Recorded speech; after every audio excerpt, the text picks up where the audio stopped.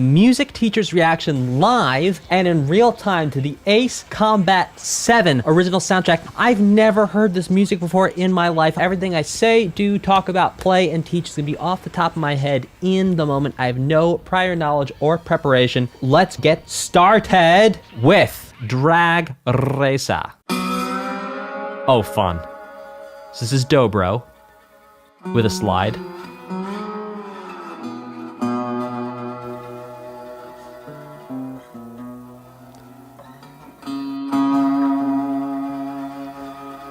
Maybe drop E flat. Not drop E flat. E flat standard. Oh, no, D flat.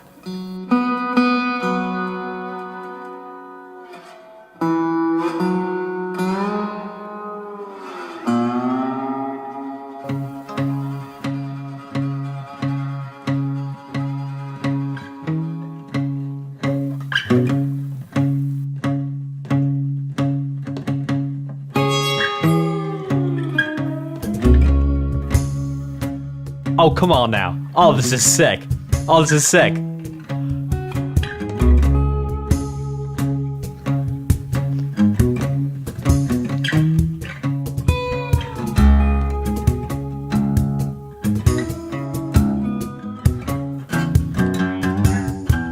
The build into this.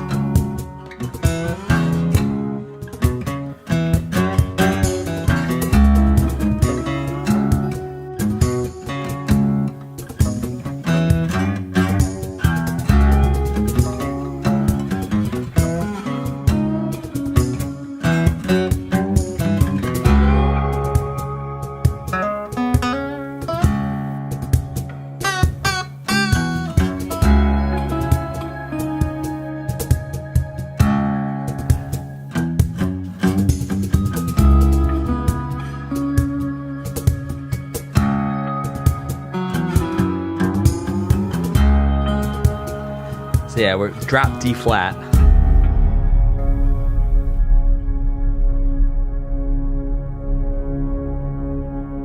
Oh, it's not over yet. Good.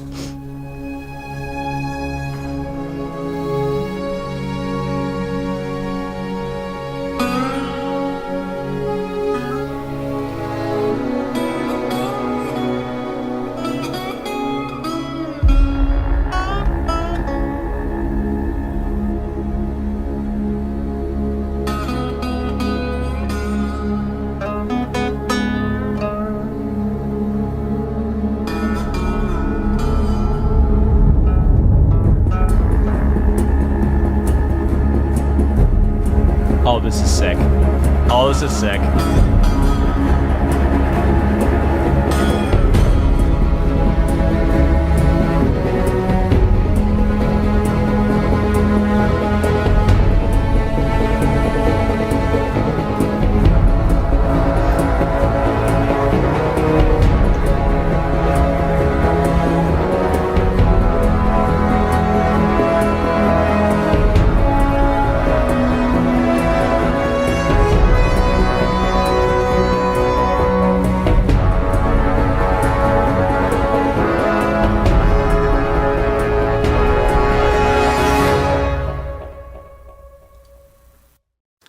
Okay. That was possibly my favorite build-up into a song ever that I've heard it might be ever. Like, I'm thinking Ain't Nobody by Chaka Khan. I love the way that starts off. And to be clear, the build-up where it's like the composer is tricking your ear. Like, when it first started out, I had no idea what the time signature was going to be. Like, it totally tricked me. But then, yeah, the build-up, wow. Another one would be like Undertale by Toby Fox. It's like where you think the beat is not where the beat actually is. Amazing. Love the build-in.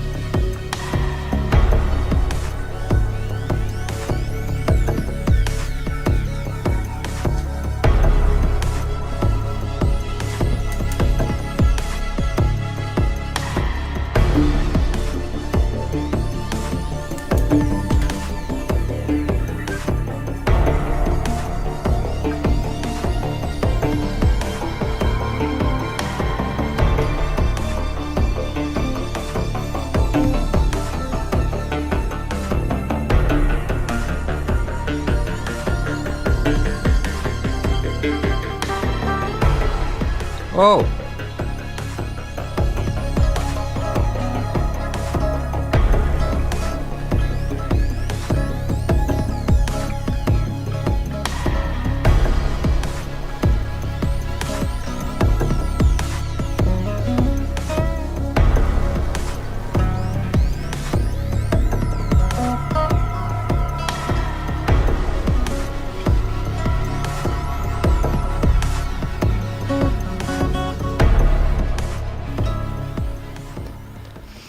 All right, so an interesting moment there. That actually felt, from a chord perspective, a little Final Fantasy-ish to me.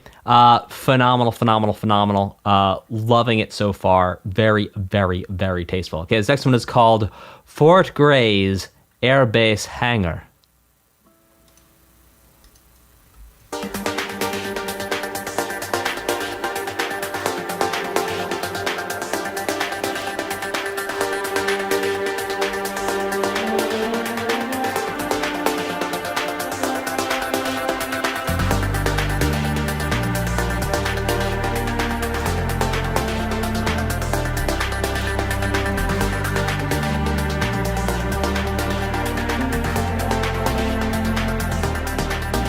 Oh.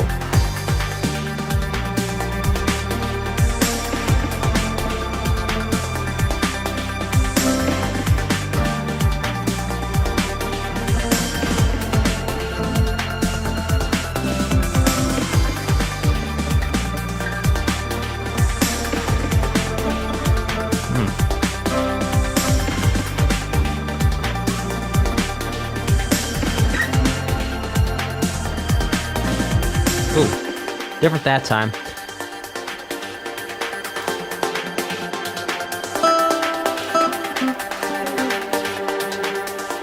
So what's cool here is the C major, which basically turns into Dorian.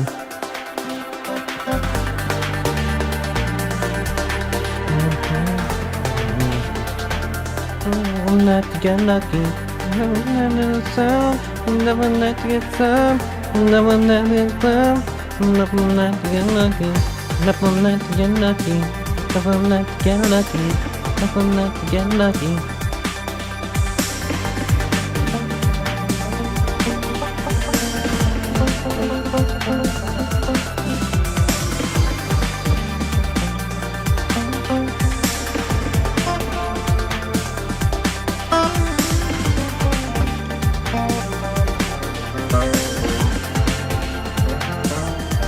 Ah.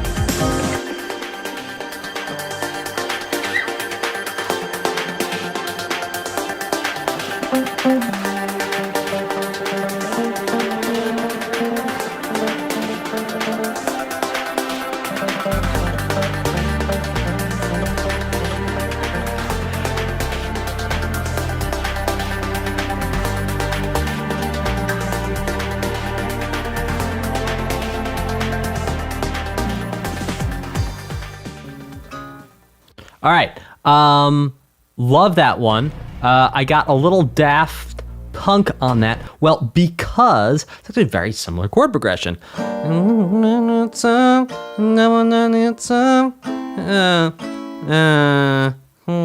does that want to be?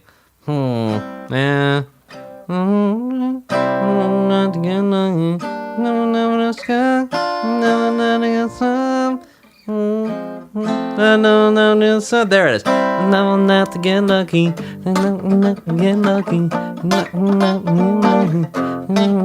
Get lucky. Same chords, I think. All right, let's keep this thing rocking and rolling. That brings me back to my gigging days. All right, this next one is called Charge Assault.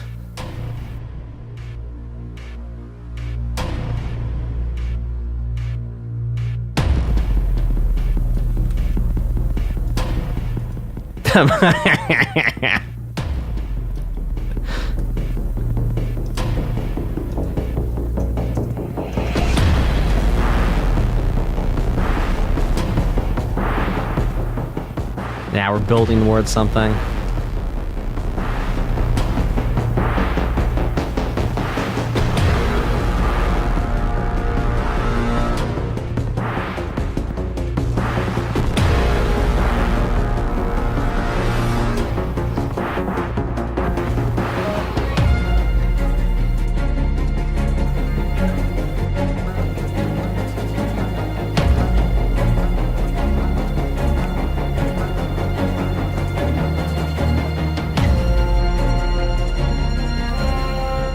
This is phenomenal.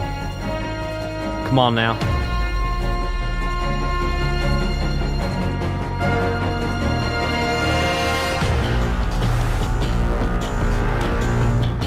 Oh, it's that growly bass in there.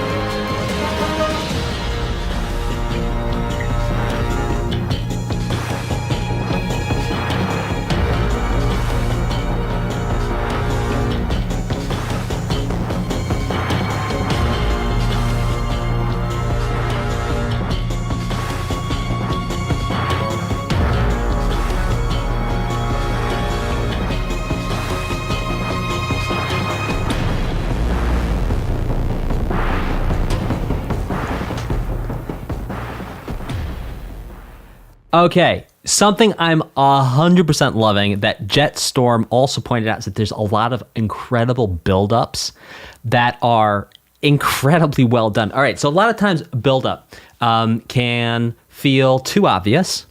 A buildup can take too long. A buildup can be too short.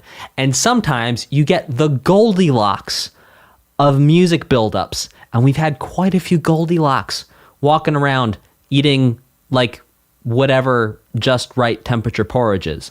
It sounds phenomenal. It's so fun to listen to. I love like the little things like the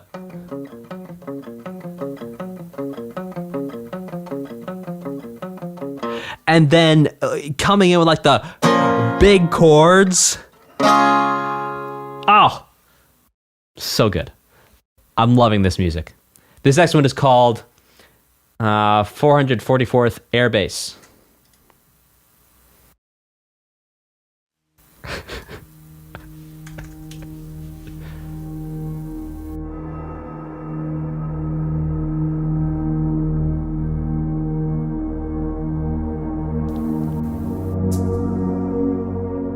Oh, come on. See? It's like build up. It's like build up. Yo, come on. Come on.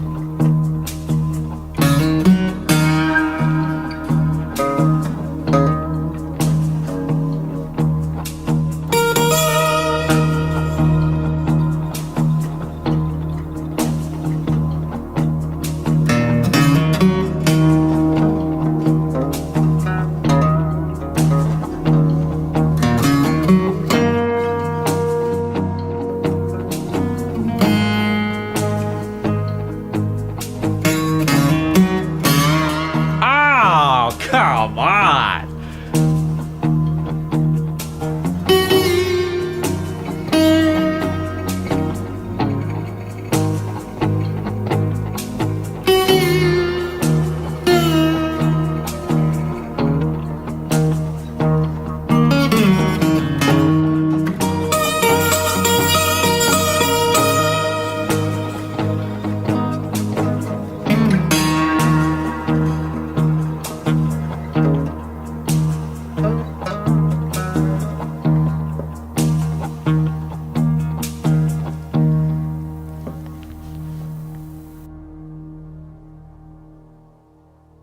It's not over.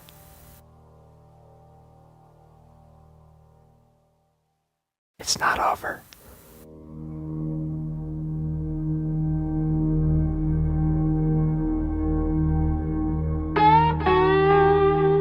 Oh, now major. Oh, come on. Major third in there. Oh, with a sharp 4?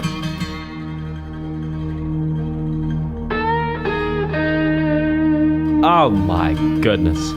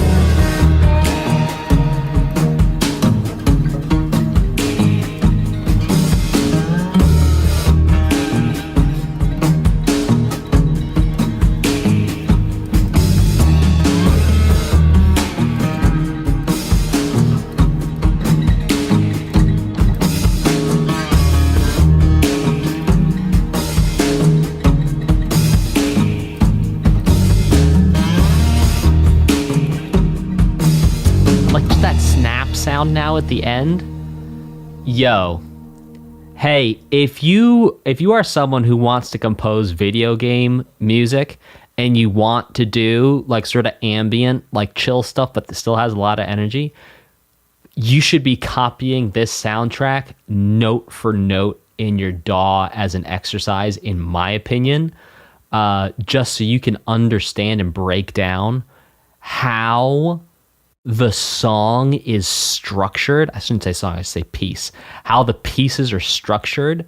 Like, wow. Wow, wow, wow, wow, wow. And on top of that, an important lesson too is I'm not sure how much of these guitar parts are actually written out and how much is you find a really good guitar player who really knows how to play, and then you're like, okay, do your thing. This is the idea. So I'm not sure if the composer wrote out absolutely every single thing the guitar is doing, or a lot of times when you have a really good instrument player, you actually can get a better result if you say, hey, listen, you're an expert in your instrument.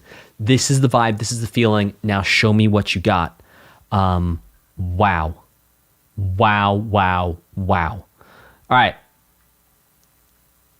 This next one is called Eastern Wind.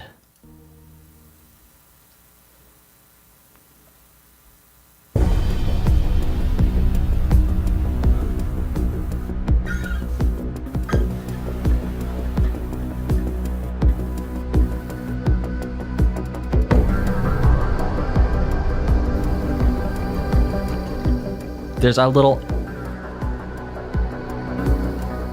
our same little idea we heard before.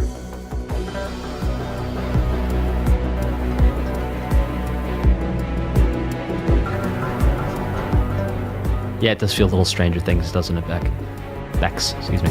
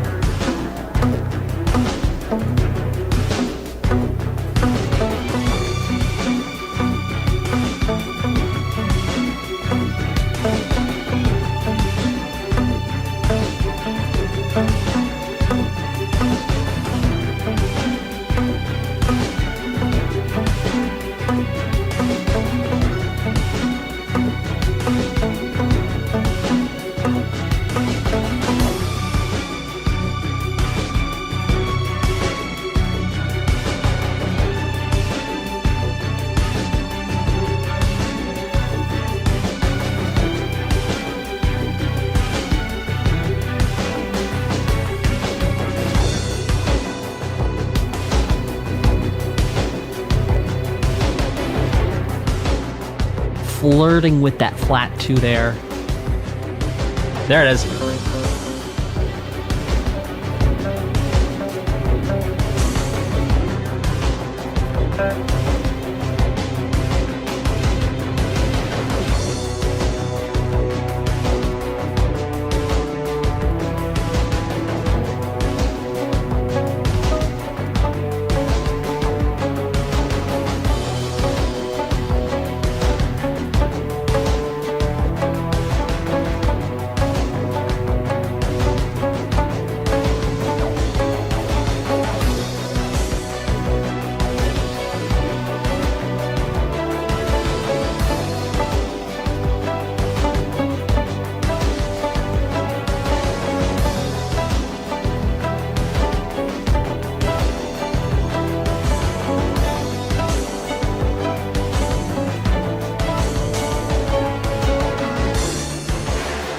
Oh!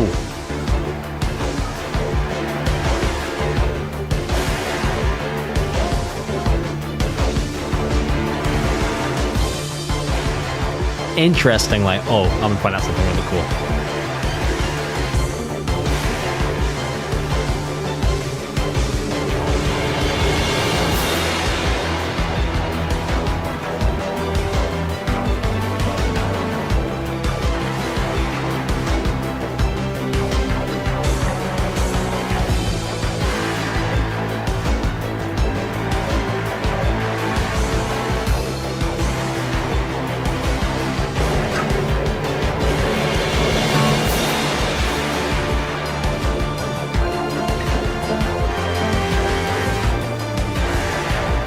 Love that ride symbol. Oh, a good ride symbol, man. A well-placed ride symbol, man. Oh.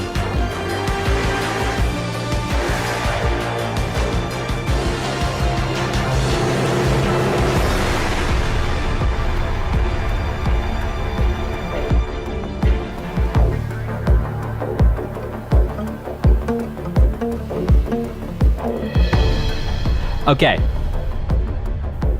So many things to say on this track. And one surprising connection to Final Fantasy that you might not understand yet, but you will after watching this video. Now finally back to B. Okay, so number one, we definitely have a motif. And the motif is, because we also heard it here. Okay, that's number one. Number two, the surprising connection to Final Fantasy. Most people don't know. How's that for a hook? Okay, so check it out. This song started off in B minor. Then it modulated up by, guess what? A minor third to D minor. Now that modulation of the minor third is something we hear all the time in, well, I've heard in Final Fantasy VII. I'm like, in every single Final... No. I've heard Final Fantasy VII and Final Fantasy VII Remake, and we hear that modulation all the time. Now, what's really cool is then the whole theme gets basically played through again with the chords and everything, modulated up from our original B up a fourth to E. So then the whole thing goes...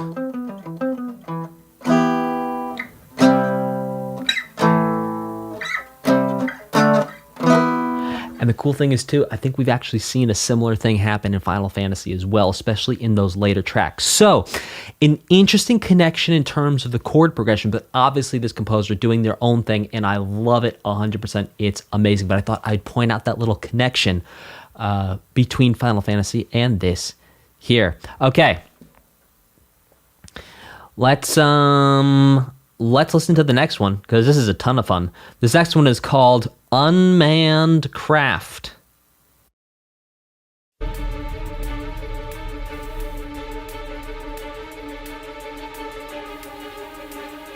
See, even here, it's like, where's the pulse? Is it the hi-hat? Is it where the strings are showing you the pulse is?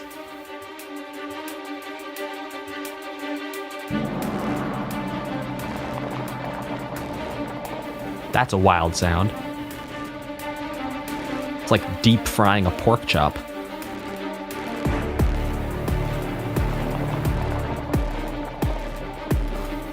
There's our deep fried pork chop again.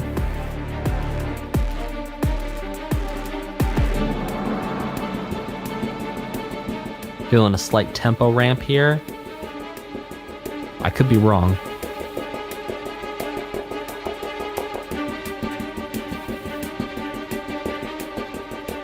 Now adding layers to that main riff.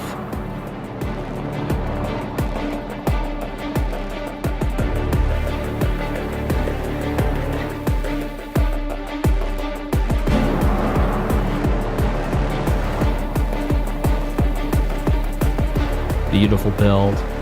Beautiful build. Yeah, exactly, Music Anon.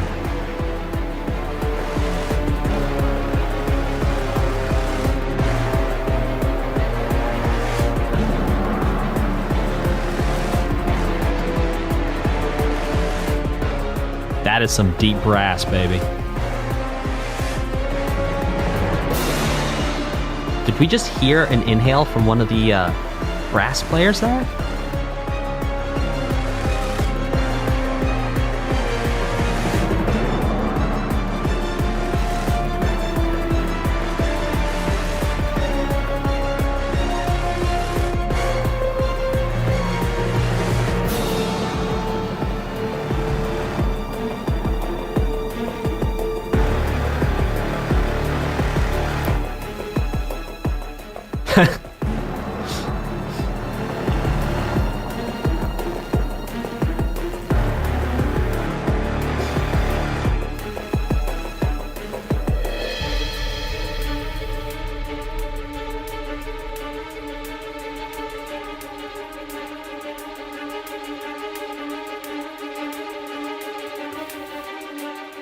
So using this, you hear how the strings are basically alternating between two different notes, which you heard that in the last song as well.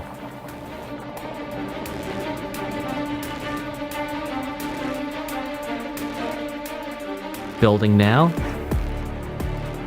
Yeah, come on now. I think we're really going to get it this time.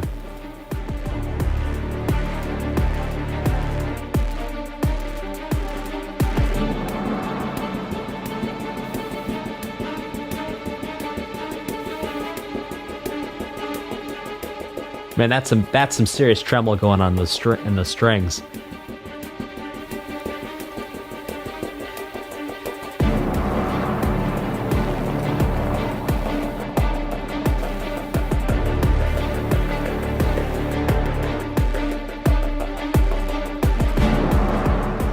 Oh yeah, come on now. Oh, come on. Come on.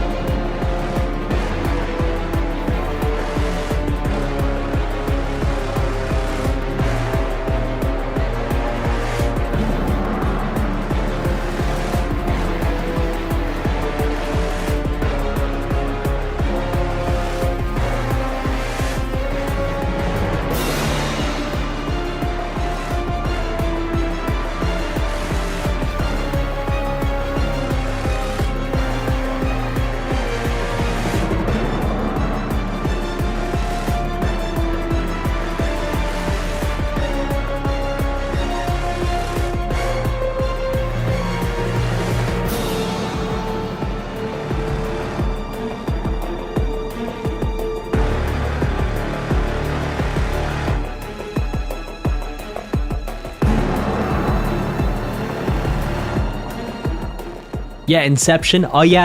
I hear what you're saying. Rain or Rainy. Yes.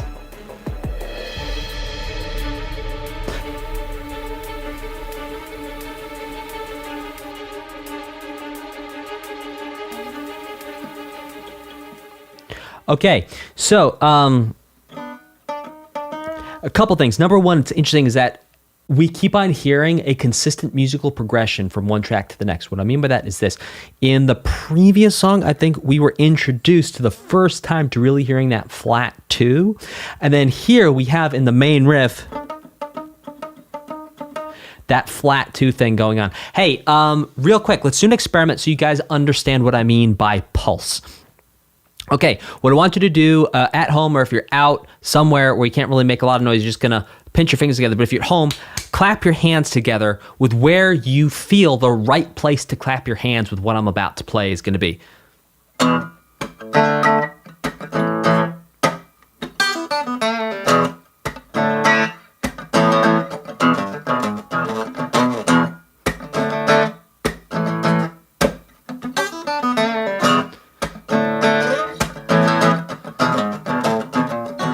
Okay, now some of you going like this, clunk, cluggy clunk, cluggy clunk. Now some of you going like this, clunk, cluggy clunk, cluggy clunk. Now some of you still going clunk, cluggy clunk, cluggy clunk. Yes, all right, so type of 1 if you're going clunk, cluggy clunk, cluggy clunk. Type of 2 if you're going clunk, cluggy clunk, cluggy clunk. Type of 1 or a 2 in the chat. Okay, we have some 1s, 2s, 1s, 2s. Okay. All right. So we had a couple 1s and we had, so first 1, then 2. 2 based off, okay. Yes. All right. So you guys see how there's a mix of you that are clapping jump, jugga jump, jugga jump. And some of you are clapping jump, juggy jump, juggy jump. But here's the thing. No one told you which one to clap. You felt this invisible thing where you felt like you should clap in a certain place. That is called pulse. Pulse can be, there's 2 definitions for pulse. One, pulse is a sound, but pulse can be a feeling. It's where you feel that invisible pattern of the rhythm, of the beat, of the sound. So that's what pulse is. So when we talk about a composer playing with pulse, it's because the composer is giving you an idea of where that invisible pattern should be, but then tricking you and actually putting the invisible pattern somewhere else. So when we're saying that in these songs, the composer is giving us a pulse, or I can't find the pulse, or I'm not sure where the pulse is, it's because the composer is on purpose playing with where we think the pulse should be. How about them apples? All right, cool. All right, let's listen to the next song. We're going to turn that little bit into a short, I think. All right, this next one is called Dual Wielder, which is interesting because typically I think of a dual wielder in terms of like you're fighting with like an avatar and you have 2 weapons, 1 in each hand, but apparently one can do it with planes. All right, here we go.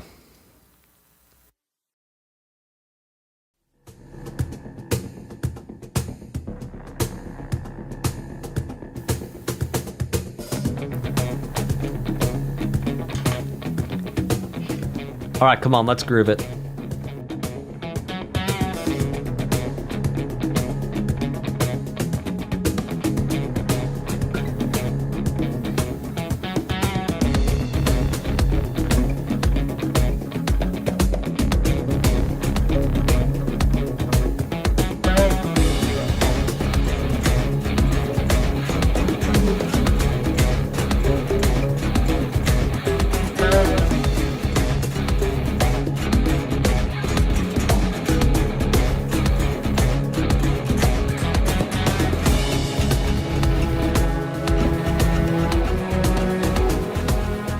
Oh, that's sick. That's sick. That's sick.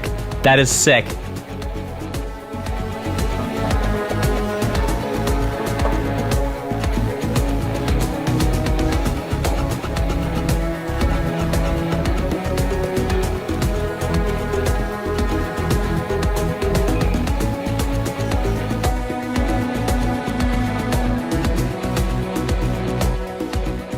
Oh, yes, you're right, Music and Odds. Way in the back with the strings. Great ears. At least I think it was.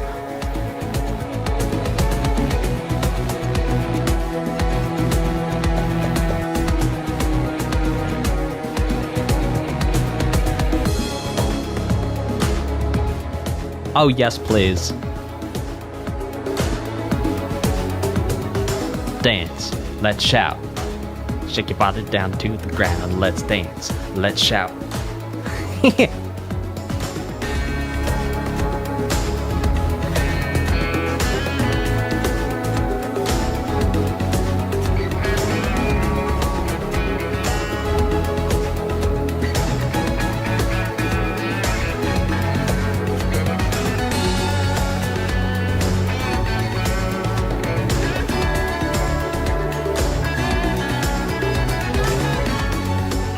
Yeah, guitar.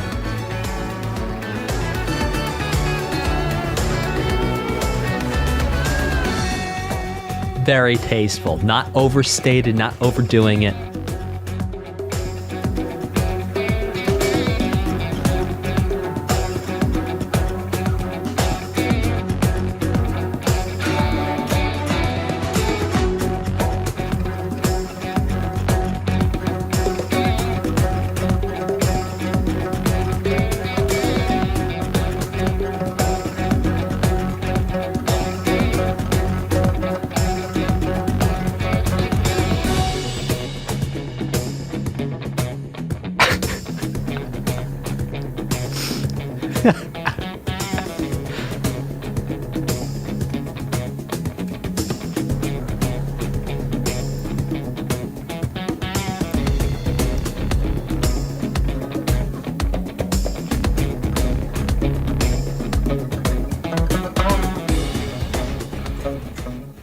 All right. Awesome thing. So one other thing I want to point out is the term riff, because I'm going to be using that a lot. So a riff is a repeated thing. It's a repeated pattern you can recognize in a song, typically using lower notes. So like this would be low, this would be high. Riffs are typically down here. For example, like...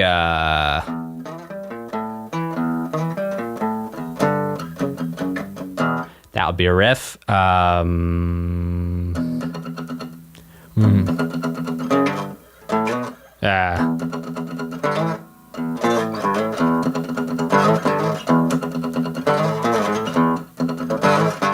it's acoustics fighting me a little bit, but you get the idea. So riff is something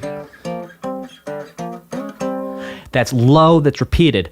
And so what we can hear is a lot of riffs that these songs are based in building around. So I'll be pointing riffs out to you as we go. So actually, you could even think, and here's the interesting thing, this.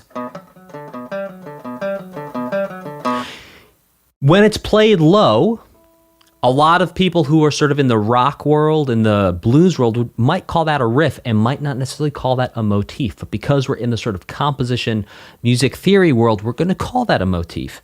But you could also call that a riff, especially when it's low. When it's played higher, maybe you'd call it a lick instead of a riff. Anyway, let's keep this thing going with two-pronged strategy. Does that mean we bring our sporks? Here we go.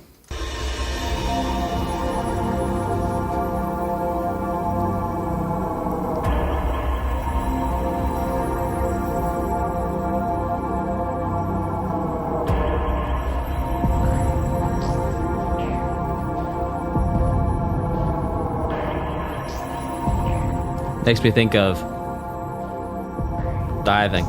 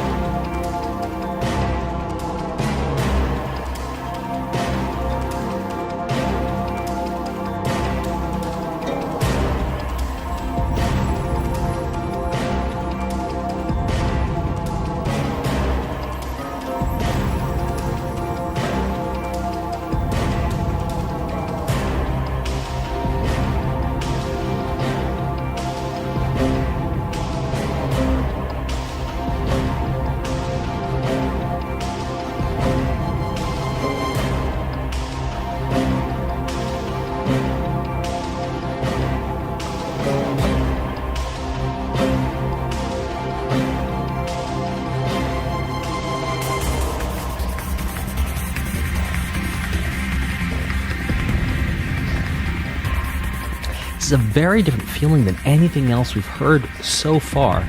So taking a little bit of that ambient.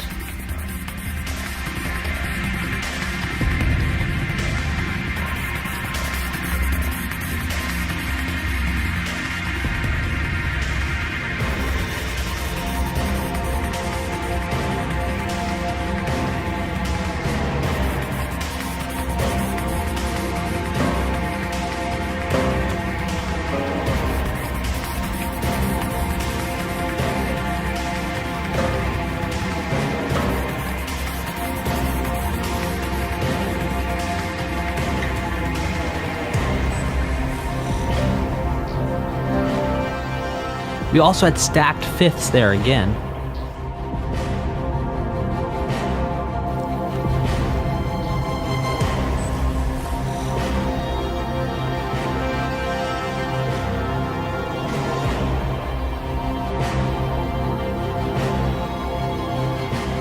Higher brass there. Really fascinating.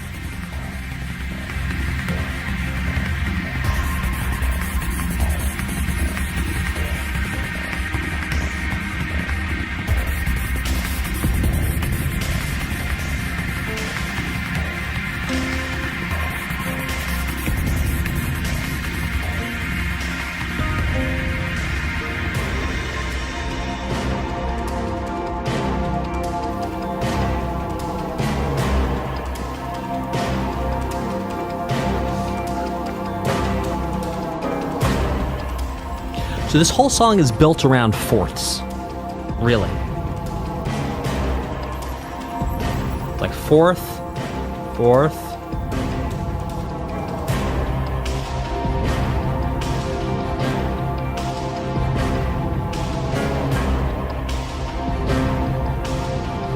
I could be making the low G up, but I don't think I am. No, it's in there.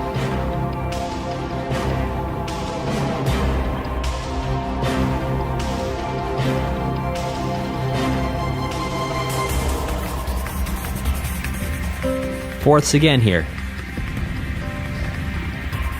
Up an octave from where we just were. Fourths again. With a C.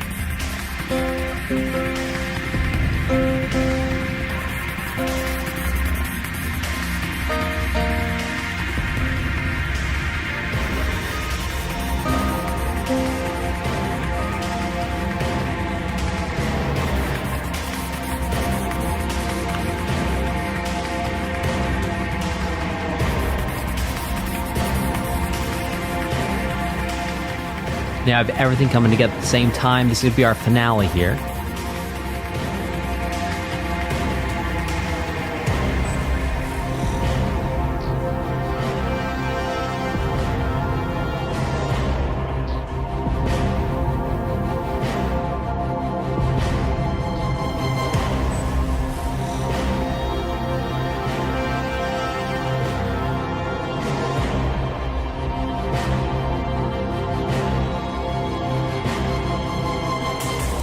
Okay, so I think what's interesting here, and this is a point I bring up a lot. So yes, what we were hearing was intervals of fourths. Now, if you recall from the beginning of the stream, we talked about intervals of fifths, where we start on one note. We went, well, 1, 2, 3, 4, 5. Well, here we're going to go 1, 2, 3, 4.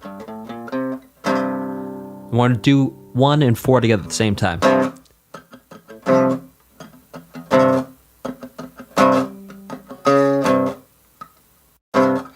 And then we had that second section, which was like, again with fourths. Here's the interesting thing about fourths. And if you're in my level 2 theory class, you just learned this today. When you invert a fourth, it becomes a fifth. And the whole thing here is like fifths are the power chords, right? So like we really were in the key of C something. We were not in the key of G something, even though right here the lowest note is that G.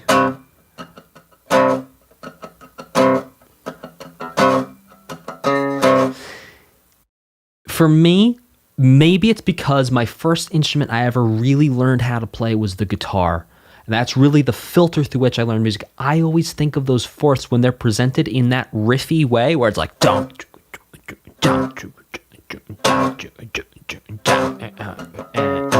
I'm always thinking of those fourths as inverted power chords. I'm really thinking of them as a fifth, but we're just making it a little heavy. We're going kind of deep purple on it and inverting that power chord to the fourth, even though the composer's intention may be different. I just want to let you know my bias and why I'm always thinking and why I'm always talking about those fourths as being inverted power chords. It's because I'm kind of filtering the world through being a guitar player.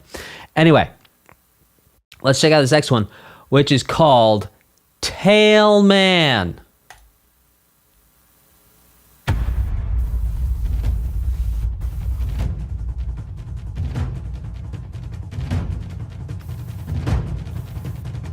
This is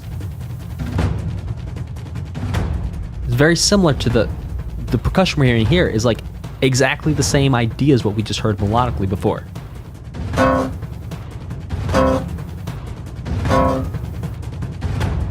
Yeah, exactly, Bex. 5's under the 1.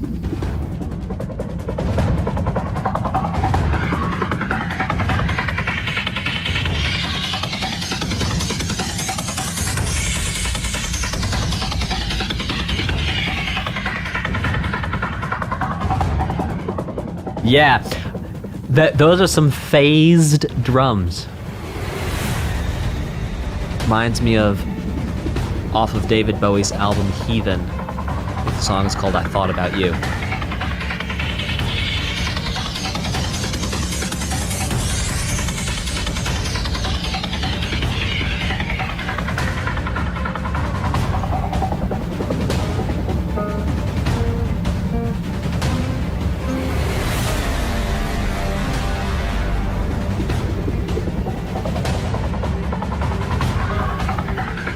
We're hearing plays on the motif here.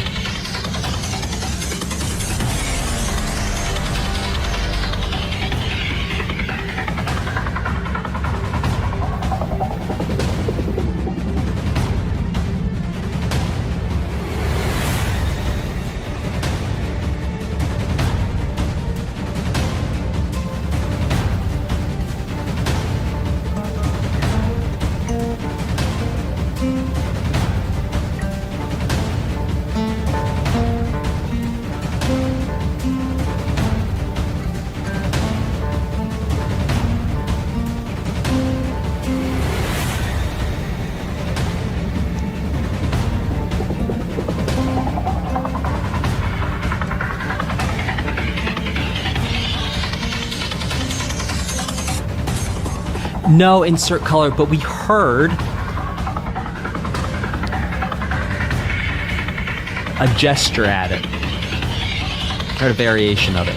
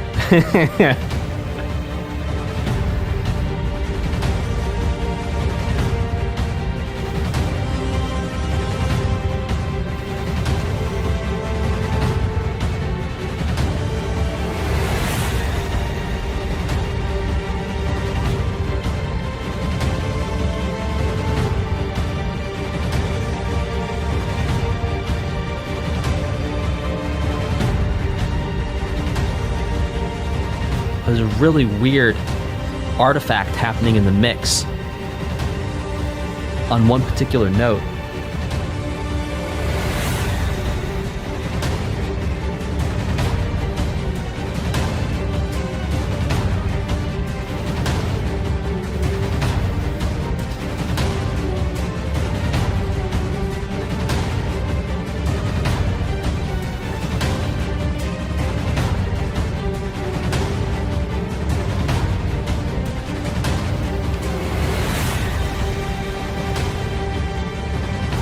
No, it's not an artifact. It's like that screaming, screeching thing happening. It's way in the back.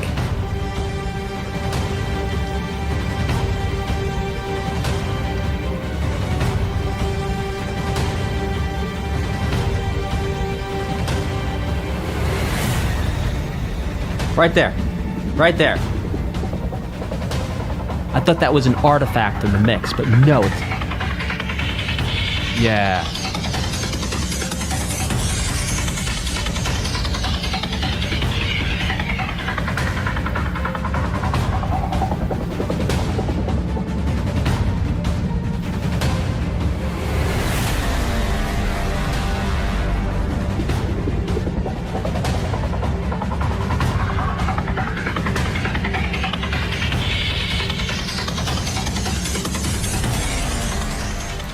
Okay, so we had an interesting new line or a new riff get introduced. Now, Michael Garcia, if you have a hard time following along with the examples, just let me know and I'll make it even more simple. There's no worries there. So, for example, a riff is like a riff, a riff, a riff, a riff. You see how I just repeated that over and over again? It was low. That's what a riff is. It's going to be repeated over and over again, and it's low. Now, what's interesting here is this particular motif. A motif is going to be basically a fancy word for a riff that could be low or high. So a motif.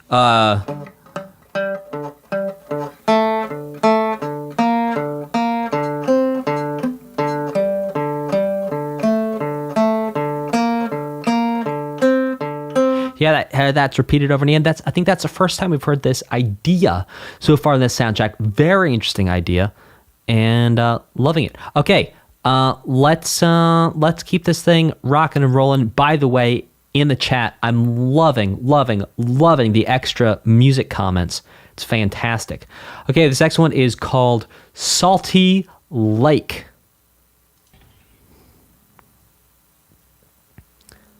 I think there's one of those in Utah.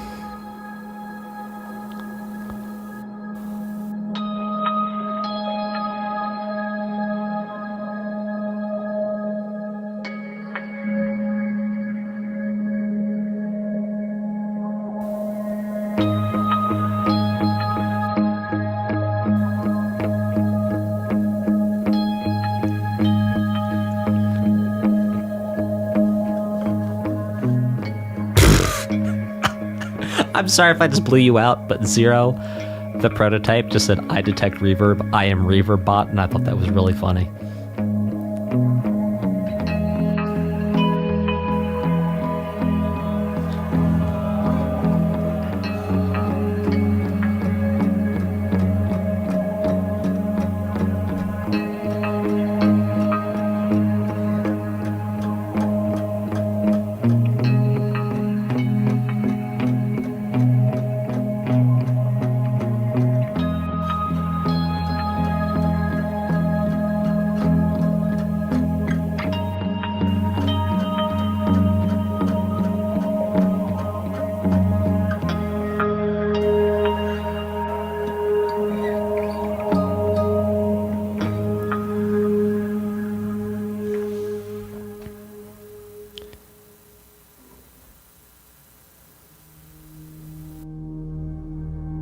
This is the same song. Very interesting transition here. Oh, yes, please.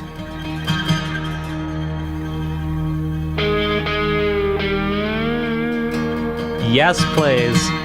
All day. I'm here for this all day.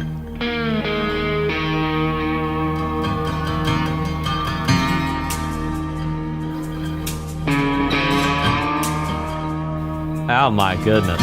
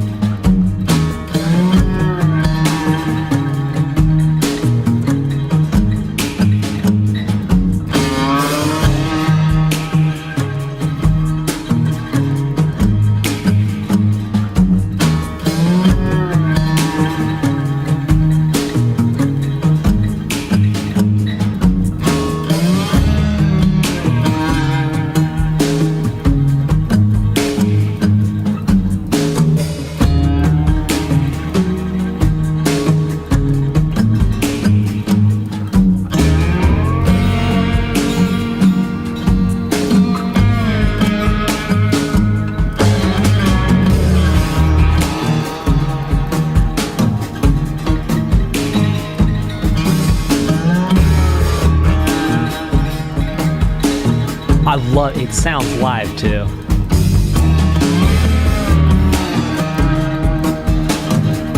They could be fooling my ears. It sounds to me like the guitar and the drums are live. Could be it. The drums could be a sample of.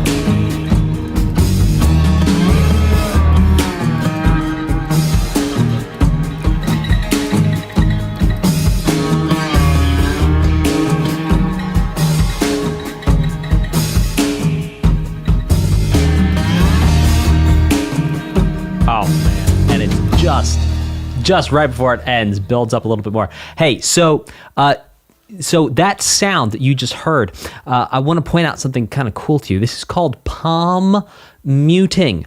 Palm muting. It's when you take your palm and you actually mute the strings of the guitar.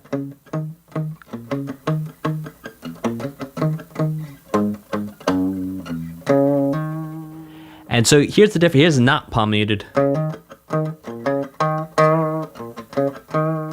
Here it is palm muted.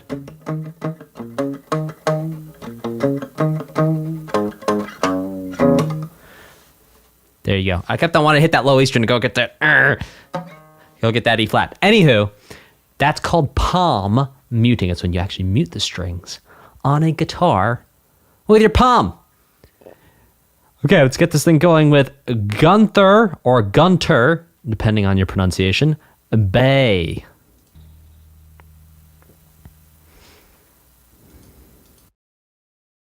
Gunther.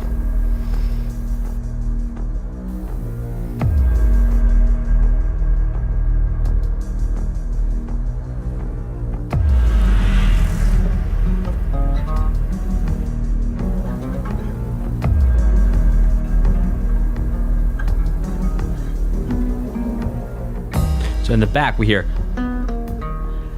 Now, that's not quite it.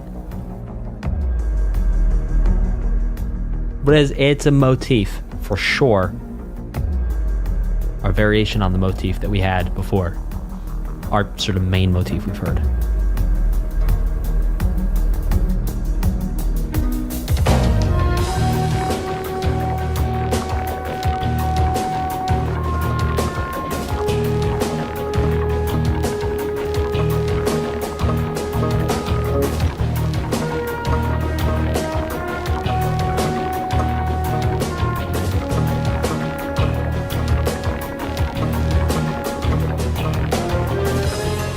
Ooh.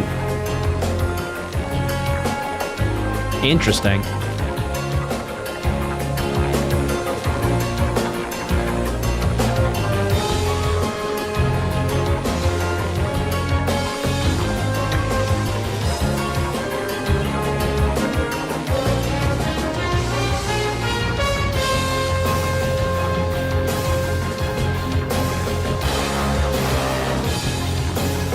That ba-da-da. Again, that's our motif. Not the full thing. Huh.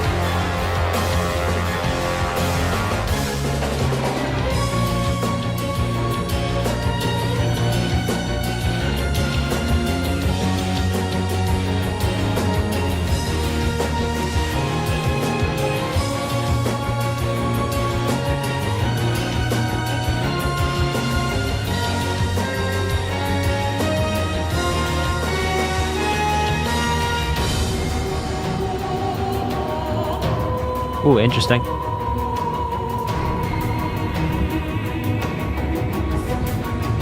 This is the first voice we've heard.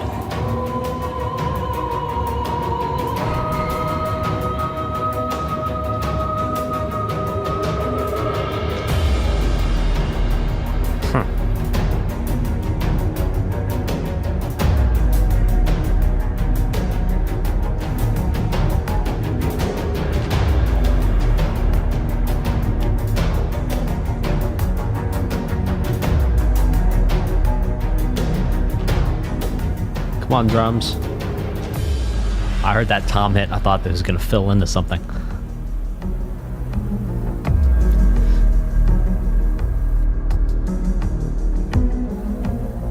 Huh.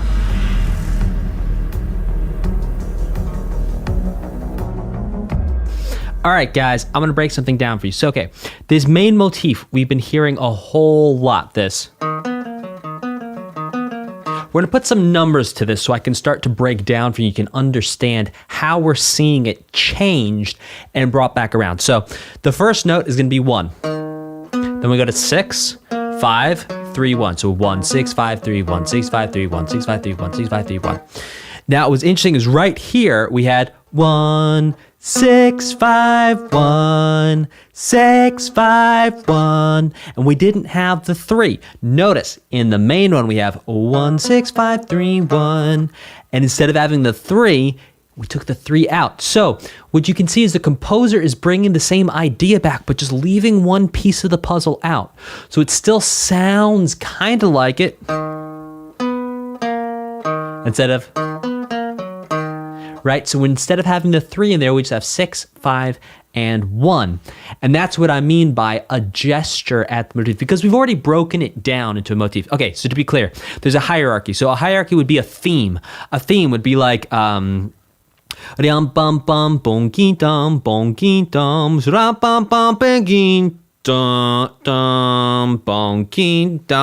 it's messed that up. But you get the idea. The Imperial March. Okay, now if I just go bum bum bum bonky dum, that's a motif. So a theme would be bum bum bum bonky dum. And I'm sorry, I think I'm singing it wrong. Bong bonky dum. Anyway, so the point is you take part of a theme. Part of a theme is a motif. What we're hearing here is part of a motif. So we're hearing like variations on the motif. And again, I'm so sorry. I think I did sing the intervals wrong on that. I know anyway, it doesn't matter. Okay, but you get the idea. So we have a theme. That's the whole idea. That's all the notes together. A motif is just picking out bits of it. And then what we're hearing here is that one motif is getting turned around and it's like Play-Doh. It's like being pushed into different shapes. Okay. That's going to live forever on YouTube. Okay, this next one is called Rescue.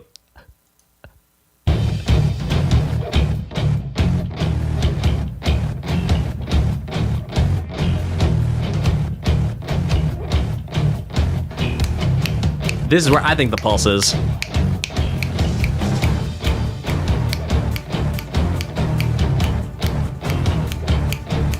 Exactly, Tujin.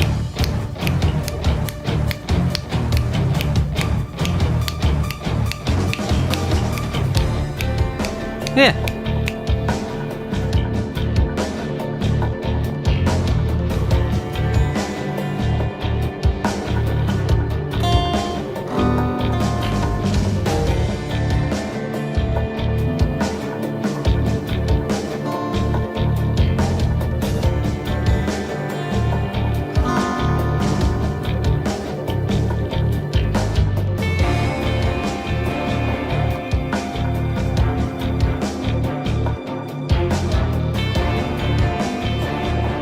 Time signature is 4-4.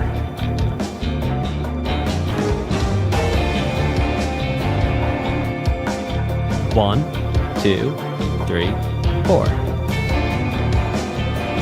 The kick snare.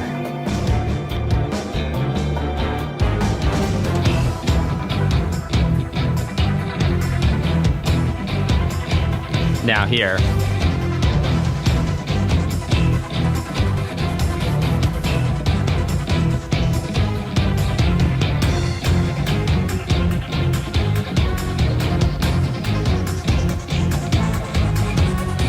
All right, there you have 9, right? Or 4 and 5.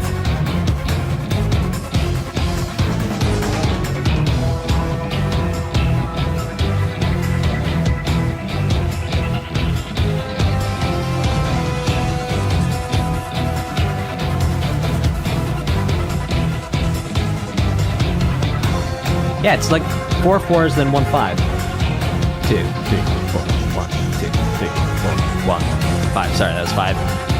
2, 3, 4, 1, 2, 3, 4, 1, 2, 3, 4, 5.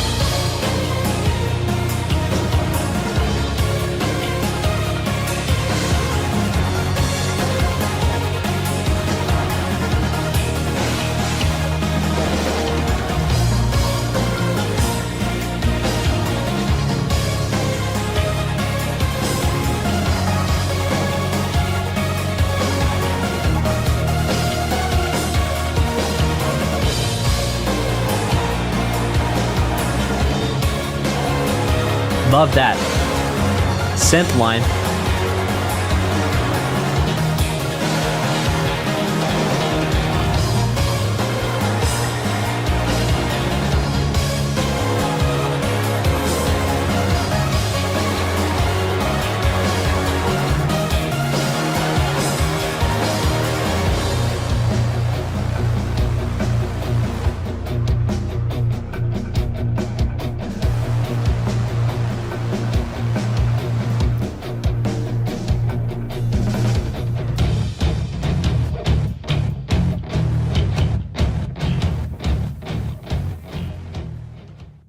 All right, so what do I mean by snare and kick? All right, so this is actually on page 29 of my music theory book that did hit #1 bestseller on Amazon. And no, I will not stop saying it. Anyway, so look, we have the snare right here, okay? And then we have the kick right here. These are two different drums.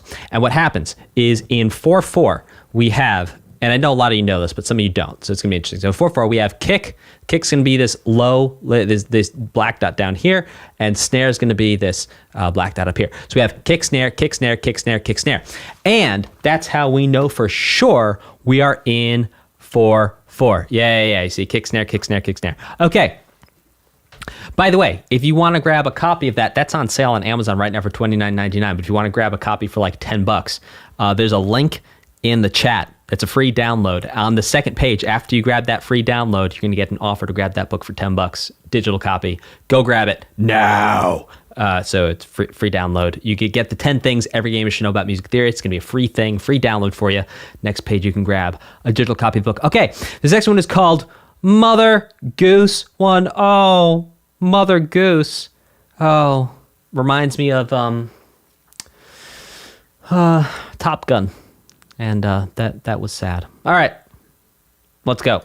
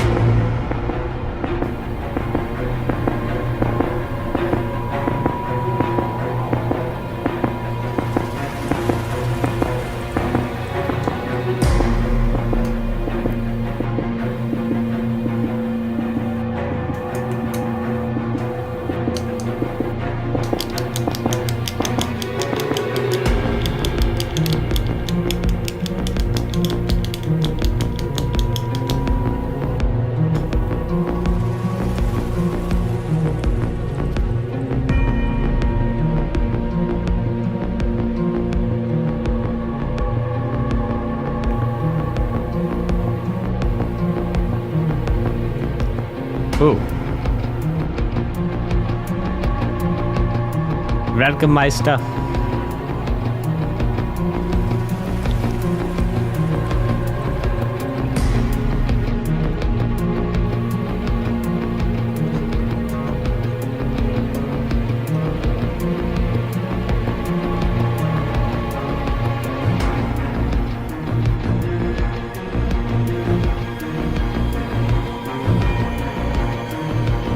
Oh, love that. Those strings just sliding down, modulating. Oh my goodness. Oh, we've not heard strings like this since Elden Ring.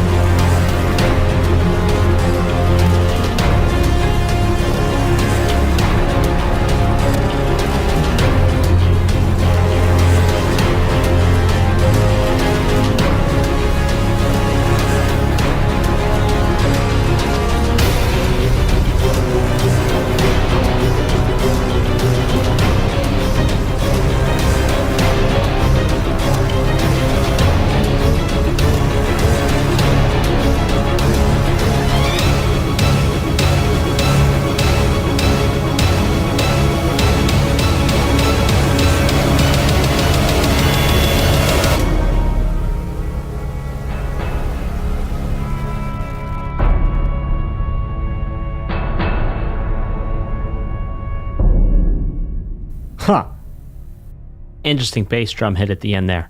All right, guys, we're going to listen to one more for today. We're going to do multiple parts to get through all these songs. So hit like, subscribe, and crush that notification bell so you know when the next stream is gonna be. This next one is called IUN Debriefing. Let's check it out.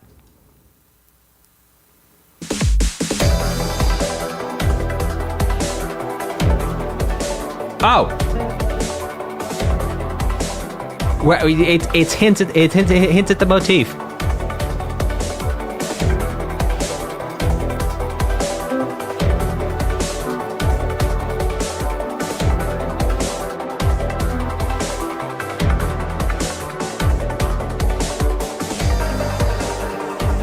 Up a minor third.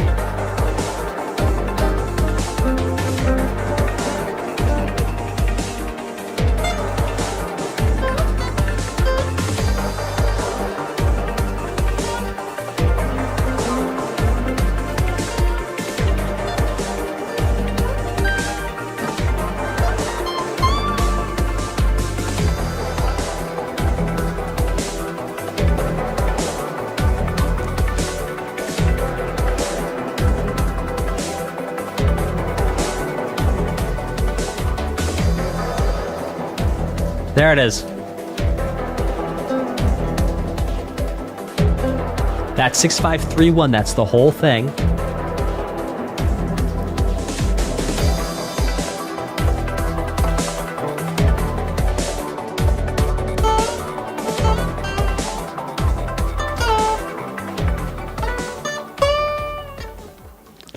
All right. Hey, thank you all so much for watching and hanging out. I'll see y'all next time. And take care. Remember, there is no limit to your success, and there's no limit to what you can accomplish in this life. I love you all. Thank you so much for supporting me to do this. If you're finding this video helpful, I have tons of courses in my community for gamers who want to create their own music. If you want our help to create your own music or to build a professional portfolio on Spotify, YouTube Music, and Apple Music, or you want help composing your first original soundtrack, click the link in the video description and apply for our Gamer Music Creator program now. There are tons of compositions and songs we've already helped gamers just like you create and release professionally. No previous musical experience is required. You can be a total beginner and we will show you every step of the way through creating and releasing your own music. You also do not need to buy extra gear. We give you everything you need from day one if you are accepted into our program. Click the link in the description and apply now. We're going to jump right in. We're going to start with the 444th and we're going to be ending today with Dragon Breath. So we're going to be lined up right with the official soundtrack for today. So let's get rocking and rolling with 444th Air Base Briefing. By the way, I've never heard this before, not once ever before, so everything I say and do is going to be off the top of my head in a moment. Forgot that part.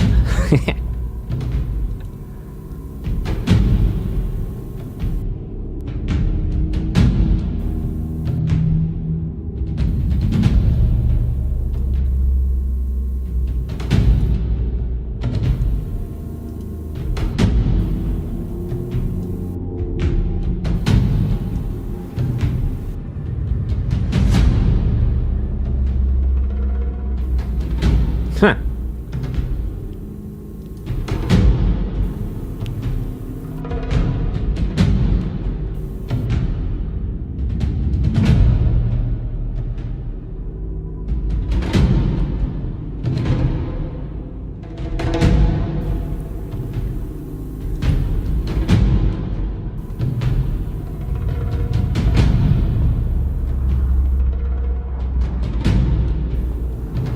Loving the percussion.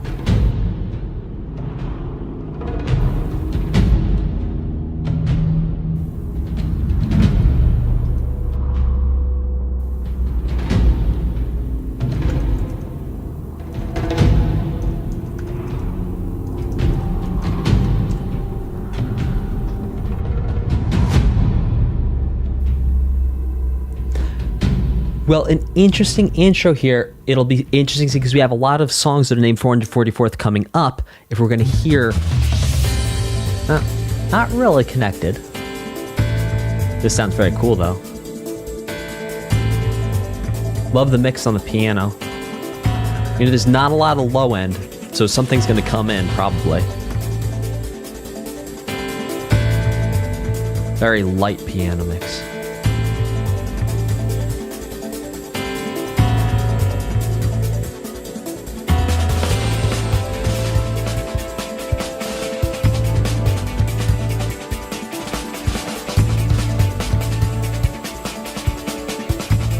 Love that funk guitar on the left ear.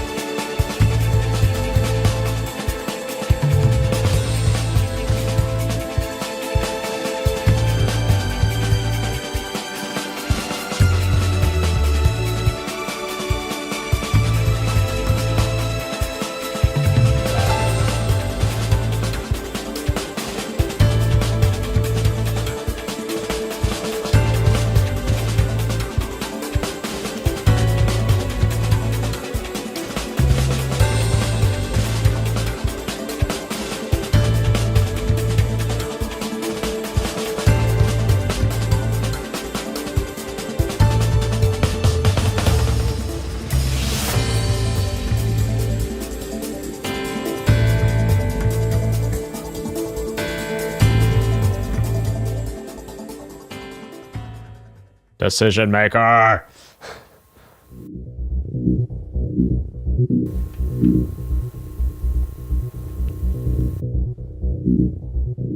right, this is just 444.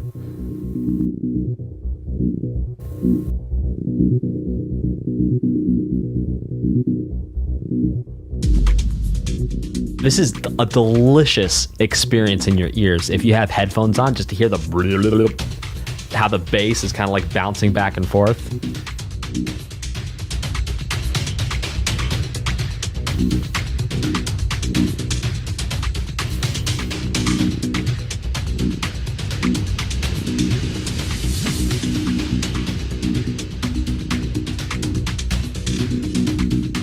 Also loving the percussions, it's amazing. Oh yeah, rolling the high end in.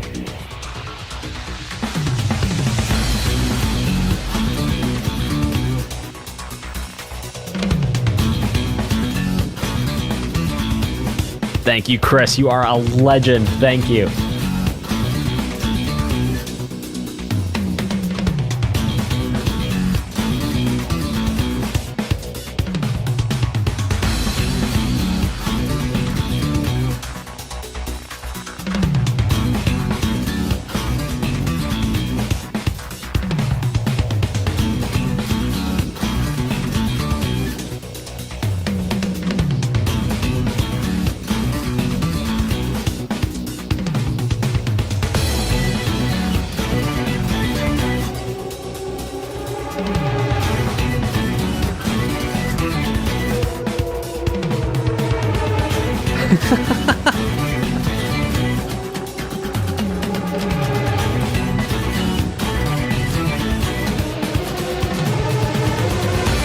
Oh, very interesting hold steps there.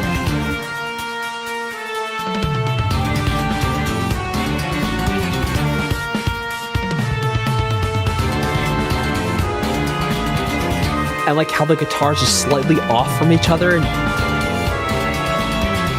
Oh gosh.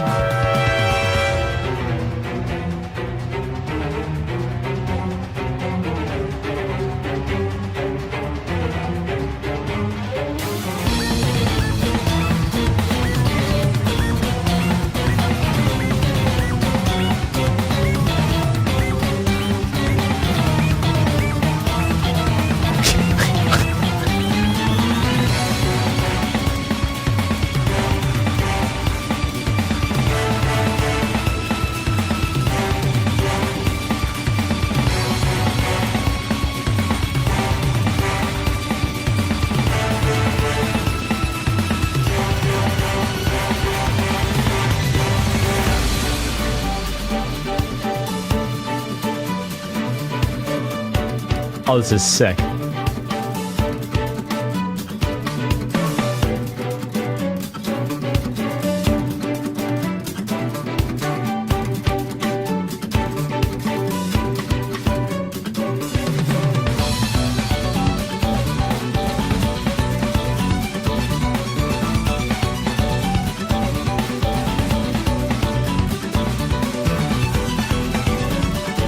Guitars aligned now.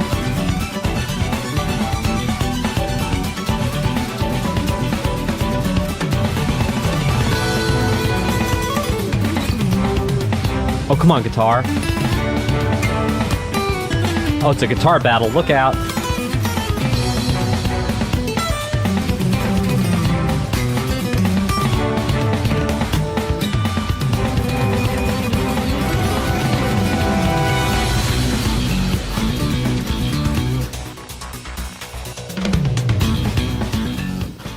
That was honestly was sick, and I agree with Bex Lizard, who says this is super fun. The soundtrack is super fun, man. So many people are sleeping on the soundtrack too, man. My goodness, this is really good. Oh yeah, come on now. Breaking Bad by Vince Gilligan.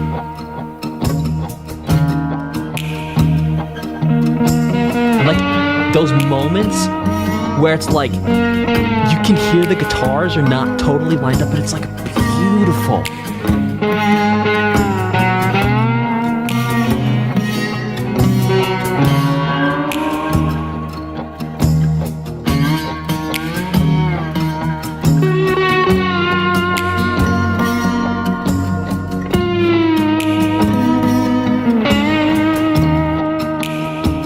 Now I know why my algorithms have been giving me fighter pilot stuff the past 3 days. I wasn't even thinking about it. My Facebook, my YouTube has been serving me like cockpit videos and stuff, which have been so cool. Love watching it.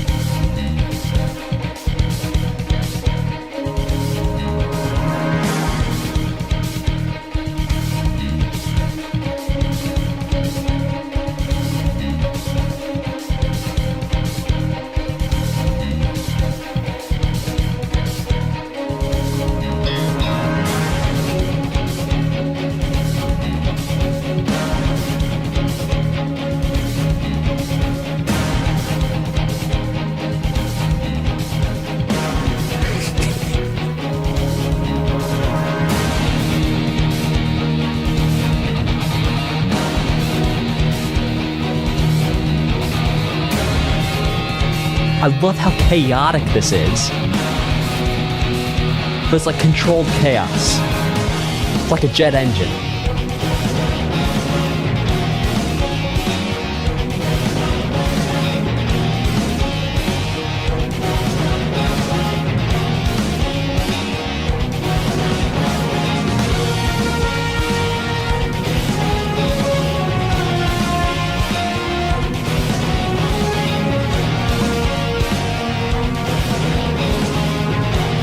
Look, it's 4-4. It sure doesn't feel like it. It wants to push you around a bit.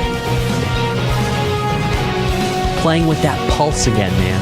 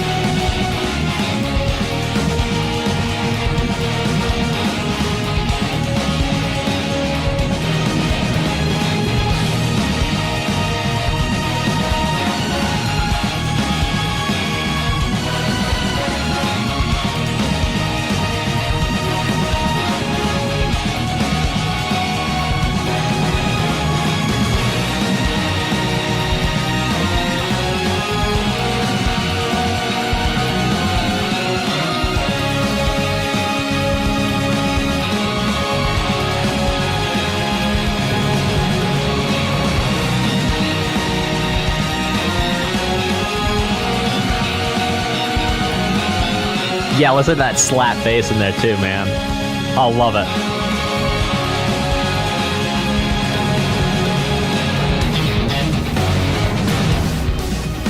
Yes, please.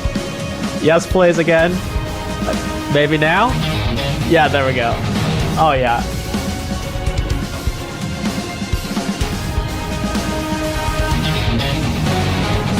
That like sounded like a trombone growl hit in there.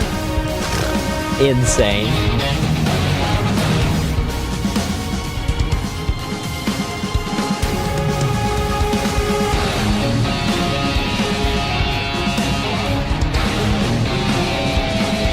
Sick.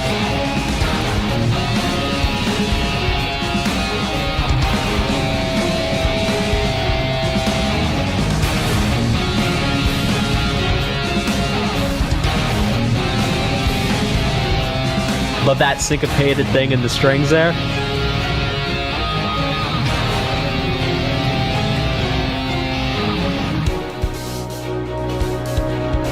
Oh yeah, come on, brass. Ow! Could also be strings and pads. Oh! Ooh! Ooh!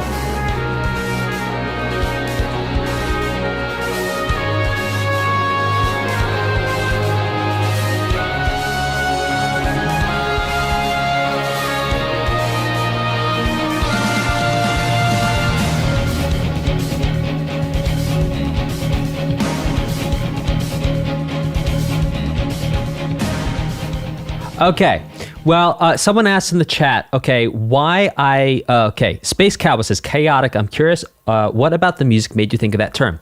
Well, Space Cowboy, when we listen to this piece of music, it is like Italian food. Italian food in the sense of like a pasta with a nice sauce, or even something like Italian wedding soup, where there's a lot going on in the food. There's many different components coming together. And yes, I understand if you get a good sauce, it's basically just tomatoes and you get garlic and the thing. But look, the point is there's many different things coming together and it's all mixed together. And it's kind of like this chaotic thing, but it's like, it's so good.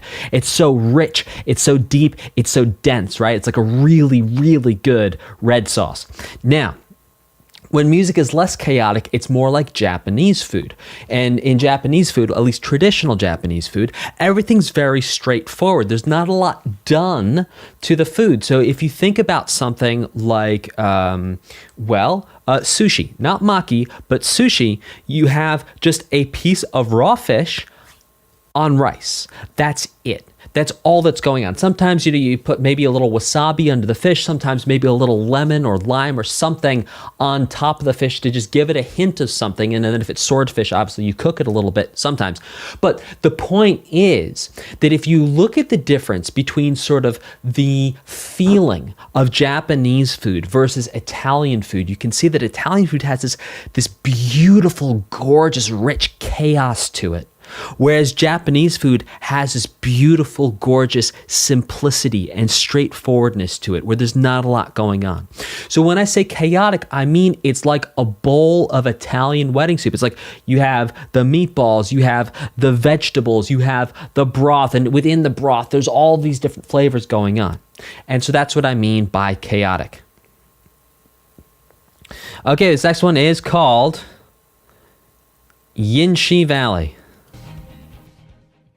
Oh yeah, gumbo. Yep, there you go. A gumbo would be a great example too. Yep.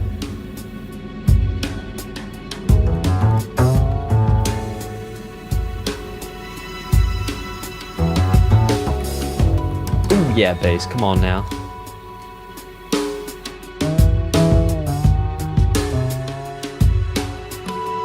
Getting that raise 6 there, Dorian sound.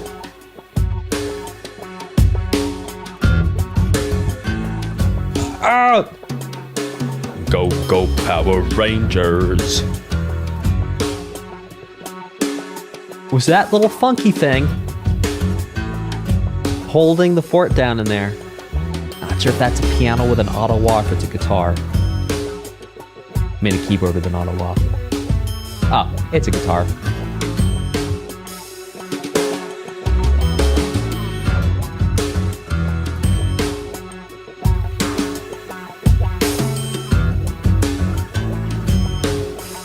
Go Power Rangers.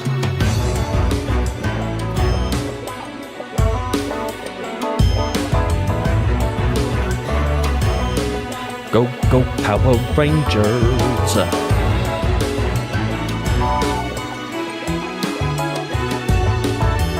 Go Rangers. I know it's not the same.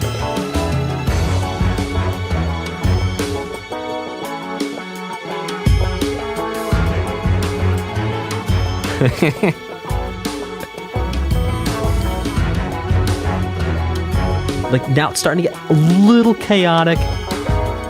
Like you have this guitar in the right ear and this keyboard in the left ear kind of stepping on each other's toes a little bit.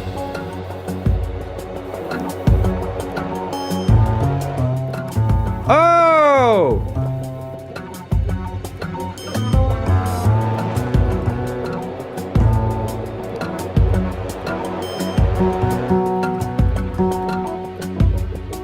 Implying 4. Okay, keyboard's going to 4. Back to 1. Little bass solo here. Bye-da.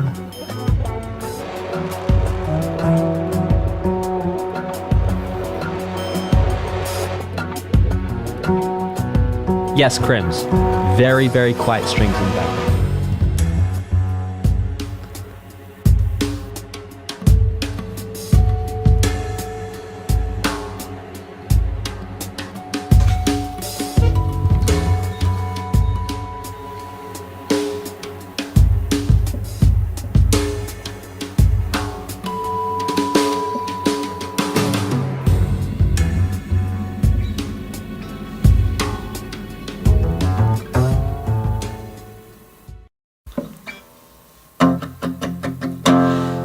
Happy birthday to you.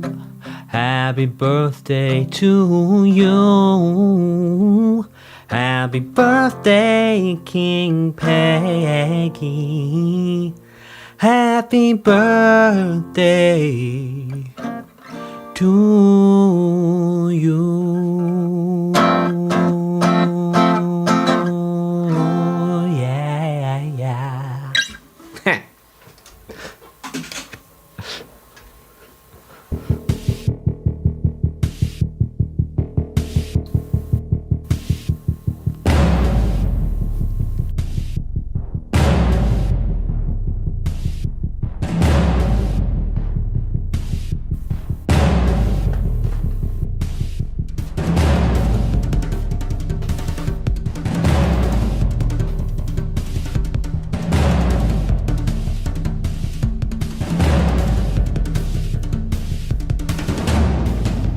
Yeah, I don't know, Guitar Assassin. I like it. I like it with a 145. It just feels like wholesome, like vanilla ice cream and cake.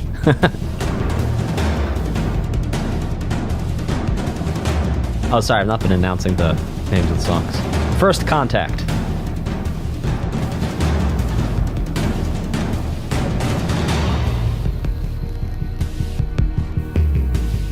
Ooh, boom! You guys hear that? There it was again. Listen for it. There it is again. Boom.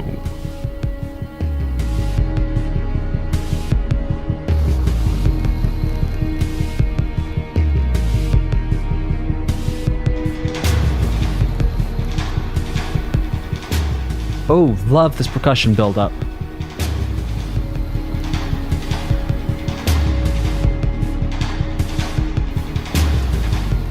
Dang.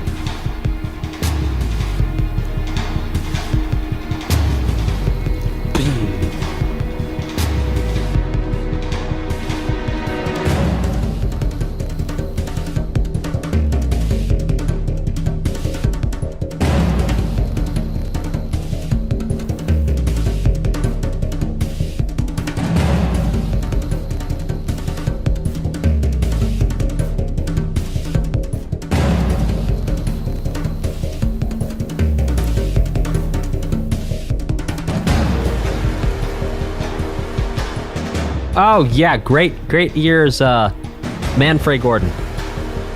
Oh, beep, dom, beep, da, ba, ba. Yeah, I just sang that terribly.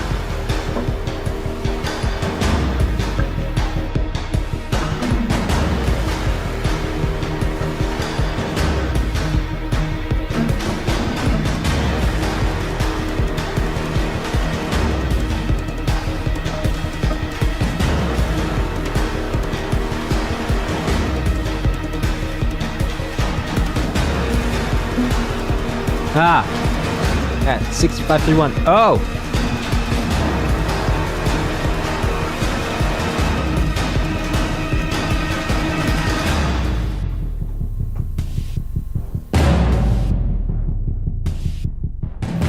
Off that trill there, I thought I was about to head into the Mission Impossible theme.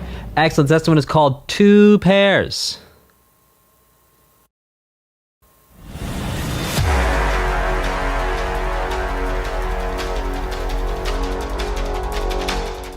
What a bold brass hit there.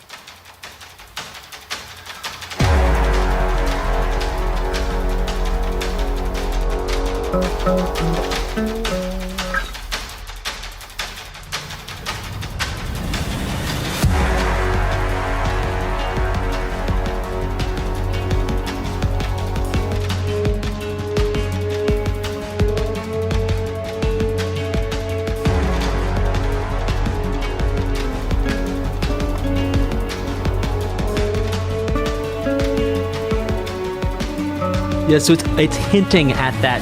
I think it's the drone theme there.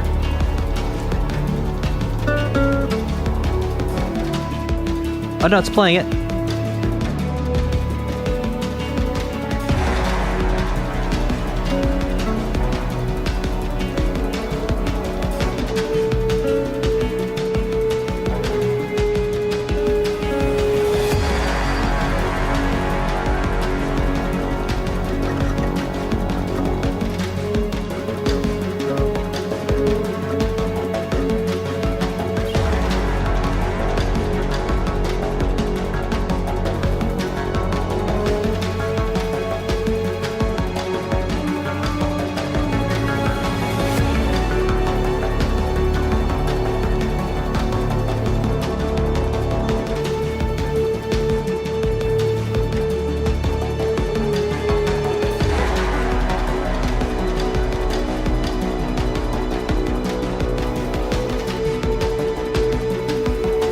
And in the back here, be-da-boo-boom, be-be. Oh, missed it. Oh, building. Oh, building. Oh my goodness. Oh, the drama.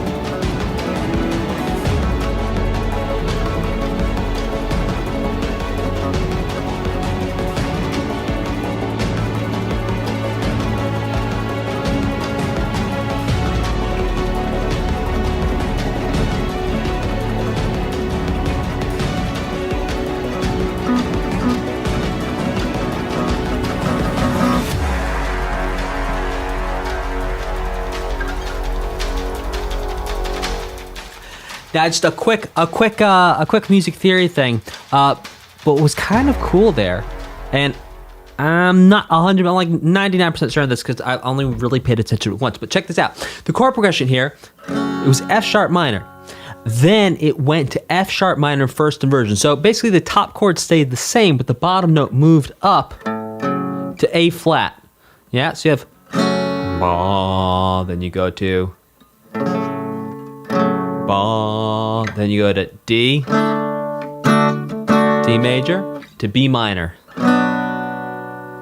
Very interesting chord progression. So it's basically one, a little bit of movement on one going to first inversion, then going to 6, which is D, and then going to 4, but obviously minor 4 because we're in a minor key. Well, not obviously minor 4, but if you were to harmonize the natural minor scale as opposed to harmonizing the Dorian mode, you would get a minor 4. Okay, this next one is called Pipeline of Destruction.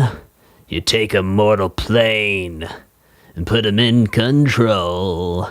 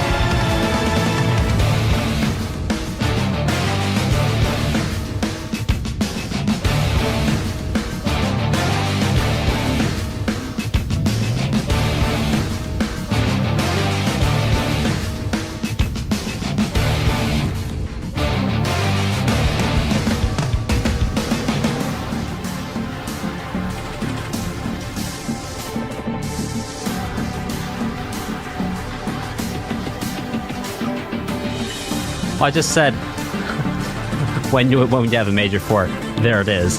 That's G major.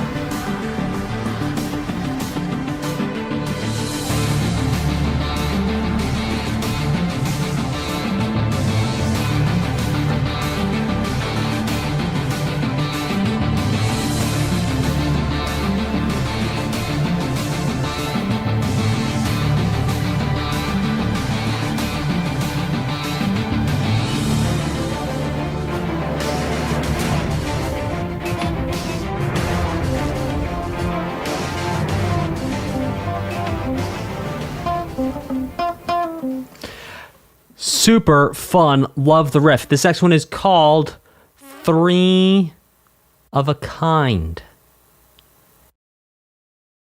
Here we go.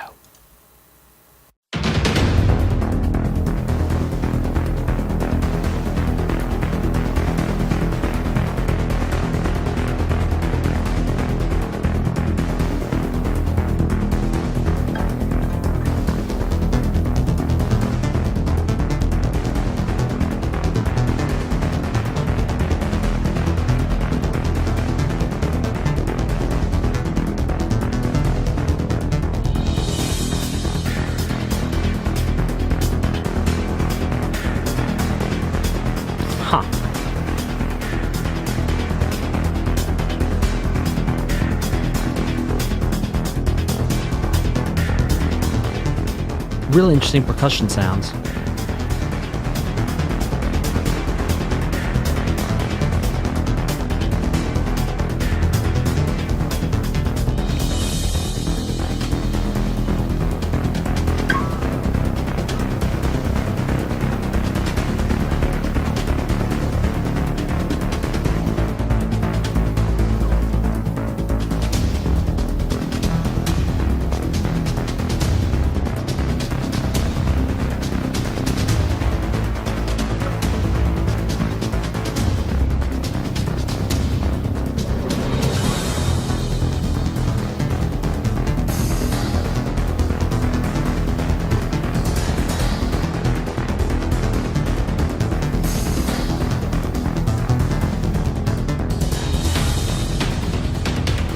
You know what this reminds me of? That bom, bom, bom, bom, bom. Reminds me of in Donkey Kong Country when you jump in the plane.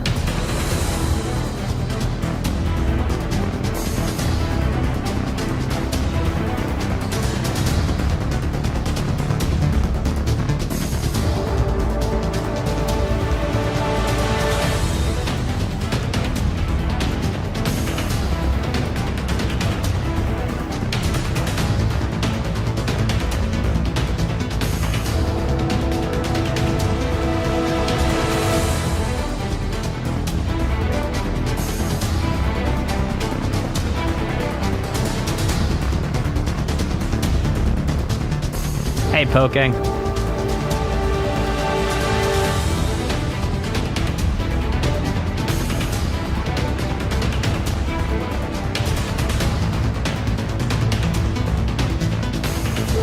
That synth right there.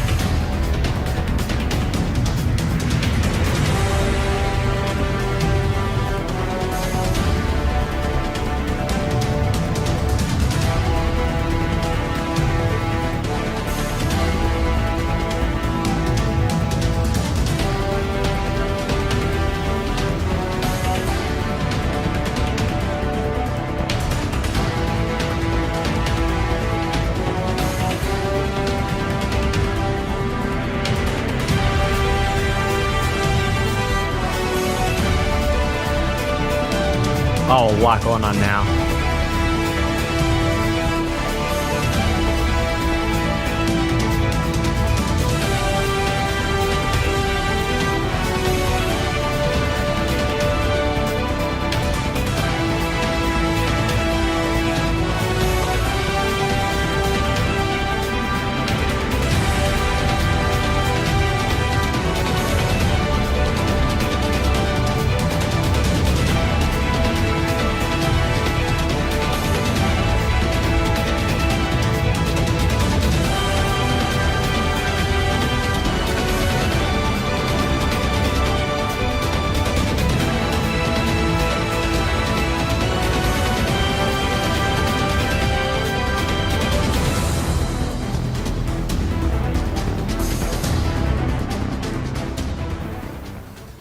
Super cool. Check out the next one, which is called Waiapolo Mountains.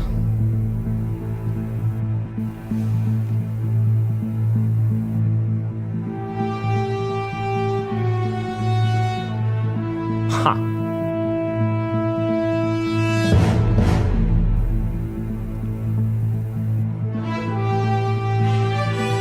Oh. Oh. Oh.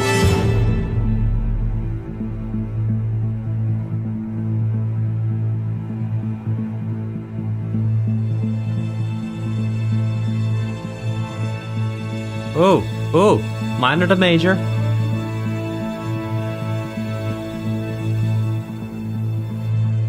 Back to minor. Back to major. Something's happening here.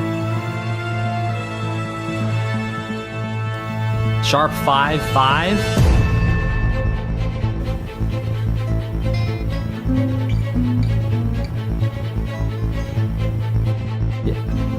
A minor. A major.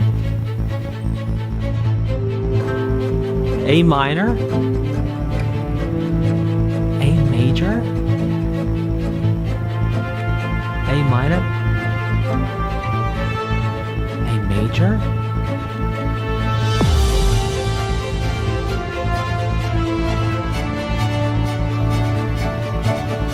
D major. A minor. A major. Anvil again. This is like the Marvel chord progression here. That movement from whatever that was to the D. Ooh, interesting, Stephen P. Bonk.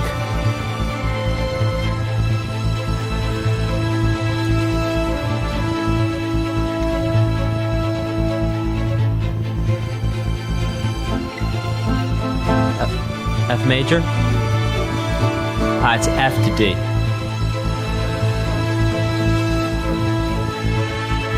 A major. Huh.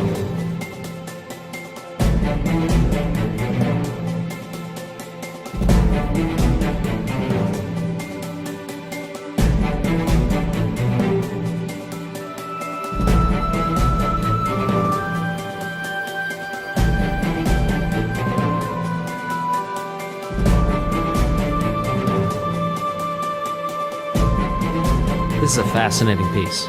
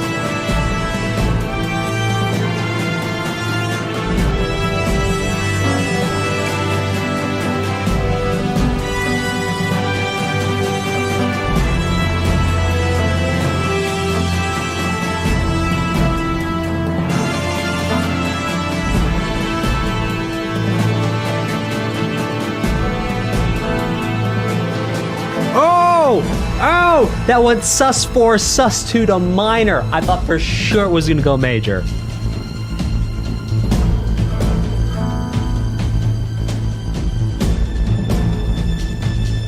That was wild.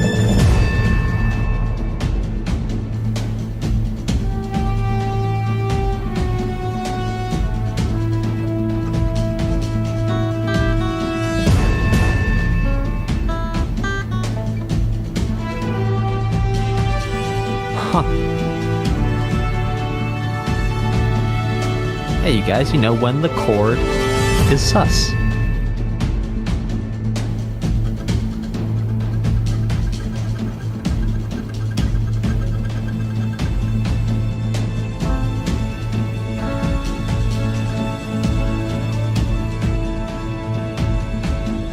Hey, Bobby.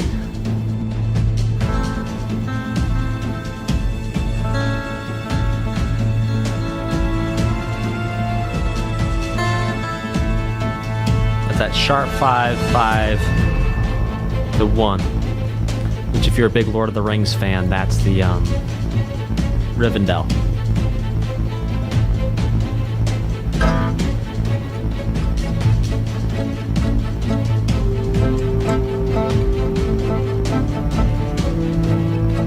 Yeah, back to that A minor, A major thing.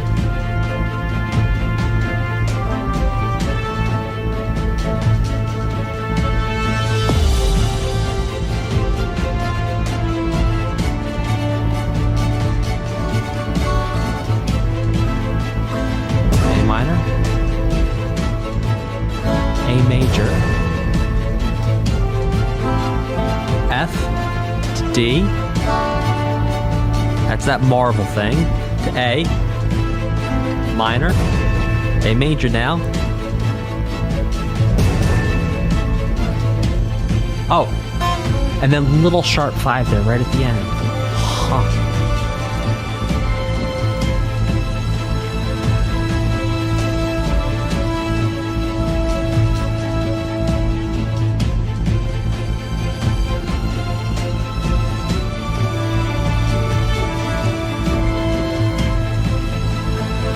We're going to get that double sus there. No.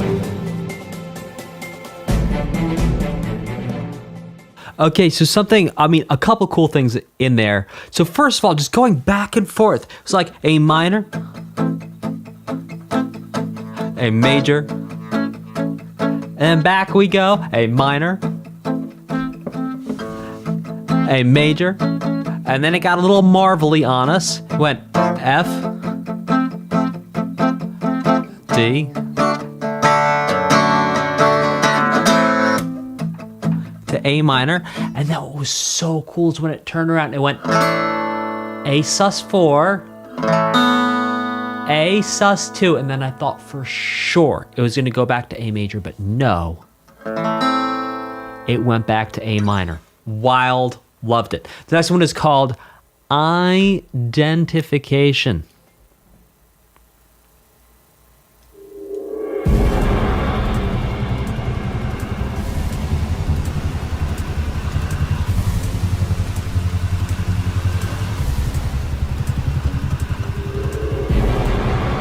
Ooh. Oh. Oh. Oh, listen to the modulation in the strings.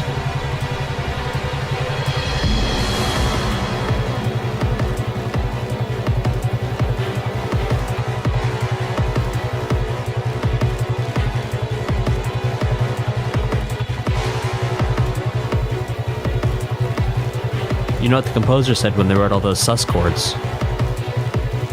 There won't be a third.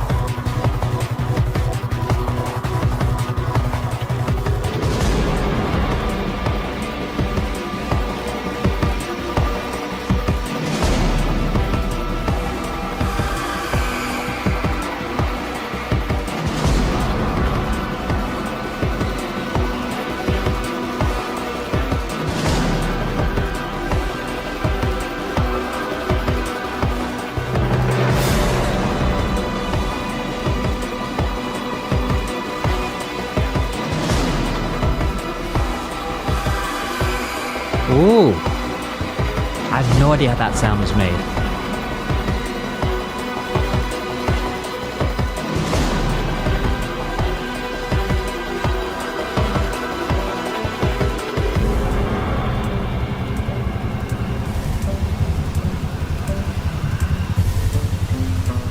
So it's actually that riff that was going there was like hinting at that drone thing we've been hearing. It was a little different.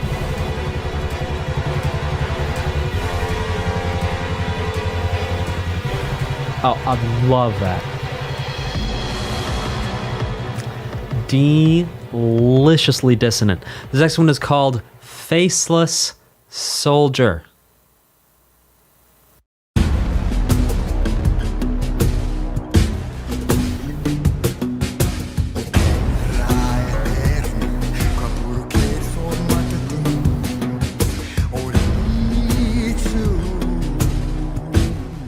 Oh, eternal land where the noble morning sun rises. A warm light which sets the morning hush. Illuminate the sleeping ones.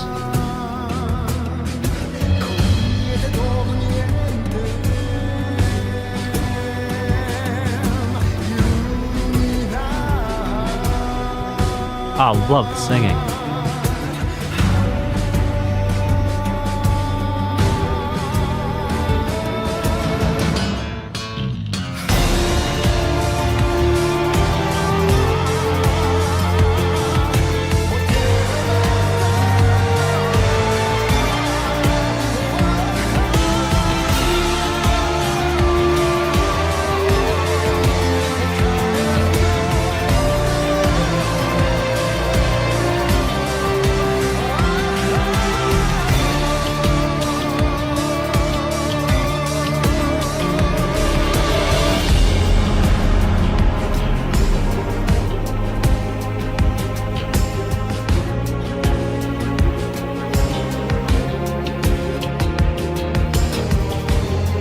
Feels very Lion King to me.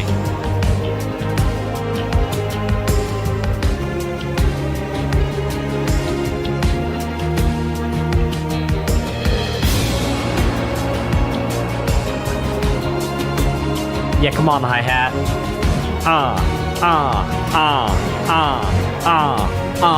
Drive that thing.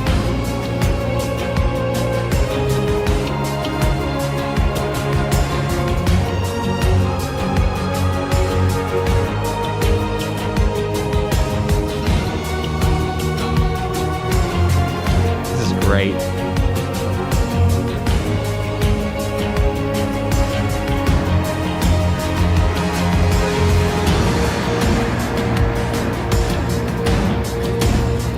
Oh, come on now.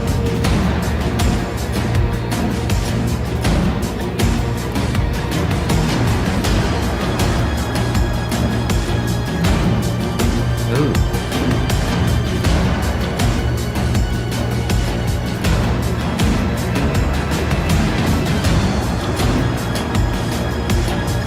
This is nasty.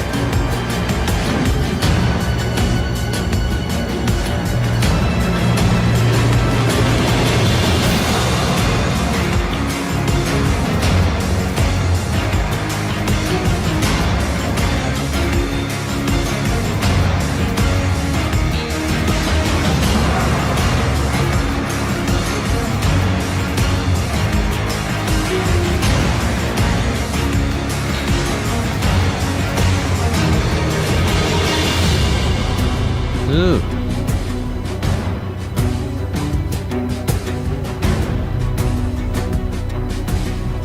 Go Power Rangers.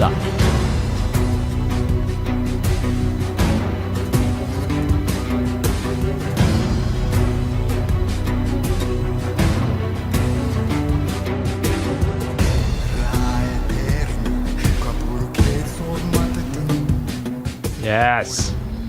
That was sick, and I really enjoyed it. That was awesome. This next one is called Transfer Orders. I wonder where we're transferring to.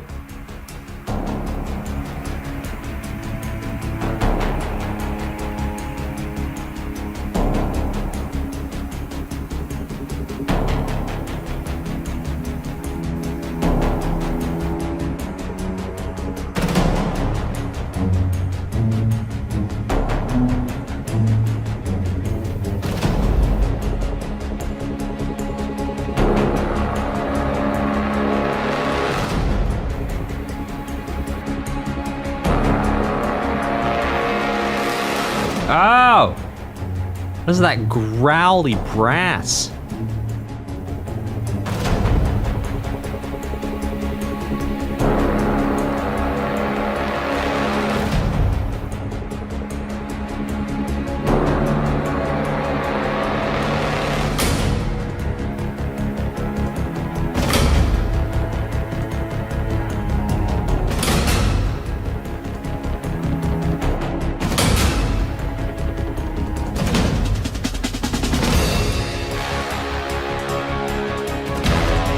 Very interesting piece.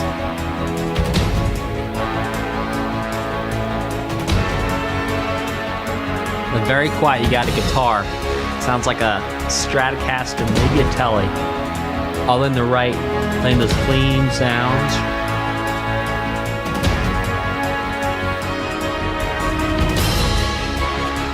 Well, I should say it sounds like a single coil pickup. That'll save me from getting in trouble. Hopefully.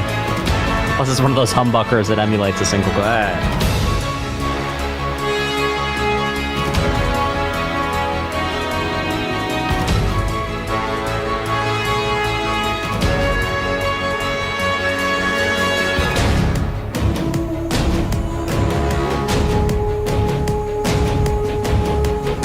More vocals, I'm loving this.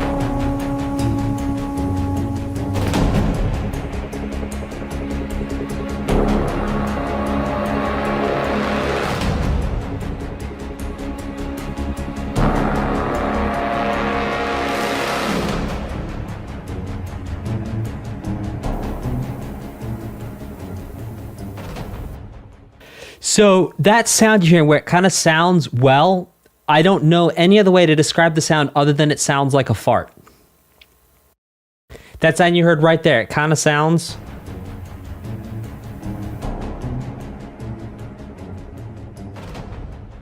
There, right here. That right there. How else am I going to describe that sound to you if you've never heard it before? Sounds like a fart.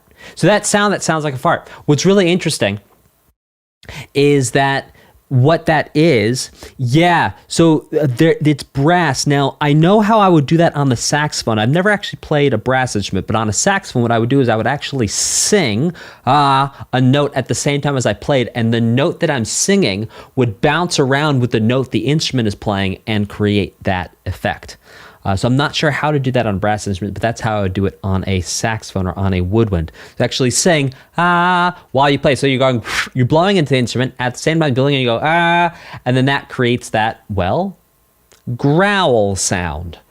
Okay, this next one is called ADFX 10.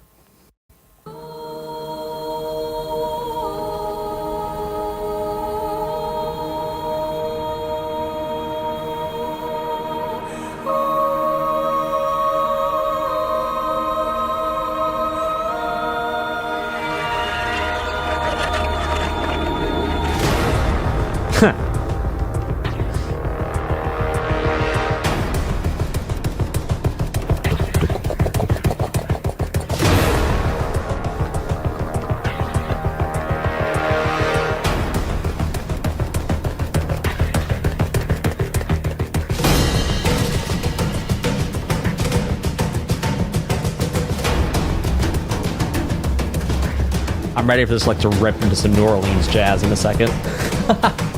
How funny would that be?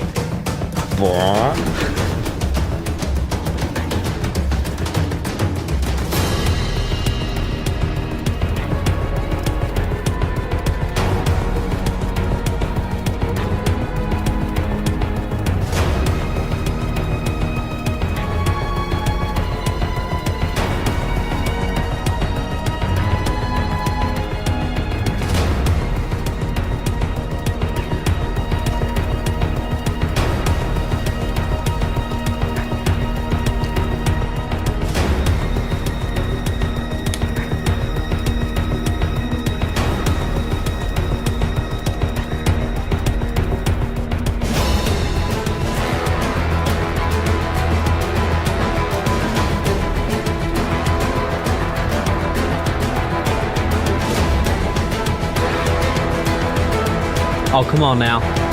Oh, let's go.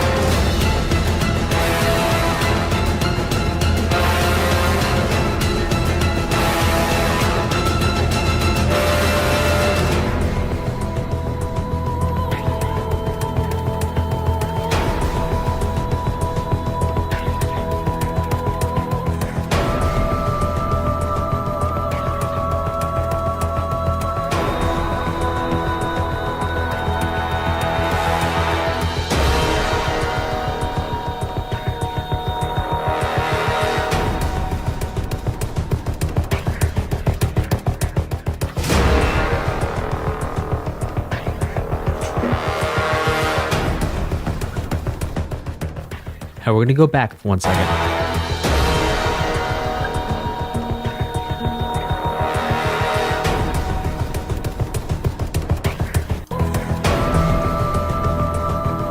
All right, so right here.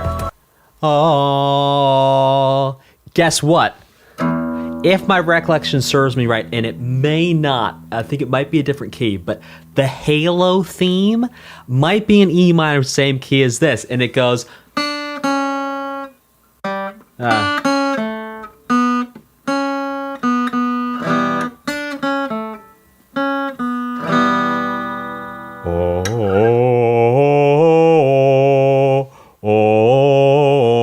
Right? Same key, same notes, similar tempo. That's why I was getting a little bit of a Halo connection there. Okay, this next one is called 444th Debriefing.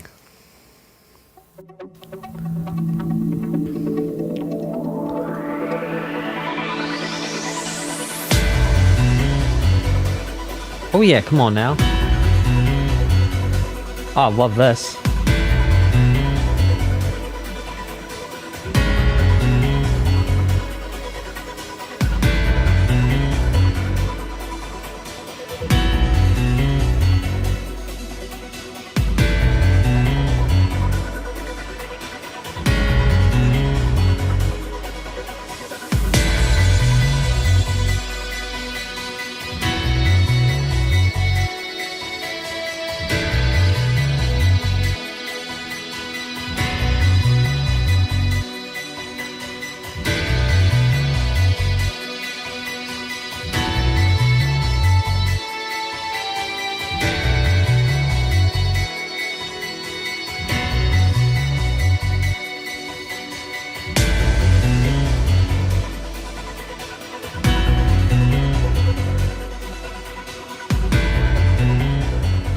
That was really fun. I'm not sure if we've heard anything like that so far in the soundtrack. This next one is called LRSSG Briefing I.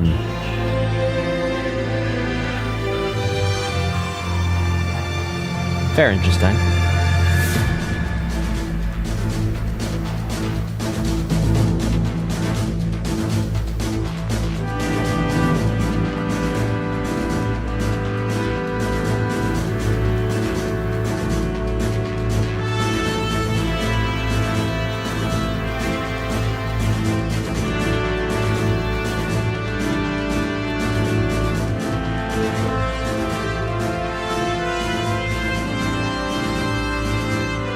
Oh, I think it's the Marvel thing I've been hearing. I think that's from the Captain America movies.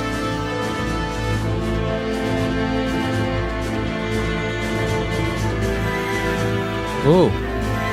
Oh, those piccolos. Those flutes. Getting after it.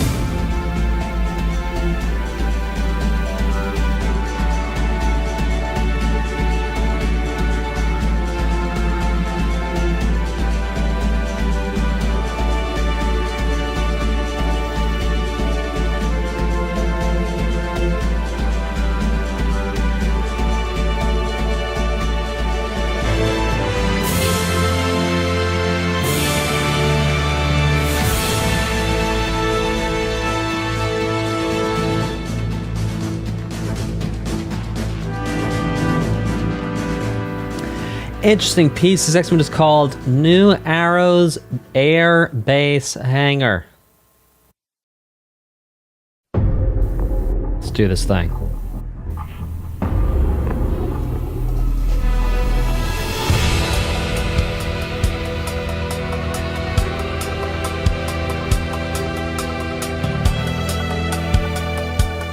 Yes, Jetstorm. Indeed. It was a bit of a thinker, if I'm being honest.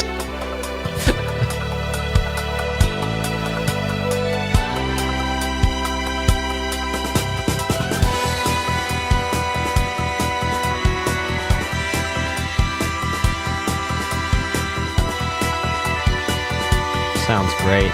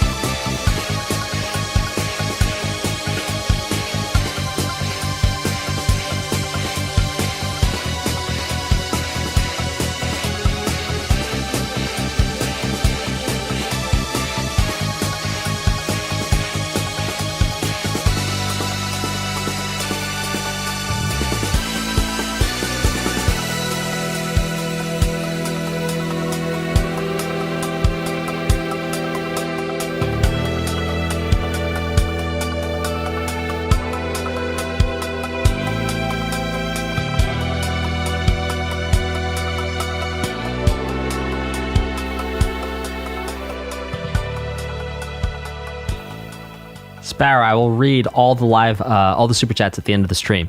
I'm not going to forget about you. Okay, something I want to point out, which is really interesting, is that, look, every time you hear a song that sounds like it's in a different style, like it's in a different genre, that represents hundreds of hours of learning and effort and work on the composer's part to learn how to create songs in that style. And it's incredible. Really, really, really incredible to hear the diversity of the music that's being presented here in this soundtrack. It's wild. This next one is called Siren's Song. Don't follow it.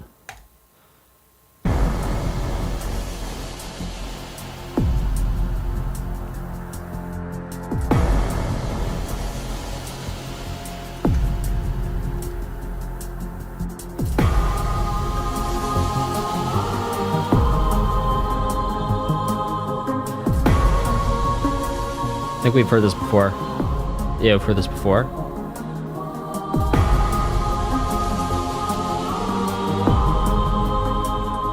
Like, slow this down by like 25% and you have an Enya track.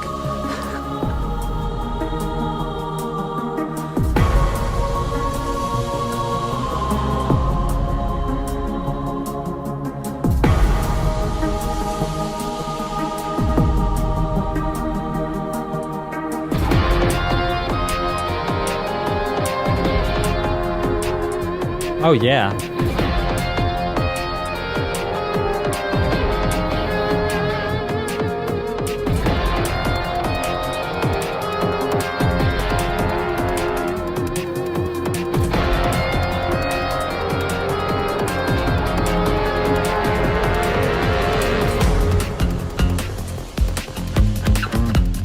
Yes, please.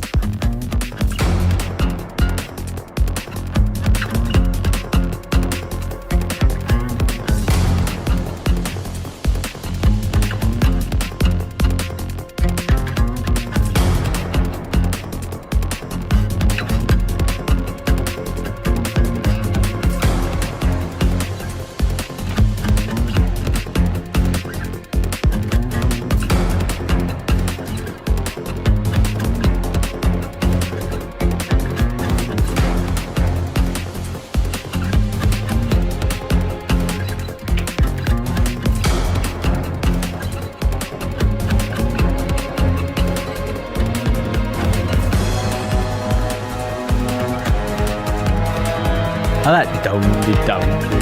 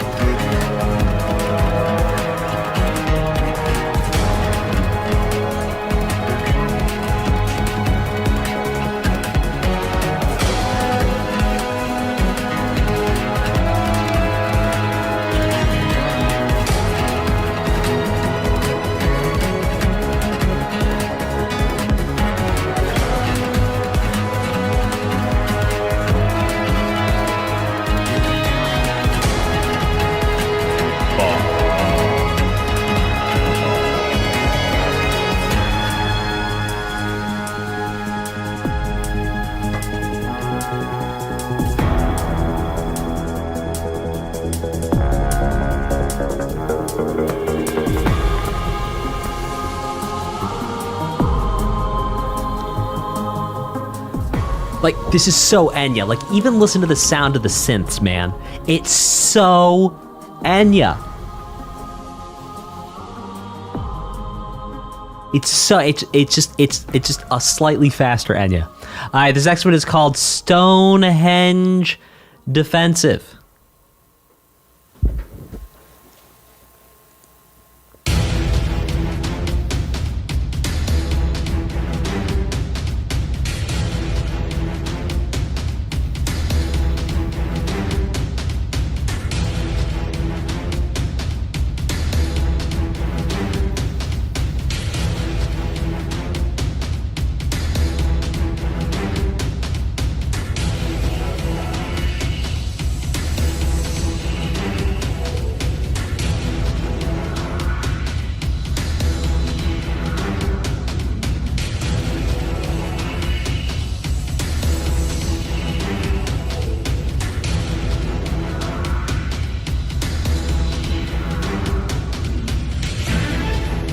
Ooh.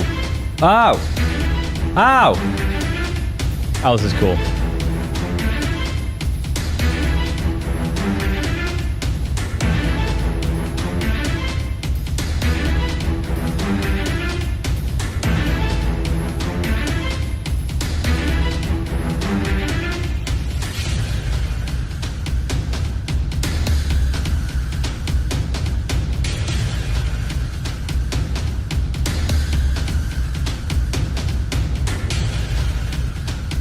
Very interesting section here.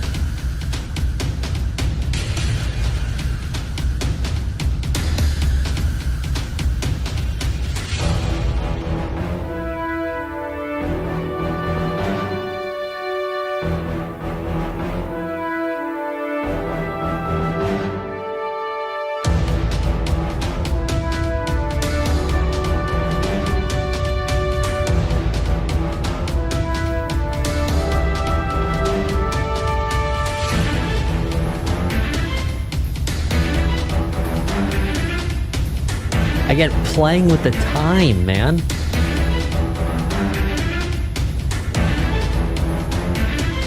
Well, the pulse, I should say.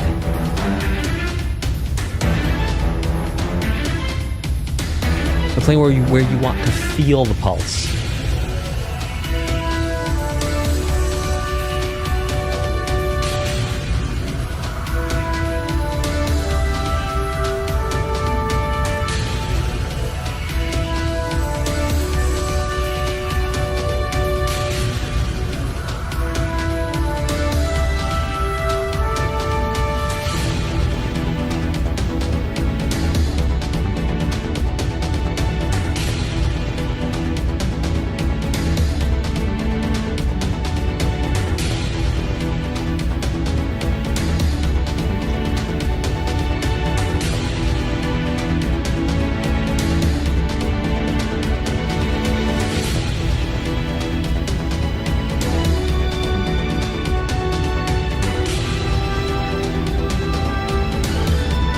Oh, beautiful.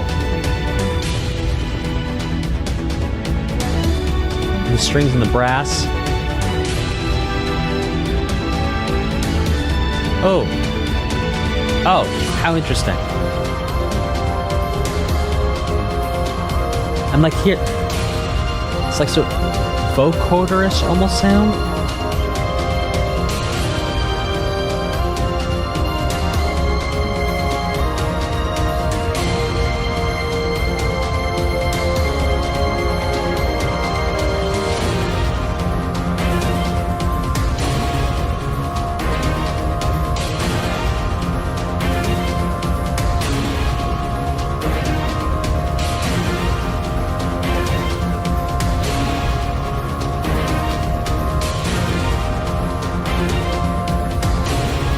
What an interesting sound.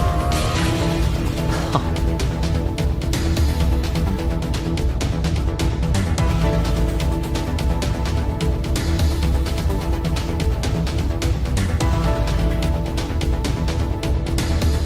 Huh.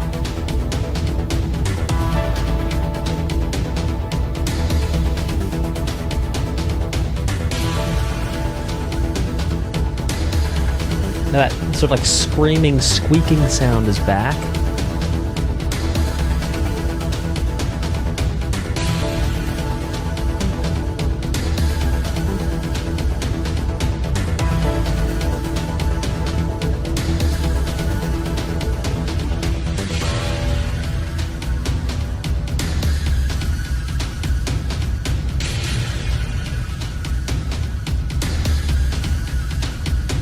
Huh.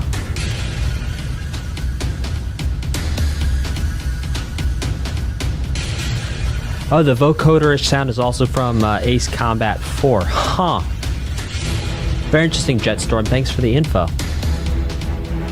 Hey guys, we're going to listen to one more track for today. Please hit like, subscribe, and crush that notification bell so you know when the next stream is going to be. Let's keep this thing rocking and rolling with Dragon Breath. Let's go, Dragon Breath. Let's make this thing happen.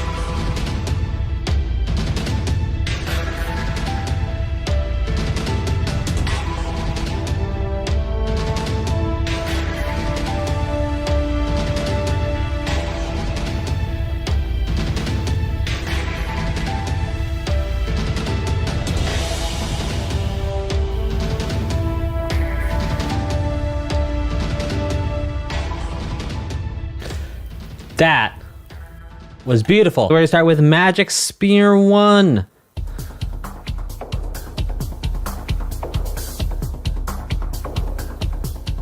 First of all, this drum groove is insane.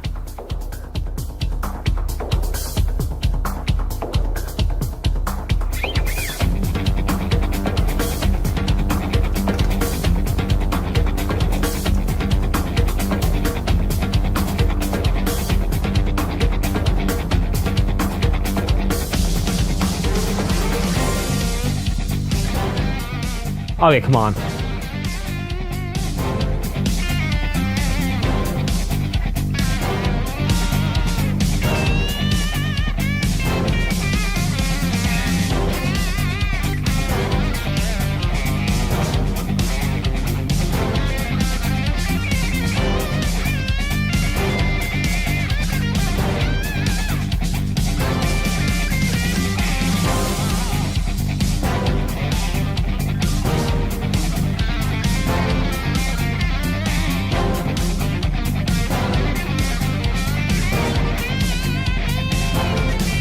Massive brass hits.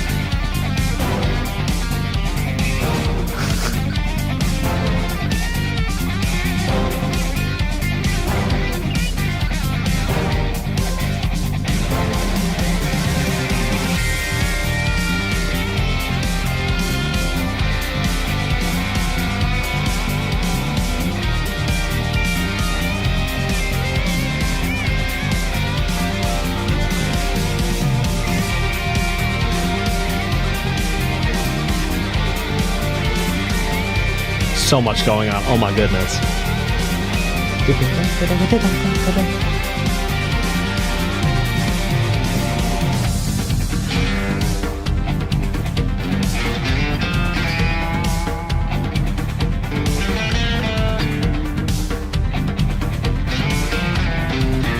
Oh, that's the same thing we heard the opera singer doing, right? Or similar.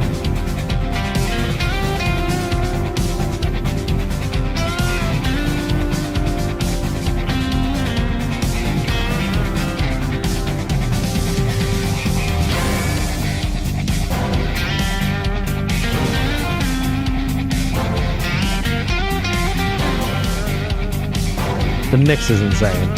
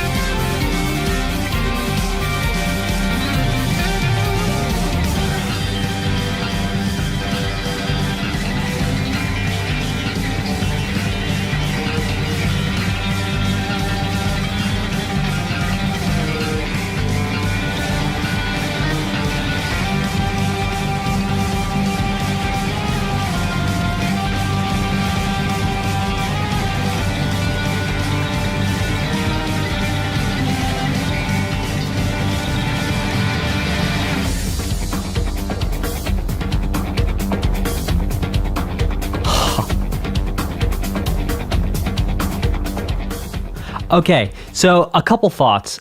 Number one, love the busy parts. And what we're starting to see now is we're actually starting to see parts that we've heard come back in like that. Like the strings we're doing. But like, man, at times there's so much going on in the mix. And after the food metaphors from part 2, I perhaps have a more accurate food metaphor than the sauce of an Italian pasta, and that would be a gumbo. Indeed, so much going on in these mixes. Now, it's interesting to hear, if you are into mixing and production, how the mix is set up ahead of time for that to happen. What you'll notice is that when the instruments first come in, there's holes sort of missing in the mix where you can hear there's middle end, low middle end that just isn't there. Like the guitar was up here, and it was all like high, there wasn't a lot of low end to it. Just a little bit, very great guitar sound. But the point was, it was leaving that space for those big horn hits to come in. And then everything came together to leave so much space for all the incredible elements to come into this. It's very, very busy and very, very awesome. This is what it's called, Magic Spear 2. Oh, goodness. We get a part 2? Let's go.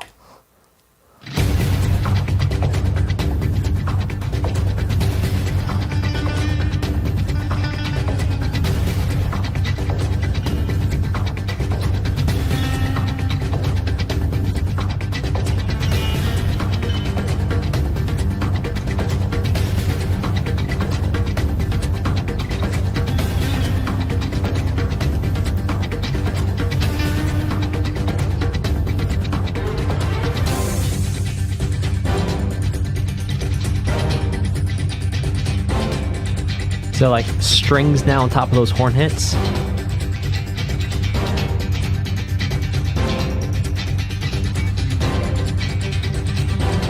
Oh, phasing it in?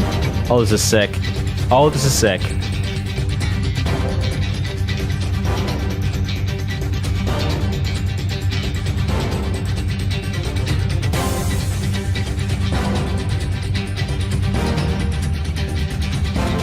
Also, that bass coming in now, doing things. I'm still phasing through.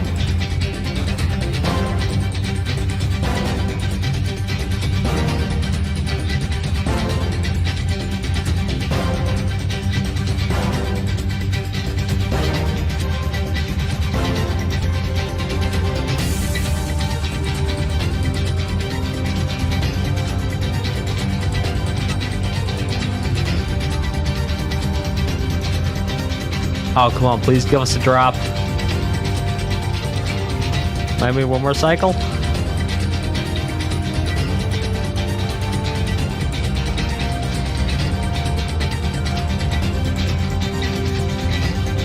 Drop it now? Nope.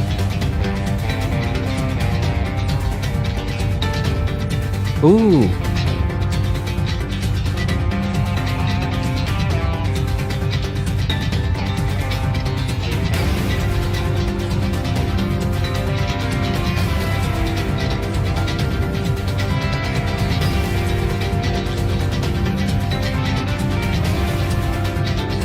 That first Buddha dee down, that's from Pink Floyd.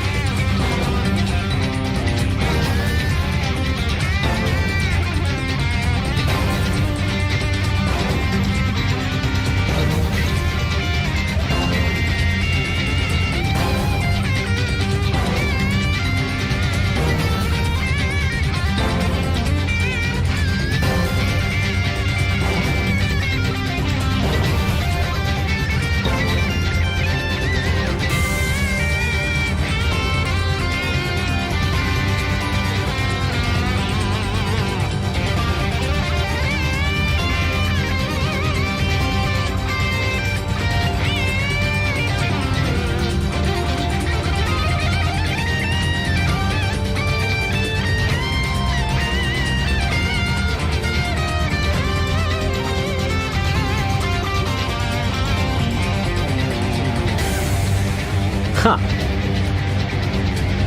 Little like Studio 54 funk string hit right there.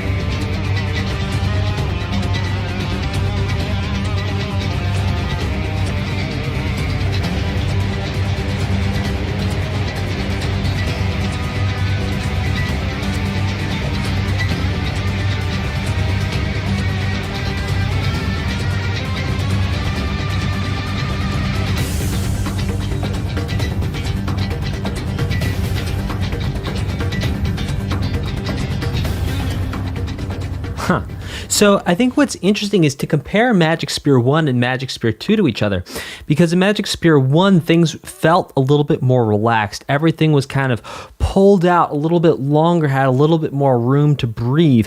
And yeah, there were some more busy parts in it at times. If I'm recalling correctly, and I'm not conflating with Magic Spear 2 that we just heard, we almost had like a pop song. Like we sort of had the like Joe Satriani style thing with the guitar sort of playing this pop melody over the chords. Whereas in Magic Spear 2, this really felt more probably in the game like combat or something going on, where there's a little bit more excitement, feels like there's higher stakes, everything's a little shorter, there's more tension. Tension's really the word. All right, this next one is called Werewolf.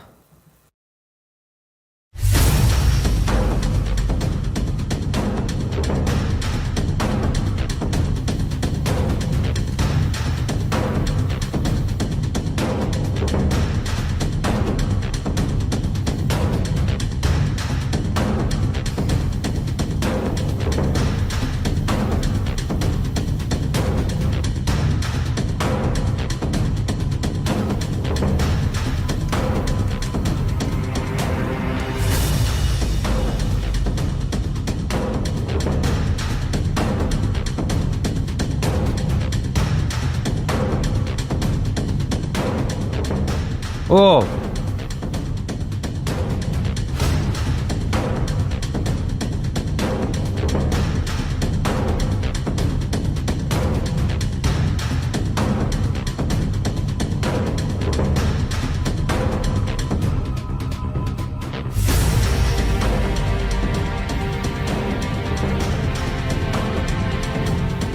Huh.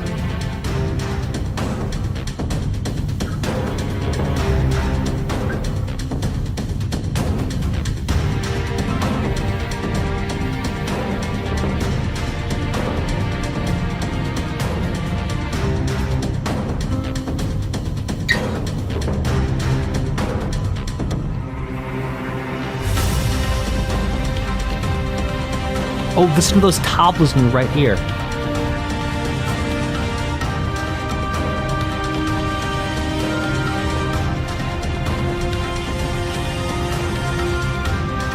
Again, there's so much going on. It's like a gumbo.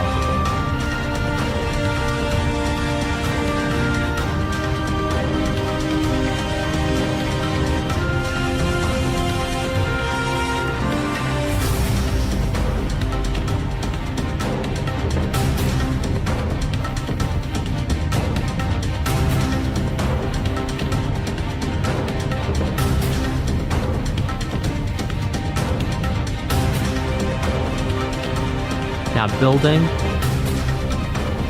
amping up the stakes as the strings go higher.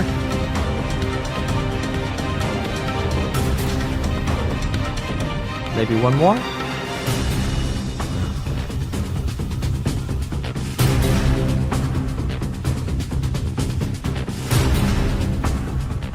Oh, moo. Yeah, a little dive there off that note. Fascinating. Huh.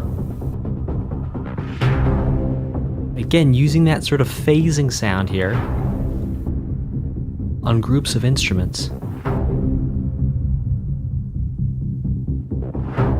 Huh. This is really fascinating. This is like when you're swimming and your head keeps coming up above water.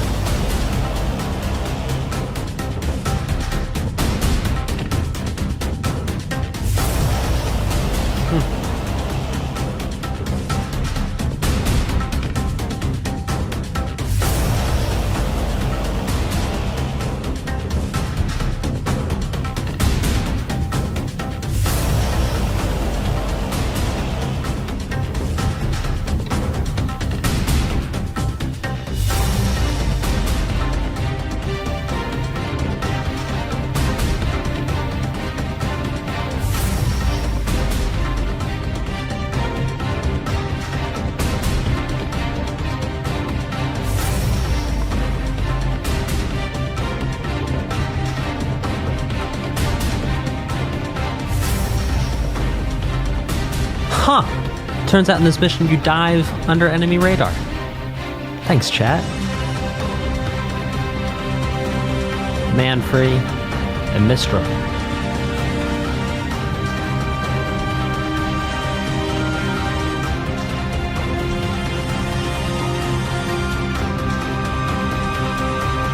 So much going on.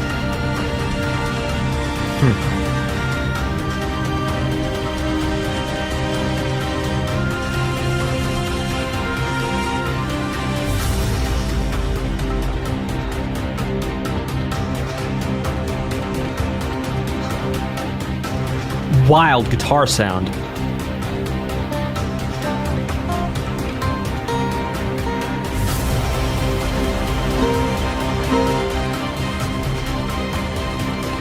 That is like the B flat in it and the guitar sound.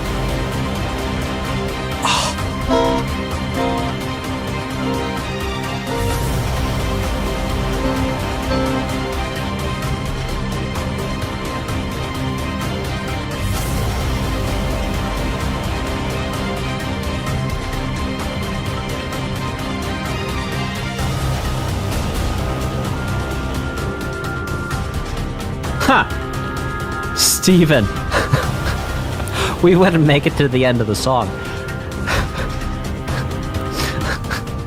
Let alone the end of the disc, let alone the end of the soundtrack.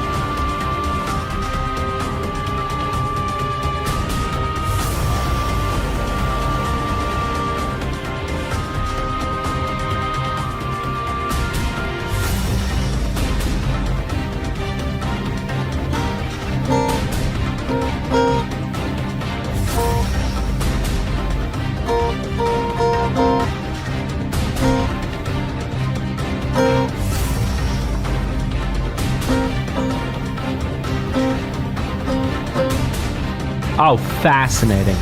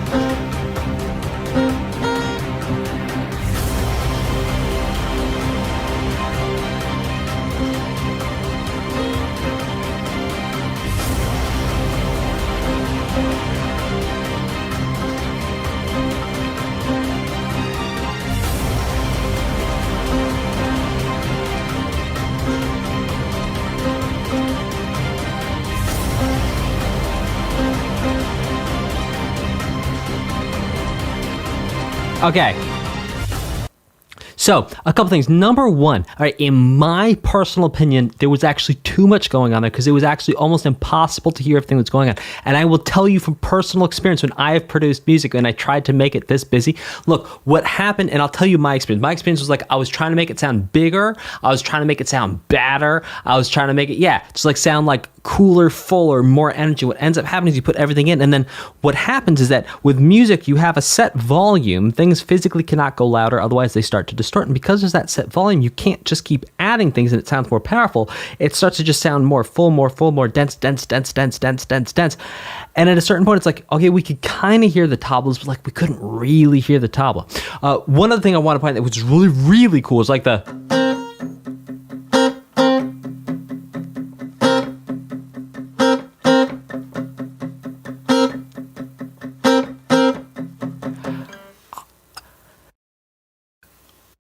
Who writes a guitar part like that? By the way, I'm not sure if the guitarist was playing, because it was so full, I'm not sure if the guitarist was playing a C and a B flat up the top. Possibly it was C, D, B flat. Also possibly it was C, F, B flat. And I am honestly not sure. I could hear the C, I could hear the B flat.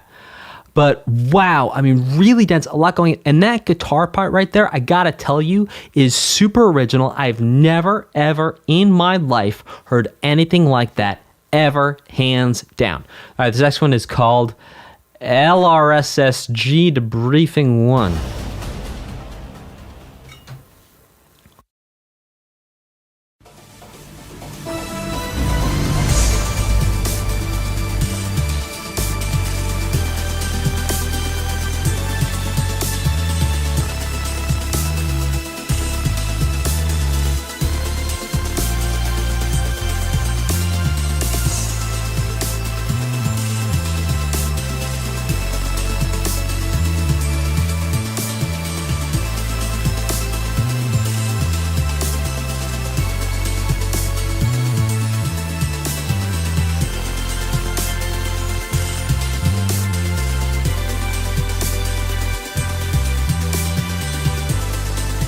Ooh.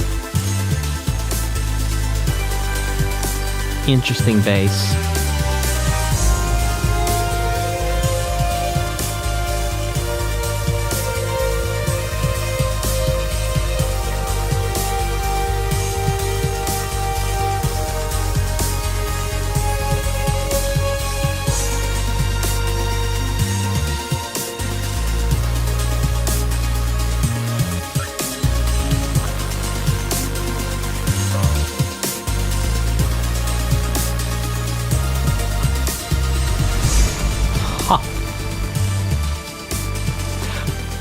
Again, interesting piece of music. I said this in part 2, but I'm going to say it again here, and I have a feeling I may say this again in part 3, which is today, and possibly in part 4, which will be next time, which is that, wow, so impressive the range of genres and styles used by the composer that they're expressing themselves in. This next one is called King of the Heavens.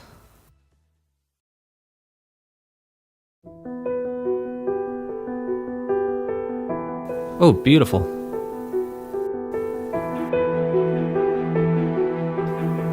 Huh. This is like that David Guetta song. Well, it was for a second. Dangerous, I was thinking of. Oh my goodness, that...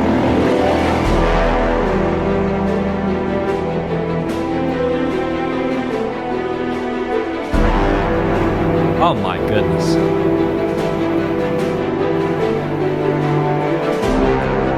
Oh, the sound quality in this one's so much better too. Oh my goodness. Oh! You hear that rumble in your left ear? Wow. That was dramatic. I mean, drama. I think, yeah. Also, could you guys hear the difference in the sound quality on that one? It sounded like a little bit bigger, sounded a little clearer, sounded a little bit more spaced out. It could just be, and we're listening from YouTube right now, it could just be a difference in the upload. But wow, the difference on that. Also, like in Magic Spear 1 and 2, it sounded to me like the brass was VST or a plug-in instrument, whereas that brass right there sounded to me either like a sample or like recorded live. Okay, this next one is called Battle for Farbanti.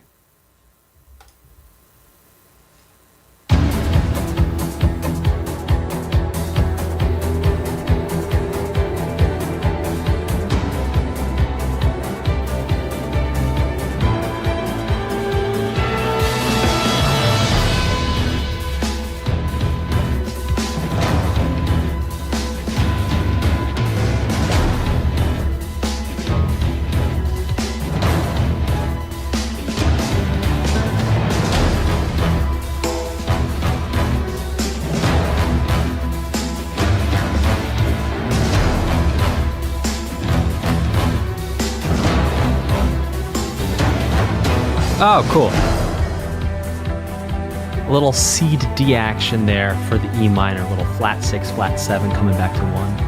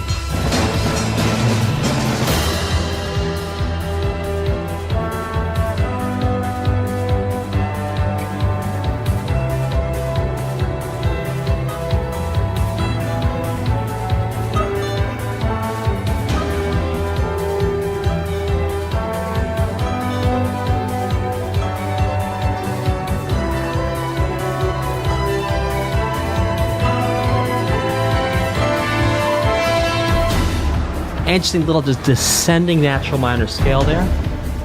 Or perhaps it's a descending second half. A classical melodic minor scale. Ooh. Just kidding. Music theory joke.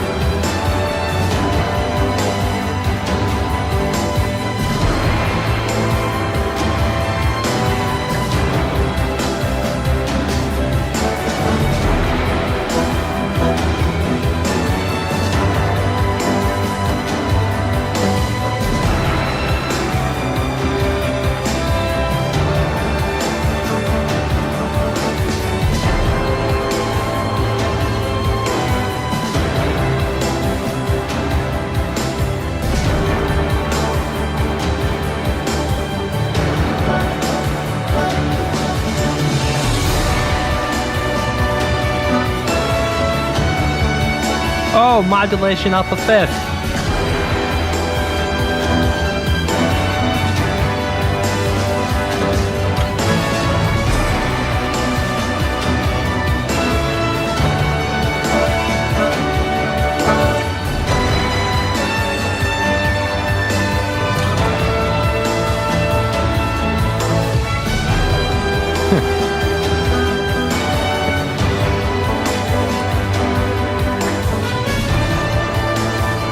sus4. Bring it down. There we go.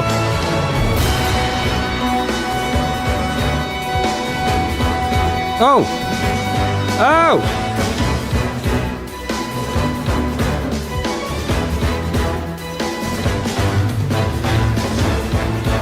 Oh! Oh!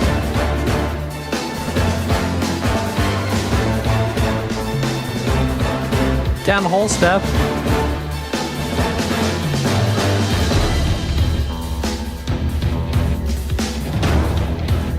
Now, I tuned my guitar, but maybe this made this song slightly away from A440. I could be wrong, though.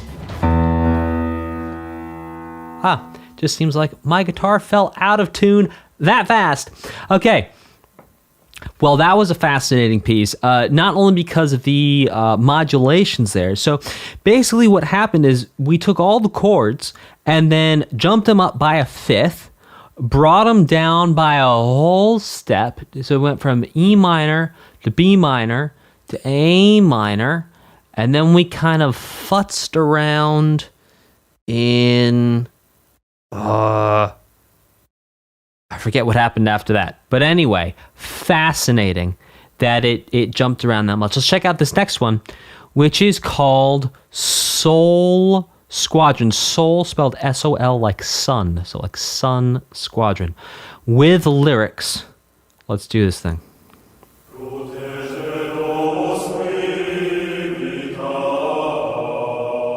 Protect us who are thanking for this thrifty life.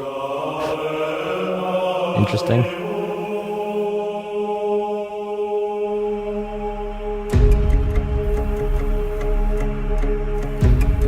Okay.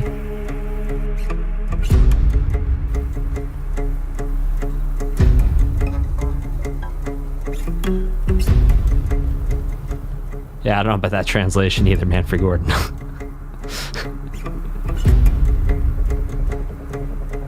Some of that kick building.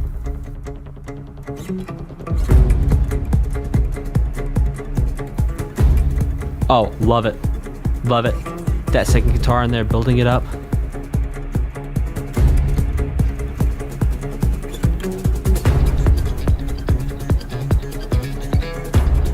Now 4 guitars.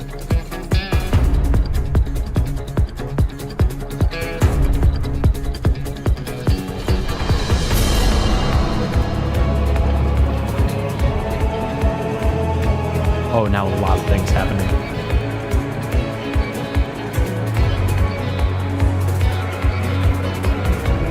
So at least the high part of the acoustic bass, string bass, is mixed all the way to the right. And then we had that descending gesture in the strings we had a couple songs ago. There it is, fully there.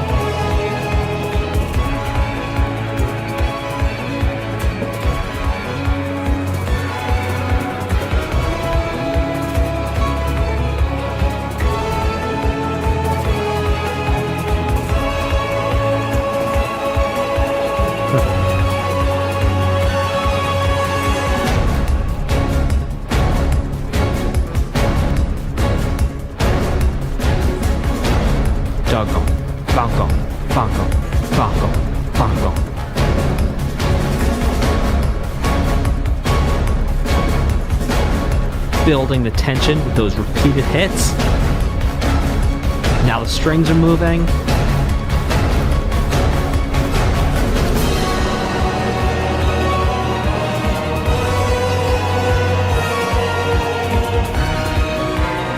Guitars are still chunking away.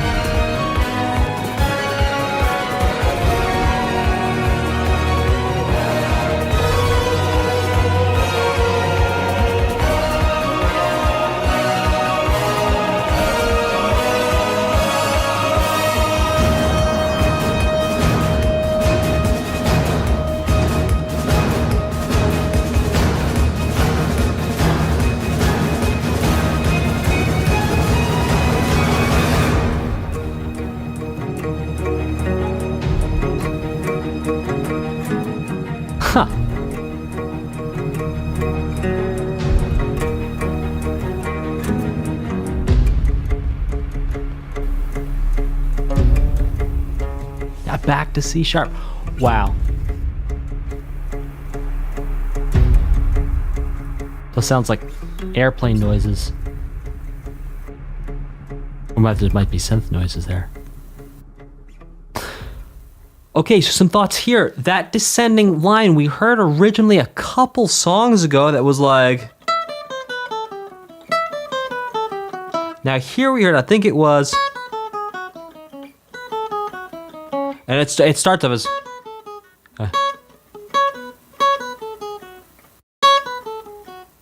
or something like that. And then it goes the full descending natural minor scale.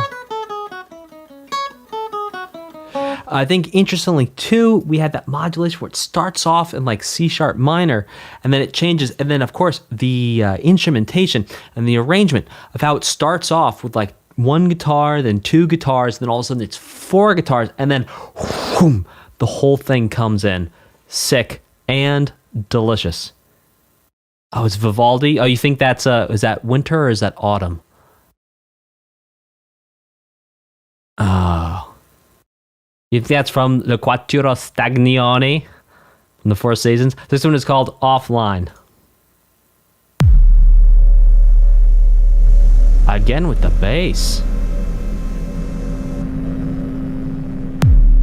Oh my goodness. Oh, summer. David. It's been a while since I listened to summer. Everyone knows spring.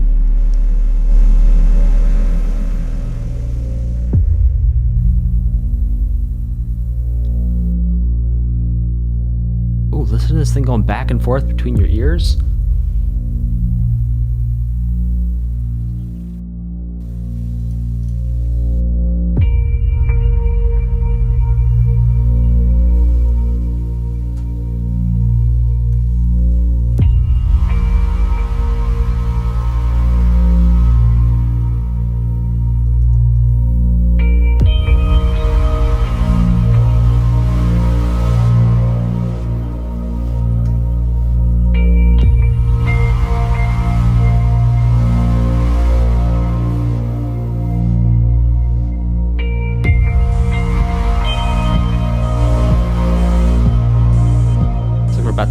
U2 song.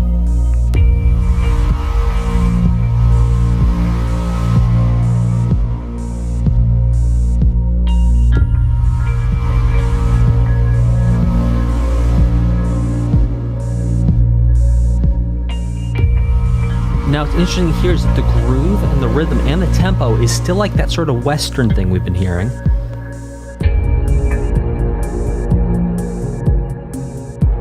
But obviously without those dobro guitars, as of yet.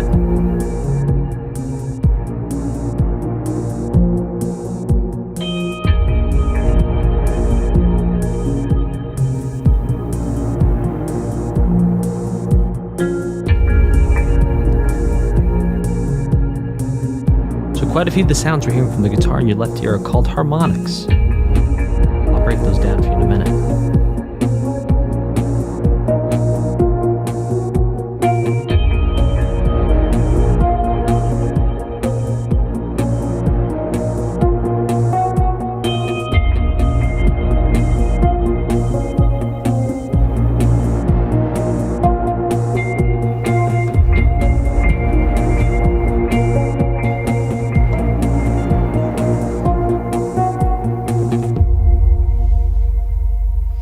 Okay, so let's actually understand a little bit of what those sounds are. So whenever you hear those kind of glassy sounds coming from the guitar, that's because what's happening is the guitar player is playing a string, then very gently touching it in certain places to get different notes out of it.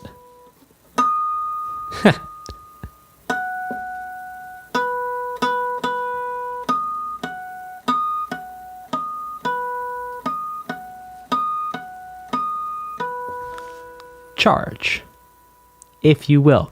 Okay, this next one is called Last Hope.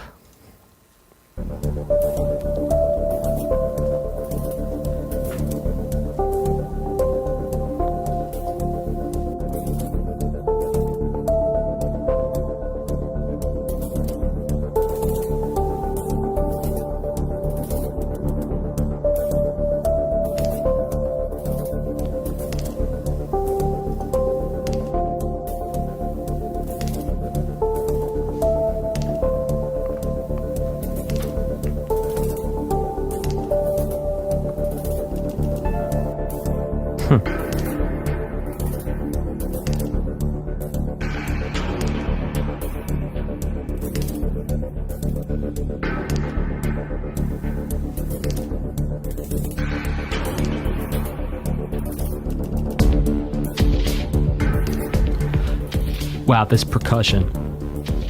That's sort of like really fascinating sound.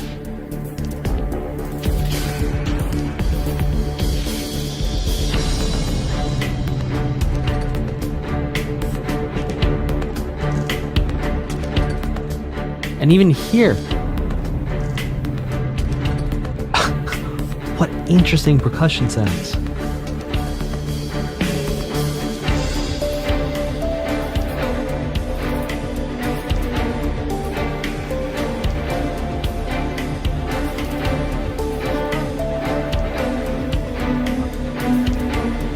We also heard this line before in the soundtrack.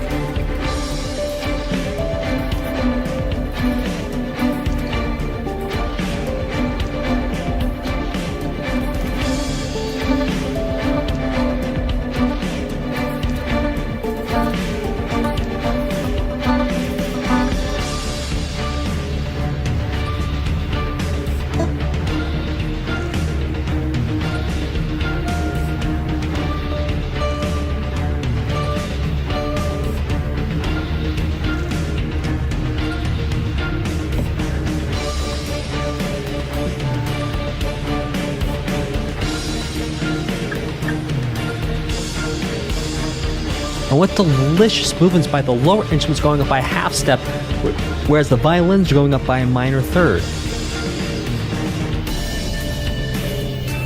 Or 3 half steps. Quick, keep a one-to-one comparison here.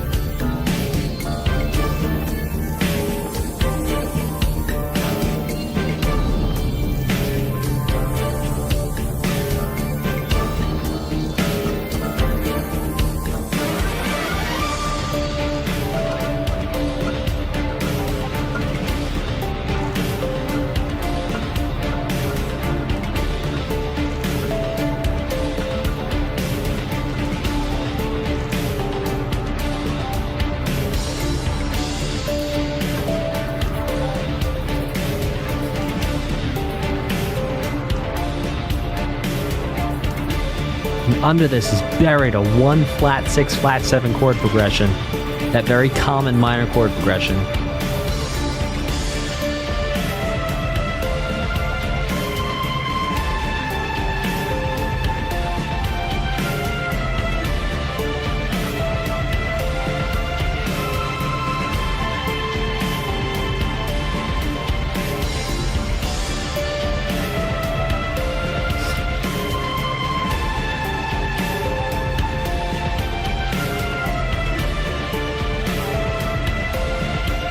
Tons going on here, very dense.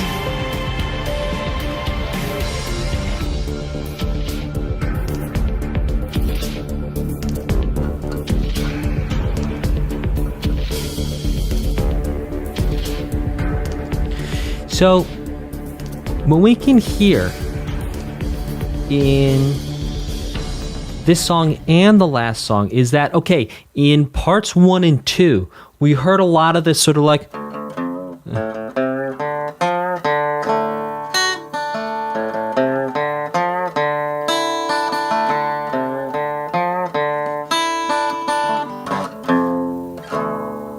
or whatever it is.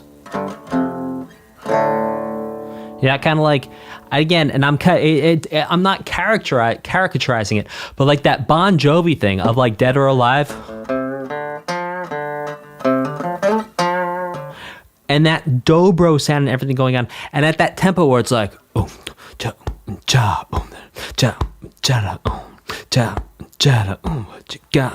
and I might be pushing it there too.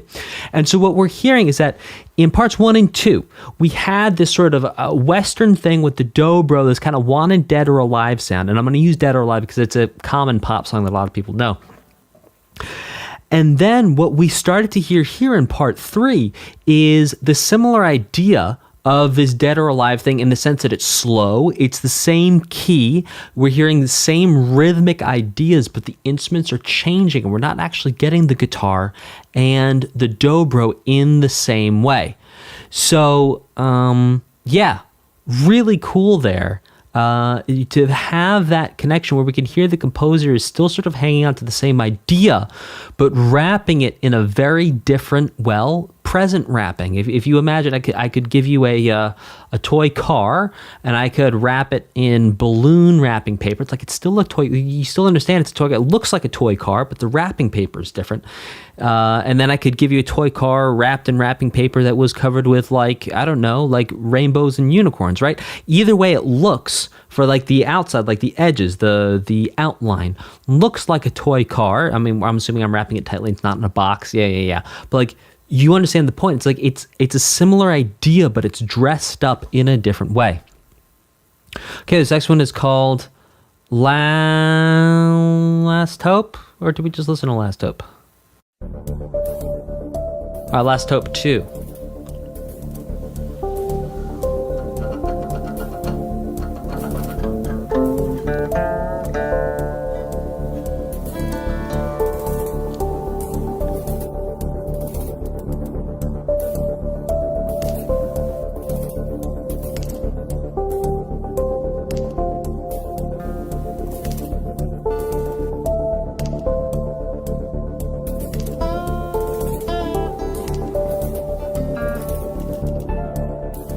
So the Tau says, makes sense. The story takes a big turnaround as part of the game with musical presentation of all songs. Yeah, okay, makes sense.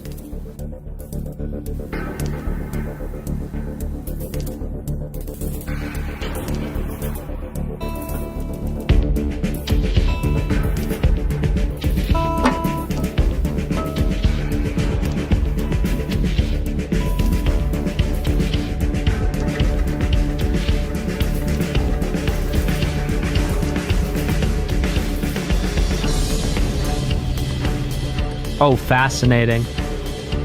Very different presentation here with this sort of ride cymbal thing going on.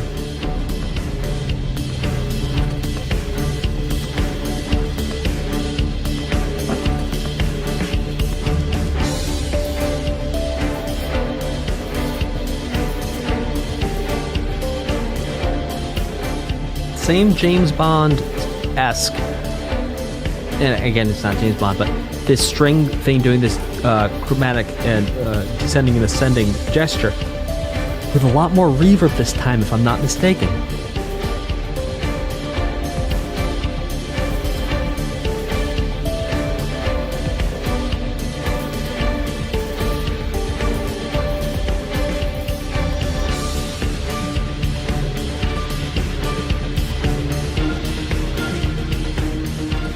And here this idea again, where, okay, it's like everyone's on a D, bass moves to E flat, high strings move to F.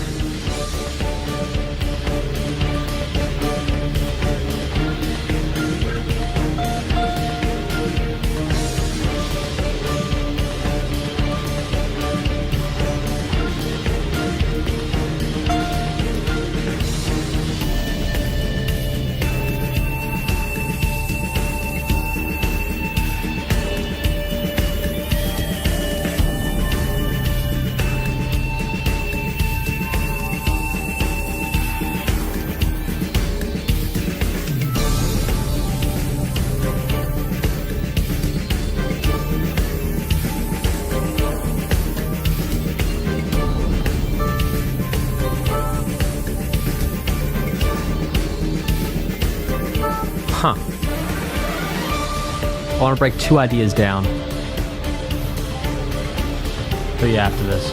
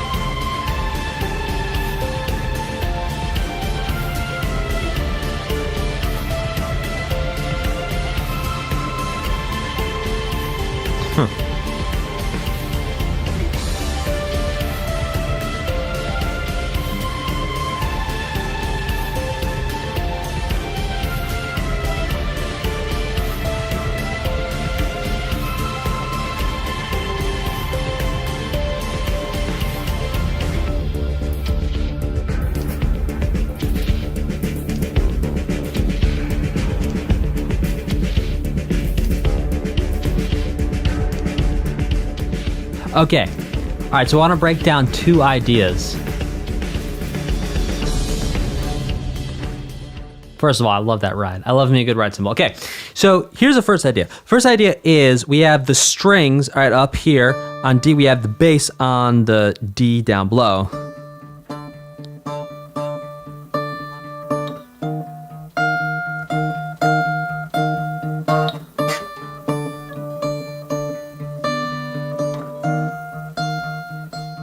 Now this idea changes to... Oh, now, Lord help me.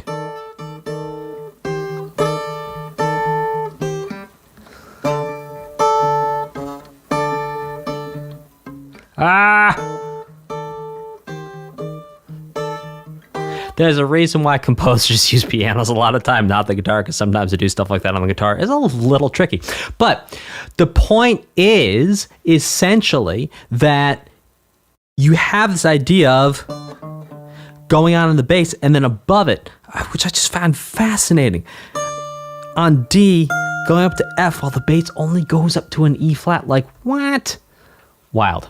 Okay, the next one is called Tyler Island.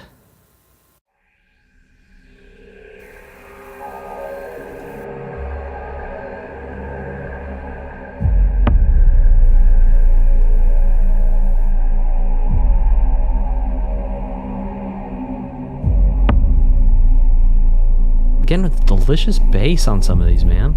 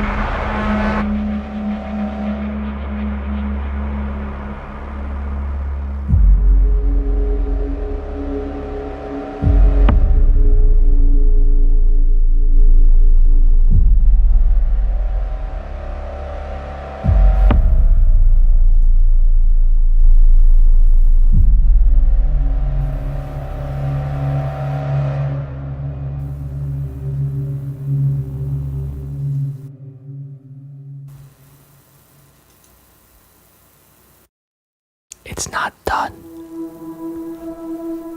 What a fascinating piece of music. This must be a cutscene or something. We just move from one place to another.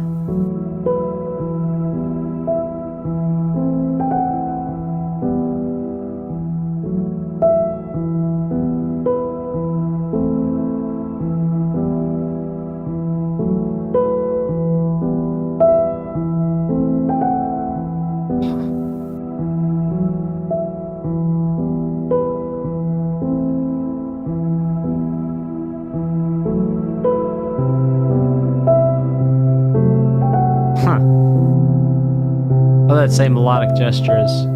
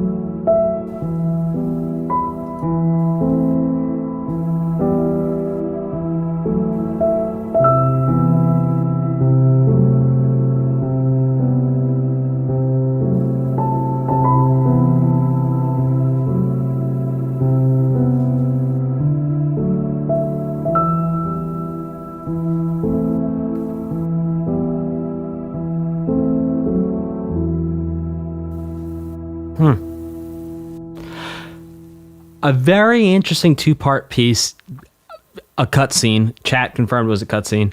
Very interesting to hear that first part to the second part. People are saying no and RIP and things. So I'm assuming, unfortunately, something passed away. And sure enough, that was very sad music. Following what sounded sort of like a heart in your chest type of a moment thing. All right, this next one is called LRSSG Briefing II.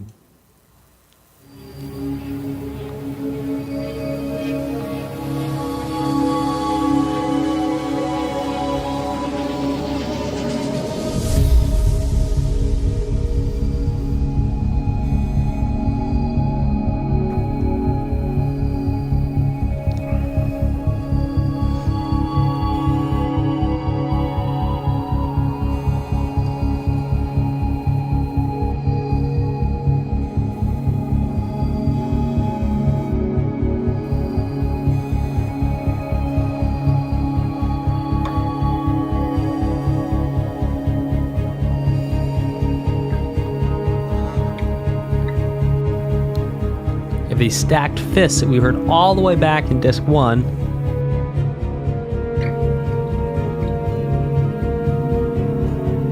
Ooh, changing there.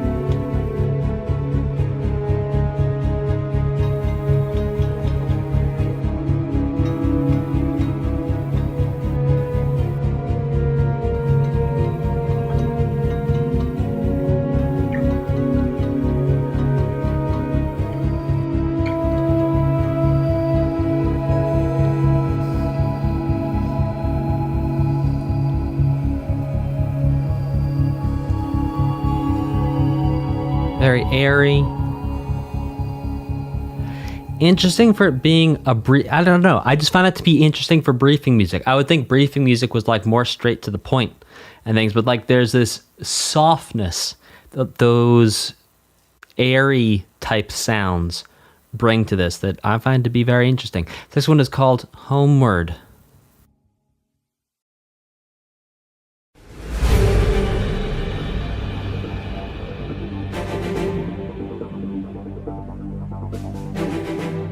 Oh.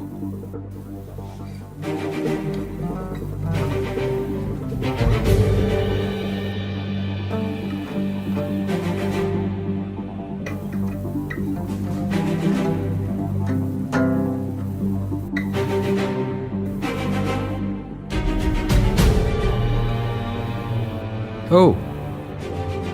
Oh, fascinating bass line coming in here.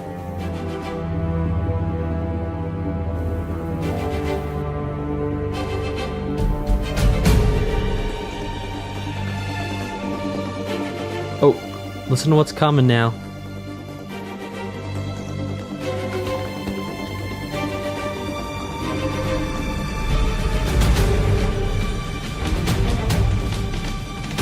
Playing again with the pulse here.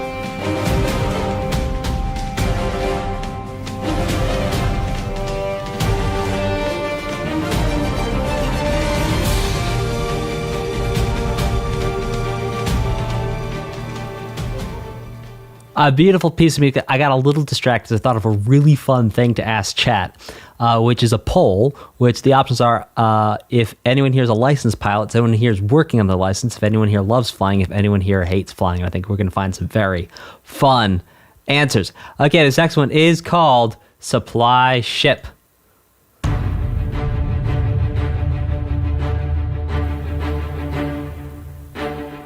Look at all you can do with one note, man.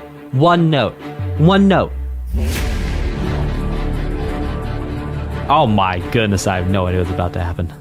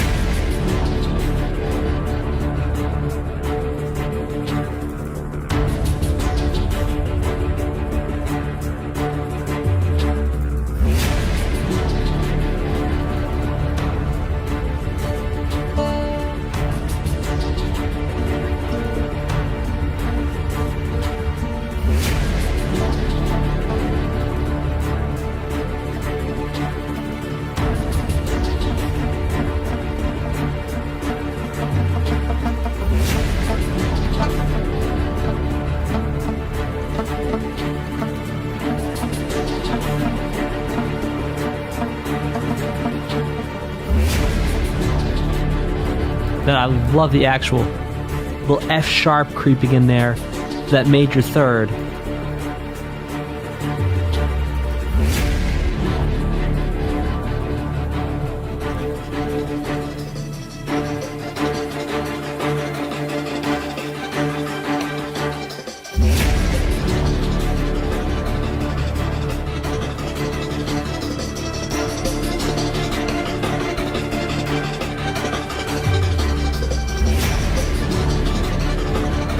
Love that F sharp coming in there. It's like just a moment of here it's major.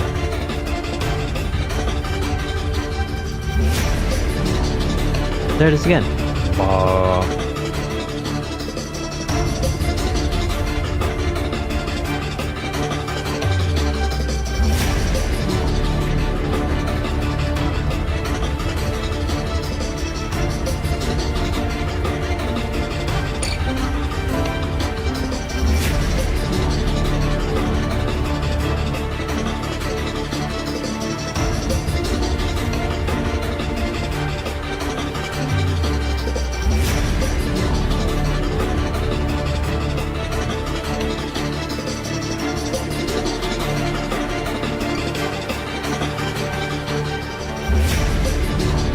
Huh.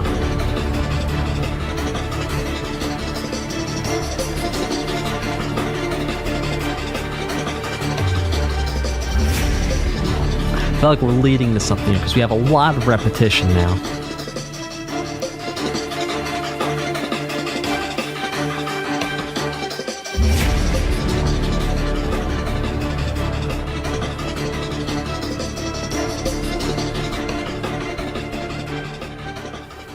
Okay, so I think what's interesting too is if we distill a lot of what was happening in the chords, you know what we end up with?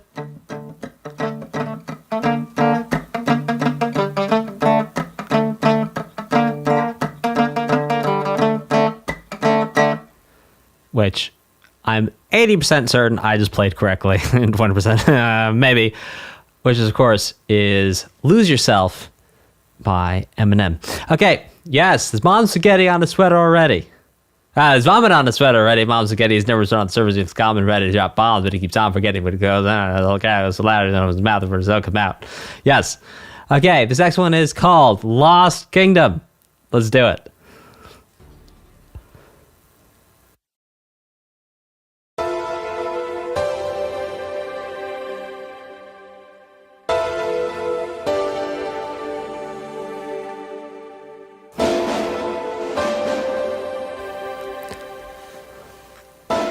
The laser on this arsenal bird already. Excellent, David.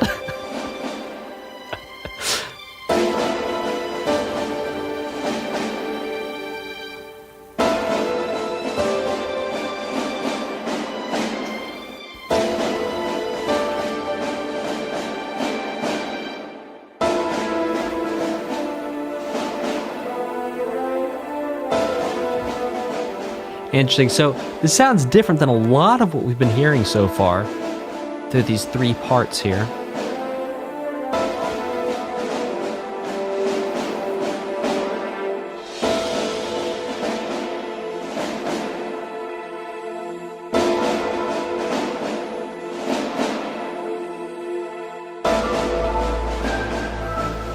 Oh, very Stranger Things, not Stranger Things. What's that show with David Duchovny?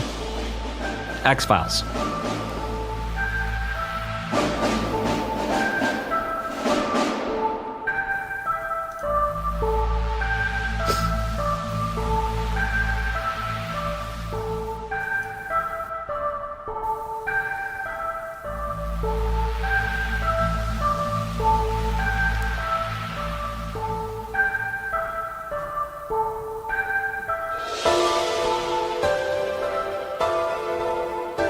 Huh. Ooh. Oh. Oh. Huh.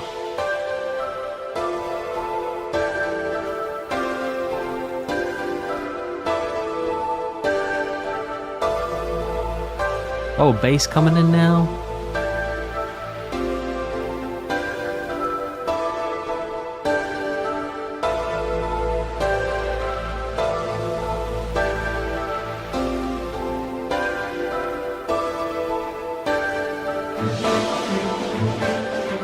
Oh, cool.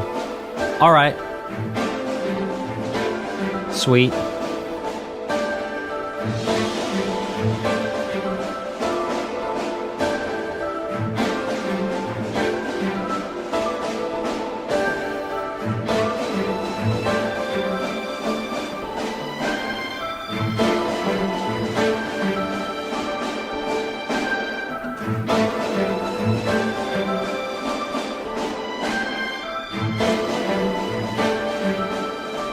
Huh. Oh, fascinating. Oh, this is so cool.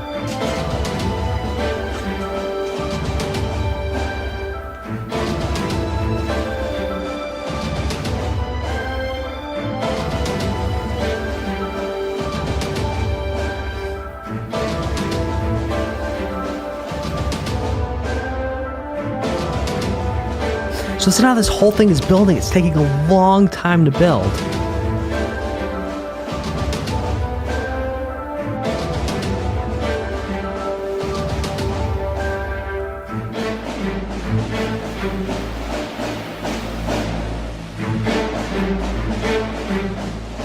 Wonder what part's going to come in next.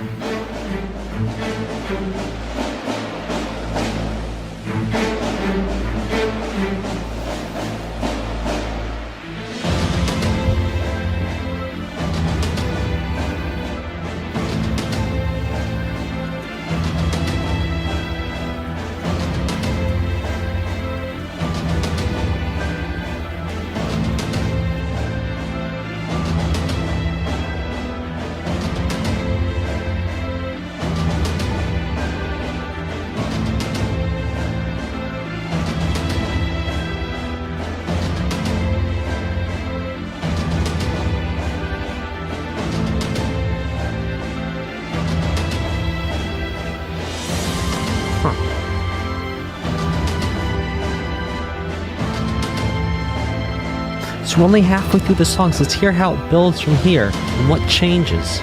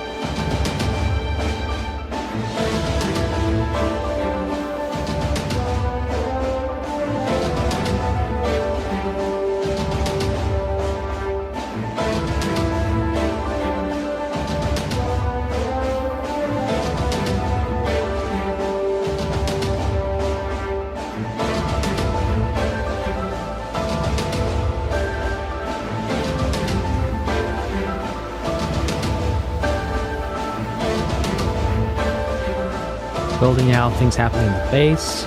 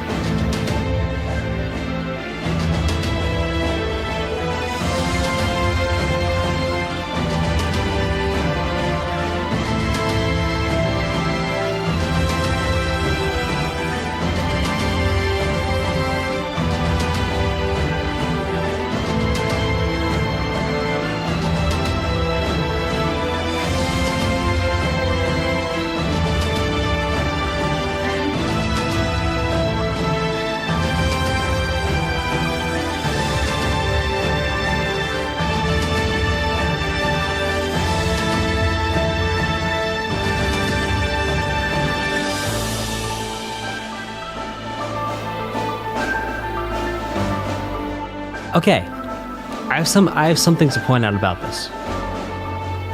Oh, beautiful 6 there. Is that a 6?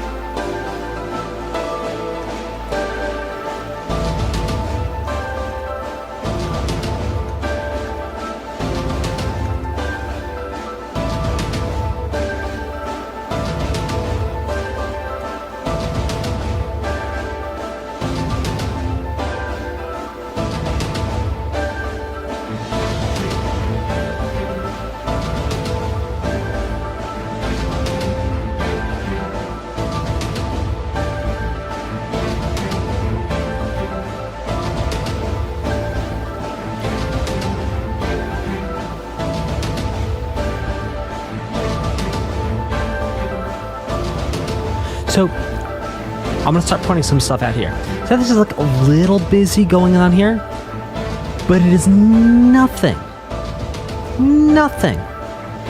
like as busy as what we were hearing a couple songs ago where I was like, man, there is a lot going on in here. So I think what's interesting, I'm not sure if this is the same composer or if this composer is pulling inspiration from something else. But what we've heard before, this I think possibly one of the first times we've heard that this composer actually break things down in this way, where it was like one idea, the next idea, the next thing, and it was few enough elements that you could really keep track of what all of it was going. And when I say keep track, what I don't mean is that you have to be more or less talented with your ears in terms of your critical listening skills. What I simply mean is that if you have 20 people talking to you at the same time, yeah, you might be able to pick out what one person is saying, but like honestly, the human mind at a certain point starts to lose information. And so I think what's interesting is this is the first composition we've heard where it's really, you hear all the parts separated out in such a way that even when it did get a little busy towards the end, we had heard all those elements pretty much before, and then it was just bringing all them back, which sure was the same way those really, really dense tracks were constructed as well, where we'd hear element 1, element 2, but then by the end, it's like element 2, 3, 4, all together at the same time. But the way this came in was not busy. It was like, here's my friend Bob, here's my friend Jim, this is my friend Jane, and this is John. He's my boss at work. And like you meet all of them, and you get to know all of them really well one at a time without a bunch of other people talking at you at the same time. That's what this song was like. So, or piece, I should say. So very interesting to hear this different approach and attitude towards this piece that I don't think we've heard before on the soundtrack. This next one is called Archange. Archange. Archange. It'd be Archangel, I think in French. All right, check it out. Archangel. Protège Again, with the thrifty life. Frugalum, so frugal. Agimus, right. Vitam frugalum.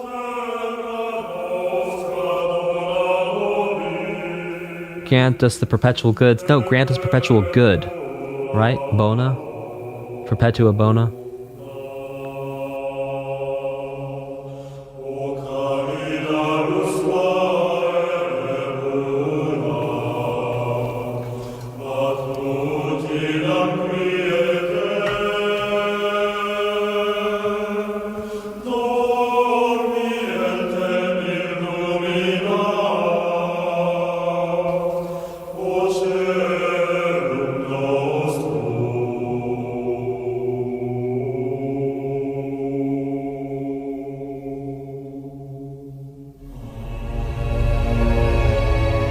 Ooh.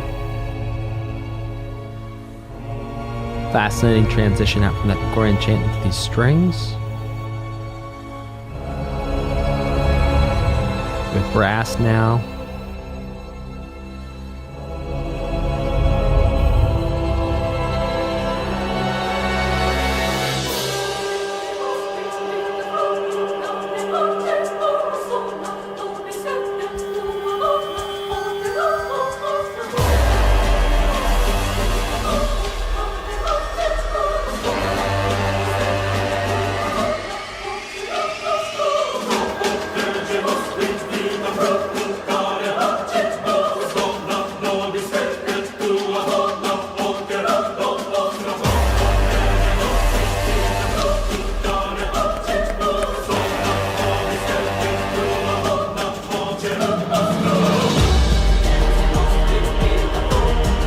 Oh, this is so cool.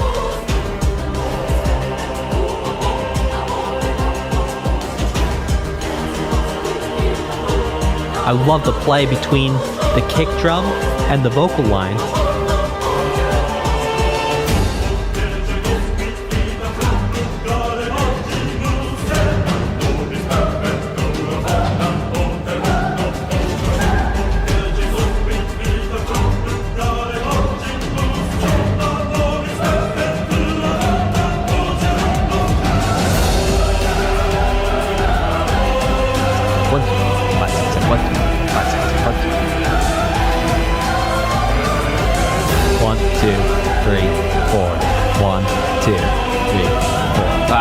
Wasn't quite.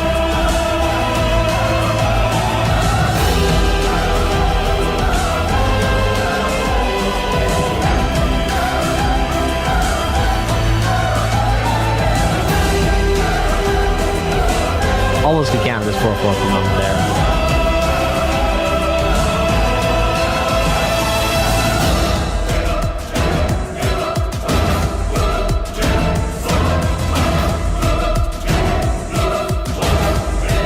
What is this? What? Gosh, what song is this like this?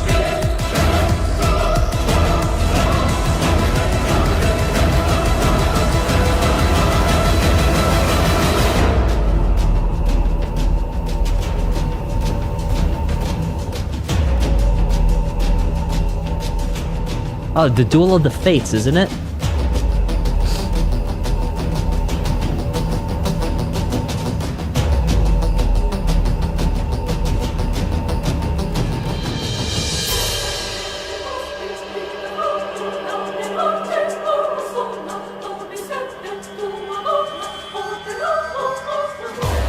Yeah, Star Wars Duel of the Fates. Whatever they're saying. Yeah, so let's actually talk about why we can know for sure. Yeah, that was sick. Let's talk about how we can know for sure that was actually 7/8 and not 7/4. So the reason why we know for sure that that is 7/8 is because when you compare the cycles of 7 to where the drums were sitting, Duel of the Flights, very good, Phantom of the Night.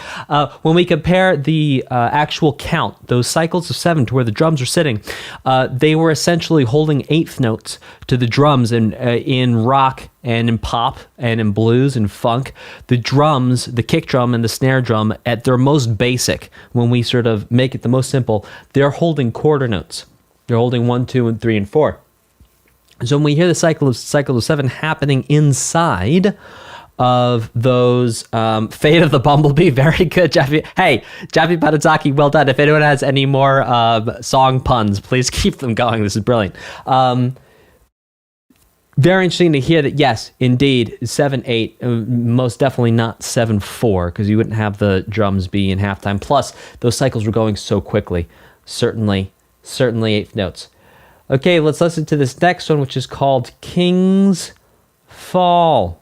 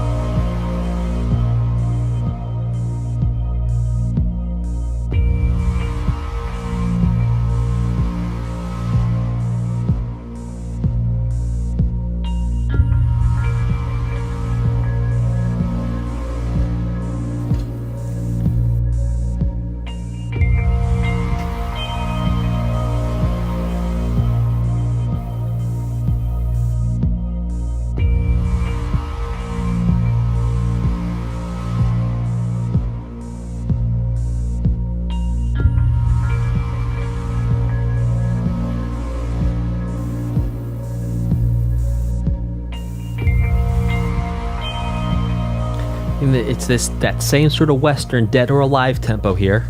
Kings of Leon Fall. Okay, David, I see you.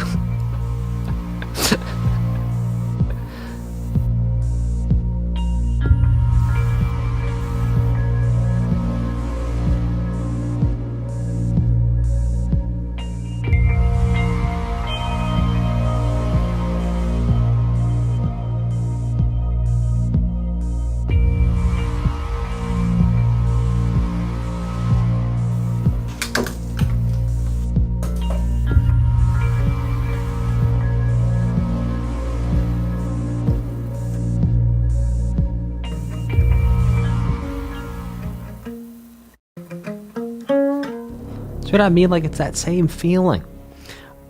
As this is going to be our last song for today. This is called The UAV Factory.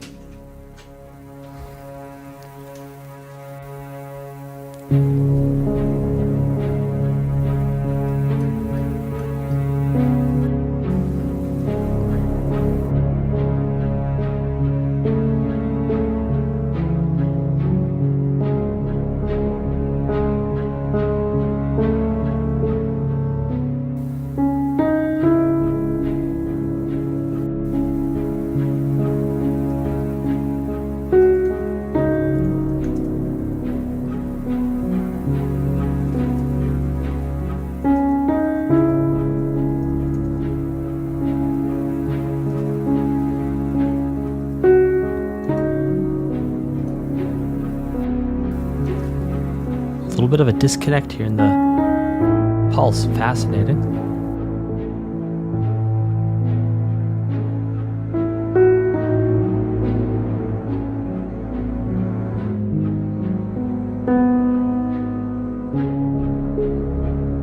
Interesting having the separation,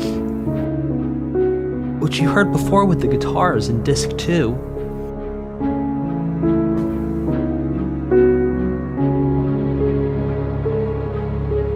Excuse me.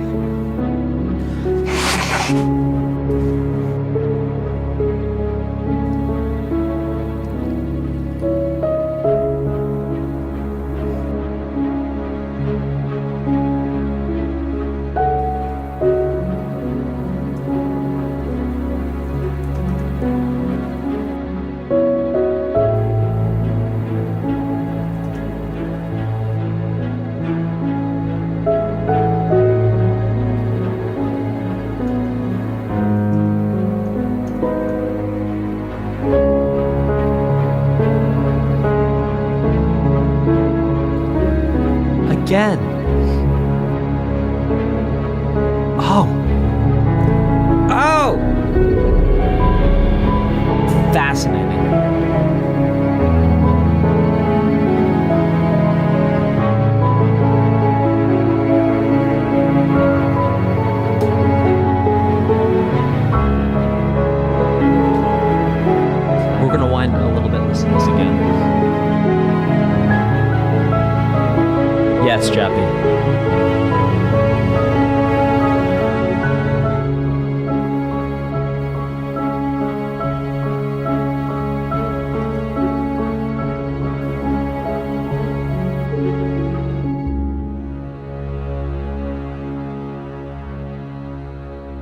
It's not over.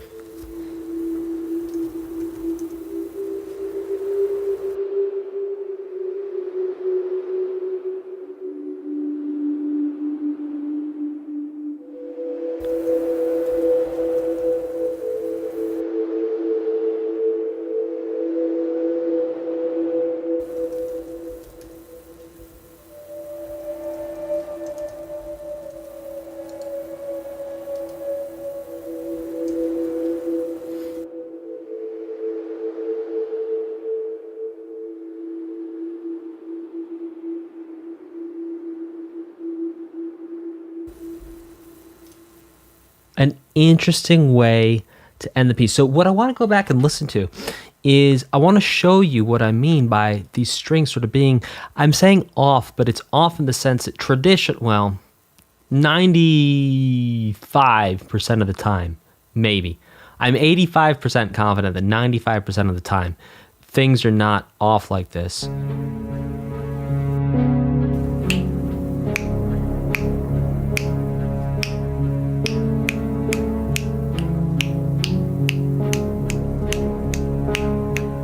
Early.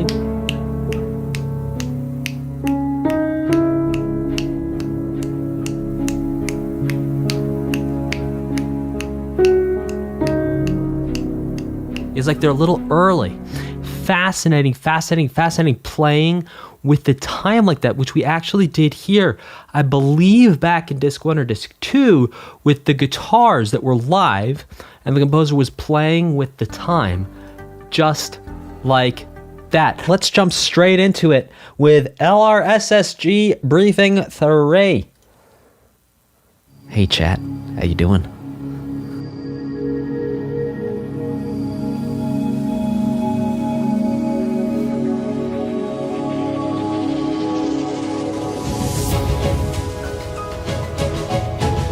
Oh.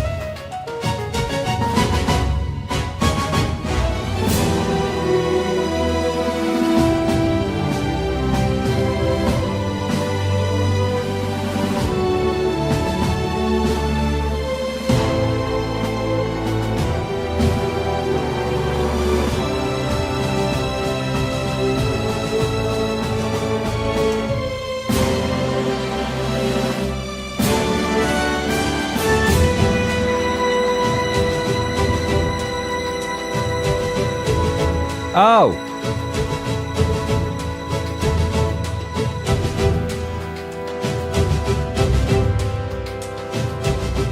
We get that piano coming back in. That was sick.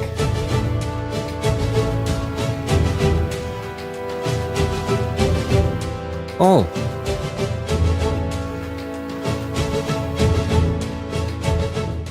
So what we heard there underlying was a chord progression we've actually heard before, but the presentation of it was really, really interesting. I think that's either a reharmonization, just the way it was presented was something new we've not heard before.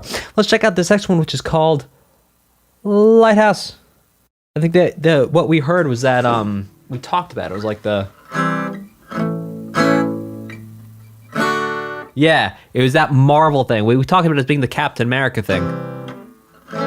That movement from like a C to an A, essentially going up by a major sixth and then playing a major chord instead of a minor chord.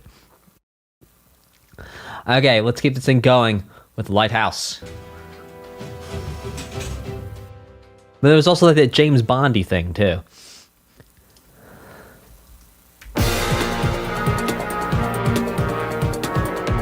This one is called, yes, Lighthouse.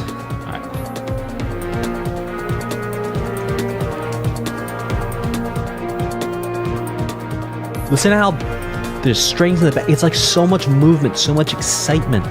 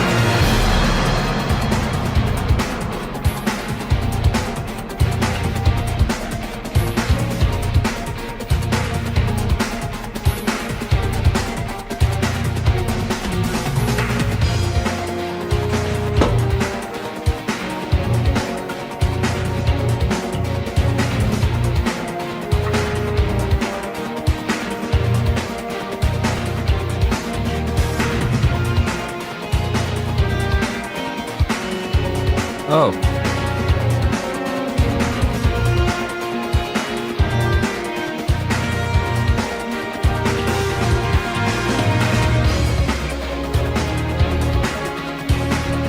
So listen, the whole time, the bass is doing very simple things. All the action's happening in the higher instruments.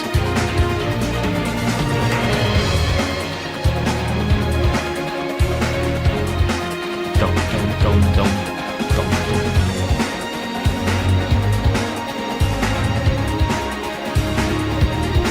Oh.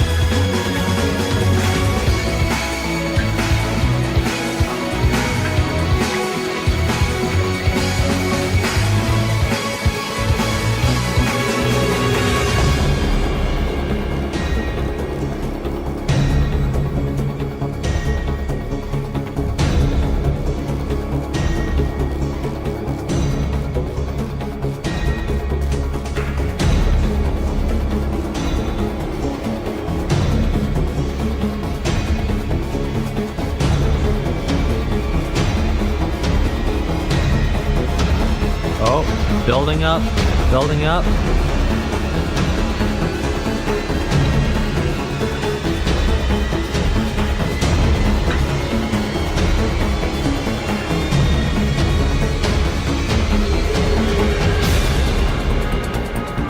Huh.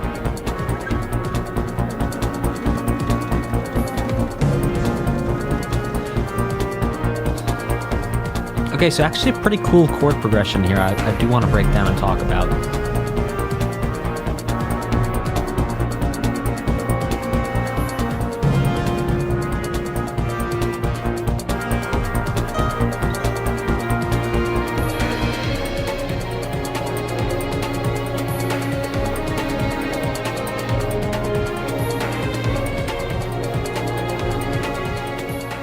Okay, so obviously a lot going on in this piece of music, but something really interesting that I want to point out is this chord progression thing that was happening of...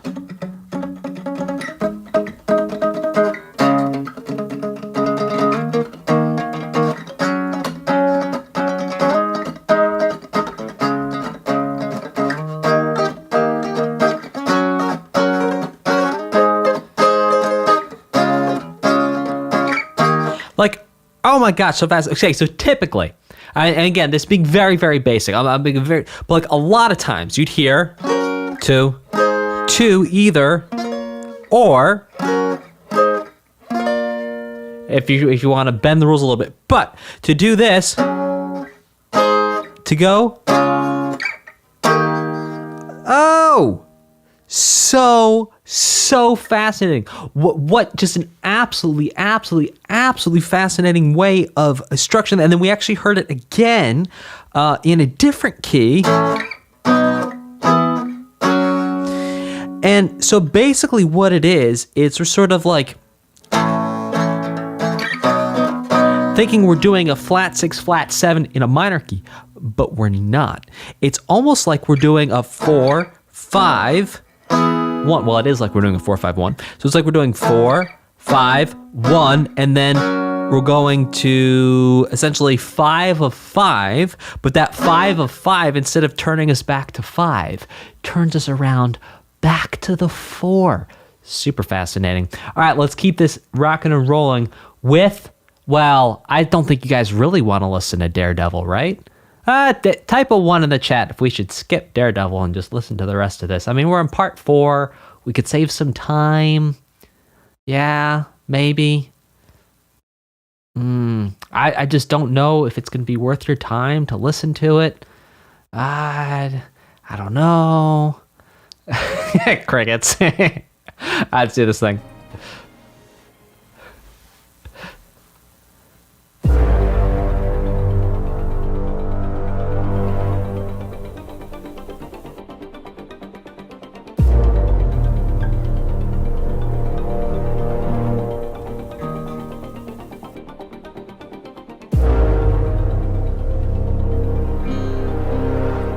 It's like all these chords are in like second inversion. The 5th is in the bass.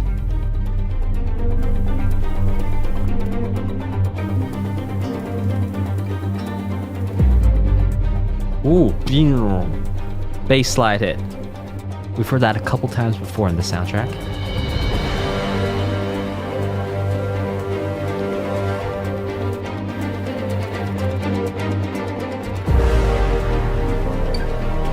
E flat.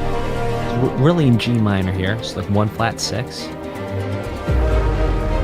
C minor, 4.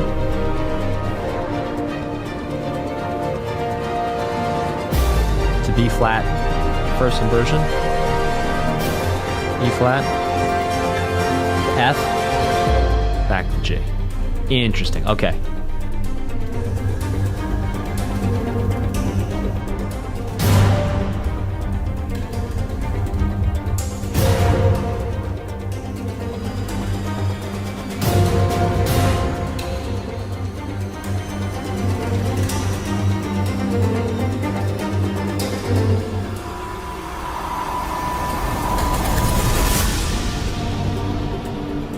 So we're basically in 4/4 here. There's a thing on my screen.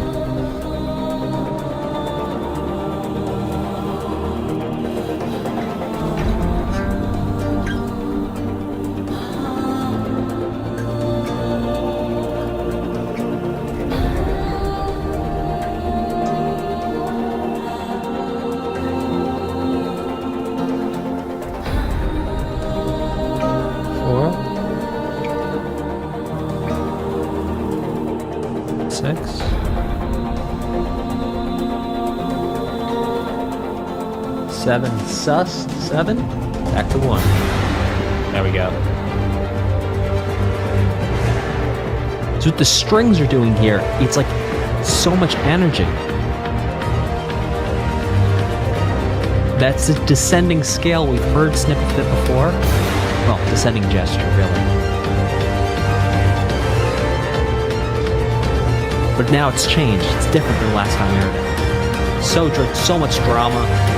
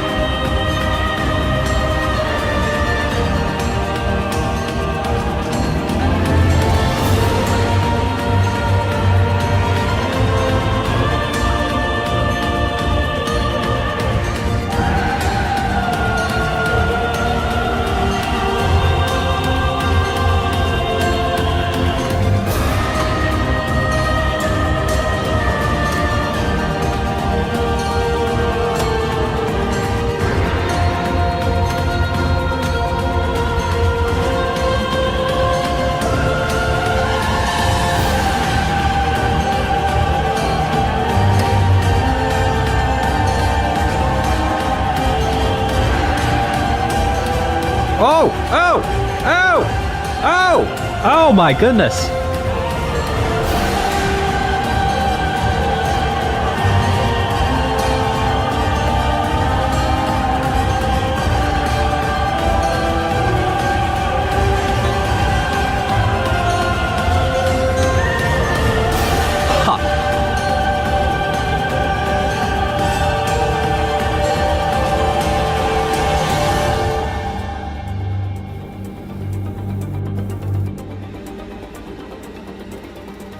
Huh.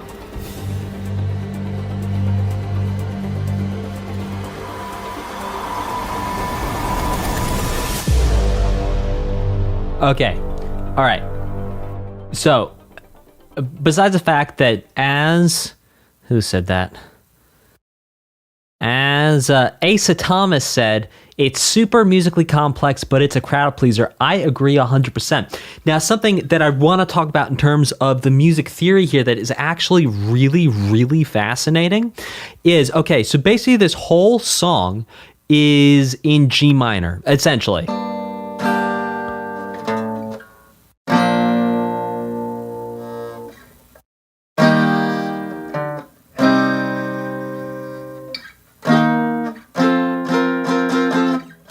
Something like that. Okay, now it gets really cool. And the reason why I shouted towards the end was because this started happening. Notes that are not from all the chords. So all the chords we used up to this. So chord, it's like when you take, so this is a note, right? 2 notes at the same time or 3 notes at the same time, that makes a chord.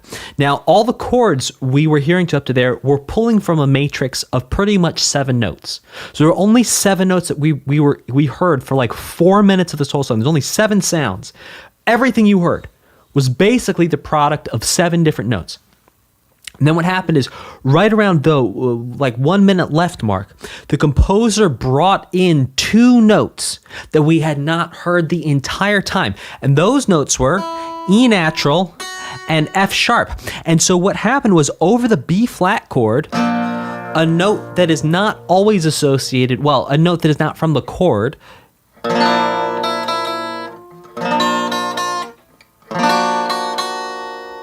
oh my goodness, doing that movement there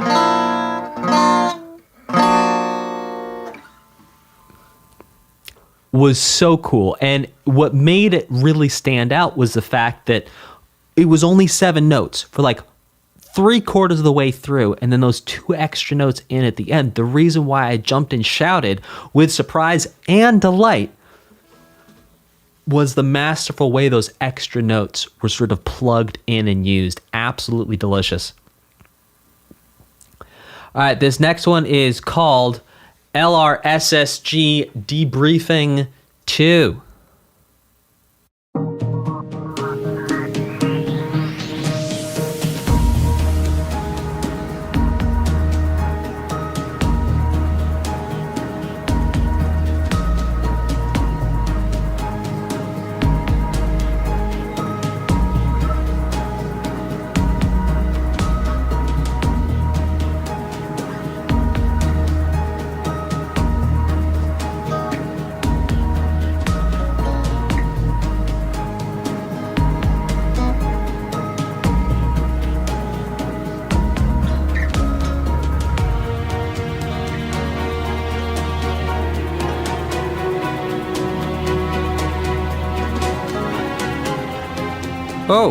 Oh, fascinating. Okay, so again, it's a second time in this fourth section. We've heard this reharmonization of what could be a James Bond theme thing happening here. Oh, but a total reharmonization. Reharmonization means pulling different notes and creating new chords with the same sort of melody in front of it.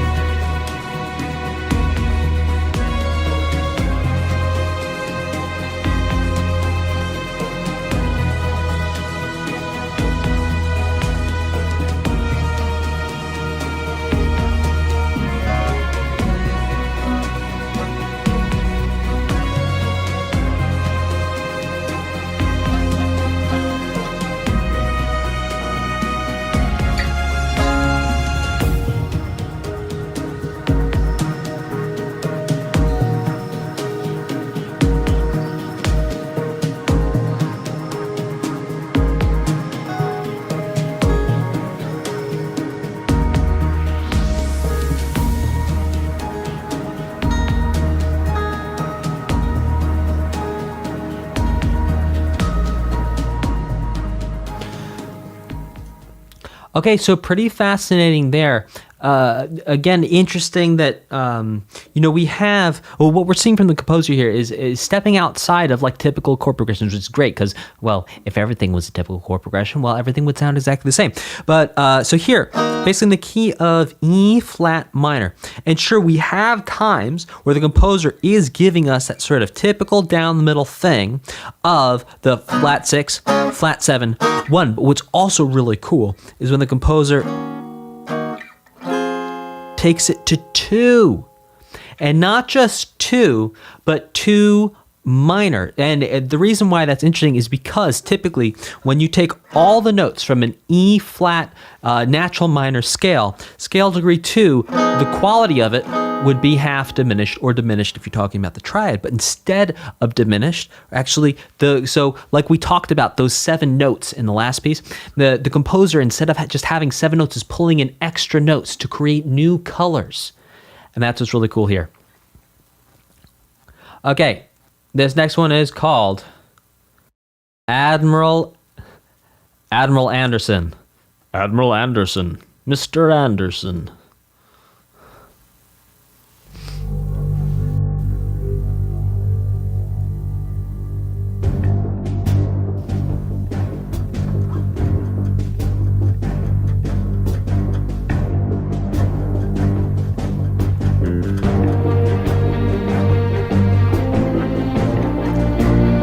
So this is like a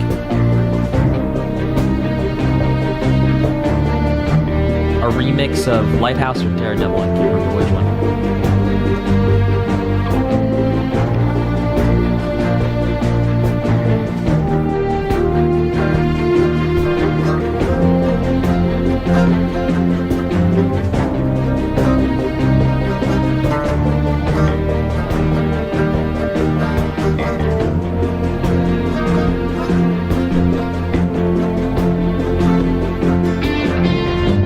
Oh yeah, come on now.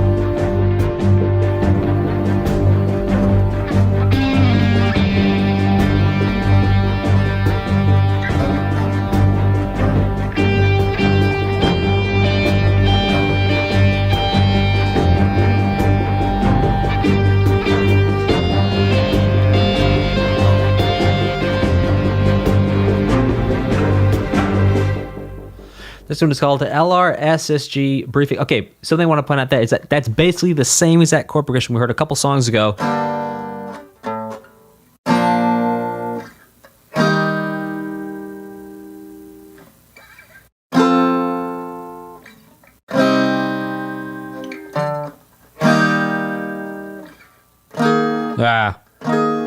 Sorry.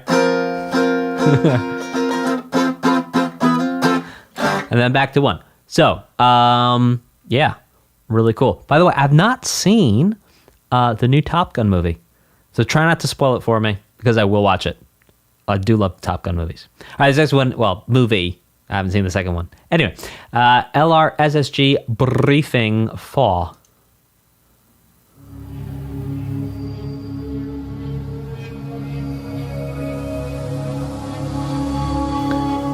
I have yet to be disappointed by a Tom Cruise movie. There may or may not be planes, say Space Cowboy.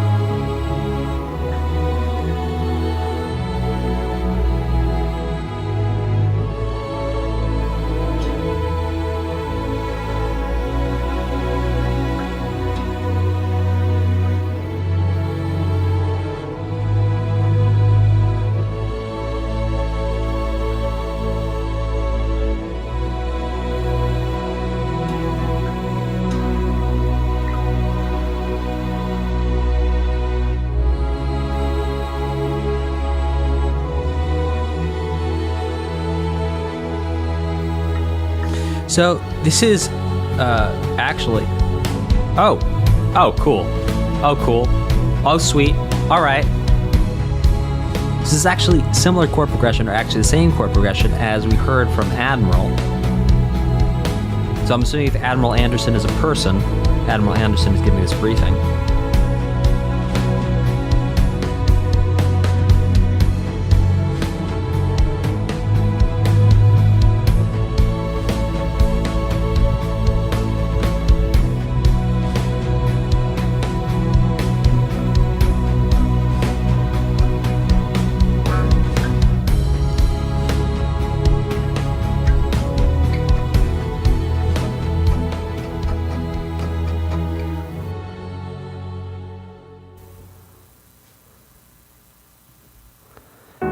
This one is called Determination. Stay determined.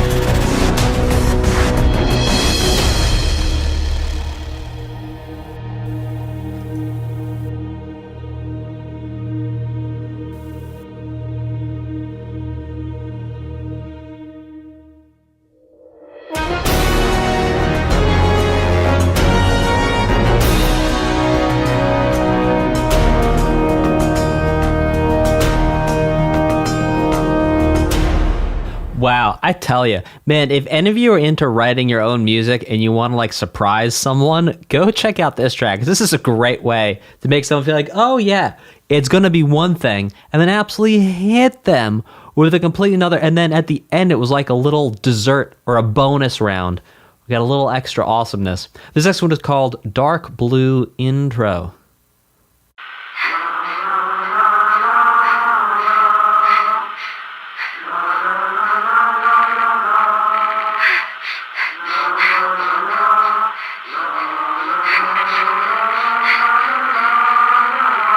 Is this from like Omori or something?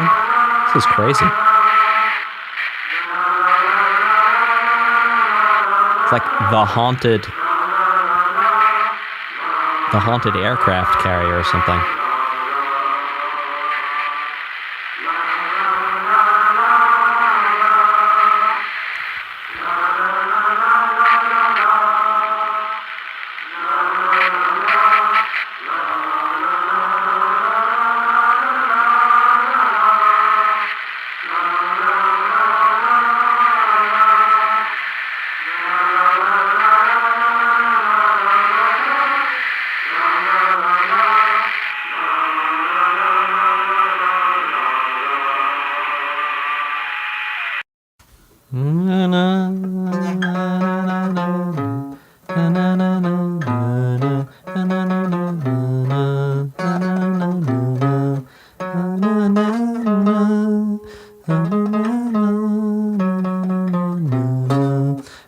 Odd melody. What an interesting thing. A little creepy. Let's just keep it going. This next one is called Hush.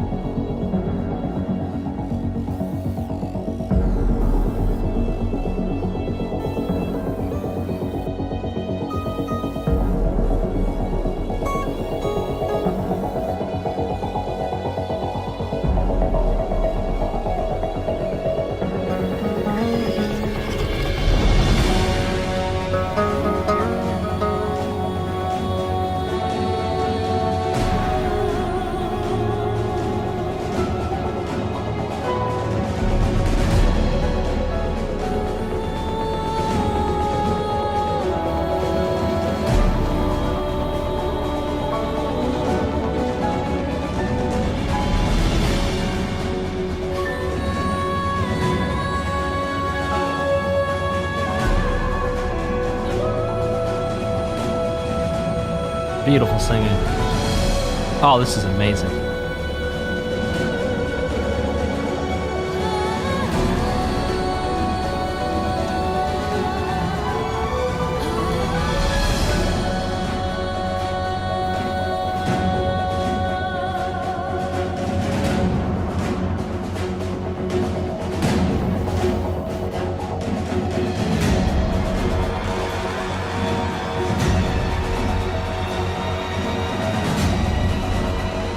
Ooh. Oh. Oh.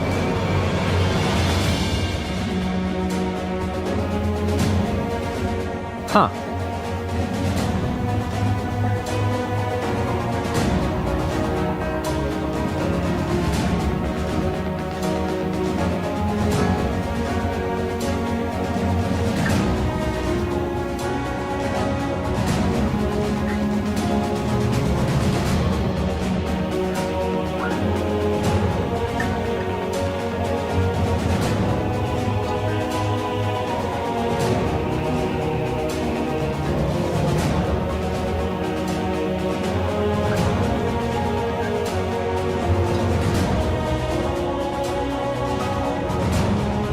This is the same as what we heard for the Admiral song, Debriefing, now changing slightly.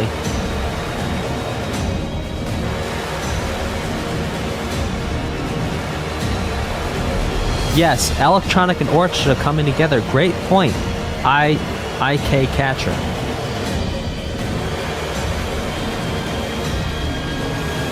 It's modulation of the strings here. Oh, now key change.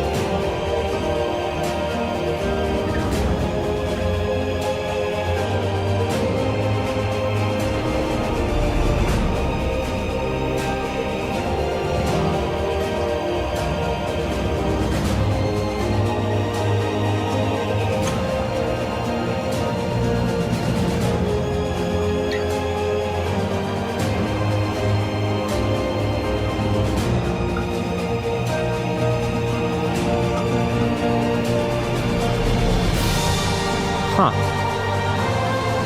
Yeah, just modulating keys over and over again, which means the composer's changing out which group of 7 notes they're using.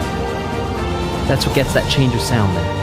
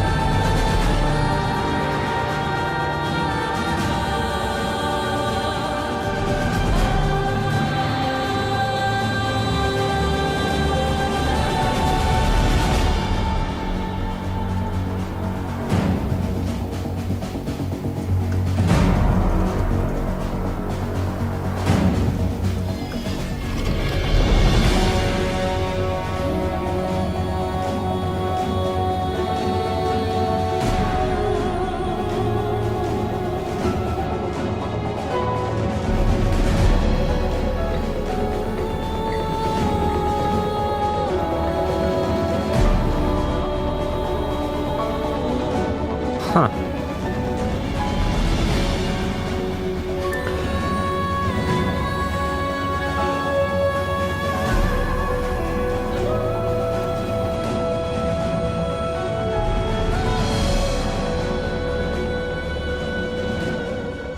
That singer, I mean, is killing it. Beautiful tone, pitch perfect, on the money. All right, so this song was really interesting. I should say this piece. By the way, difference between a piece and a song. A piece of music typically does not have lyrics or words associated. Like Mary Had a Little Lamb, Little Lamb, Little Lamb. That would be like a song. Whereas, I don't know. There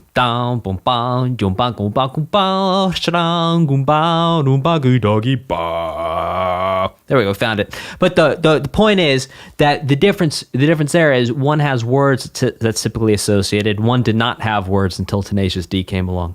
So the point here is the piece. The piece was really interesting because we had like 4 different sections, and then also what was happening a lot was called modulation.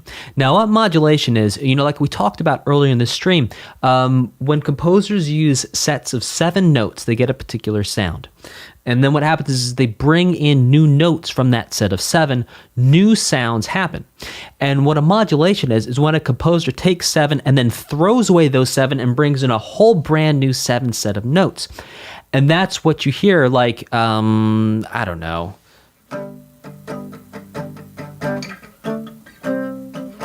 And I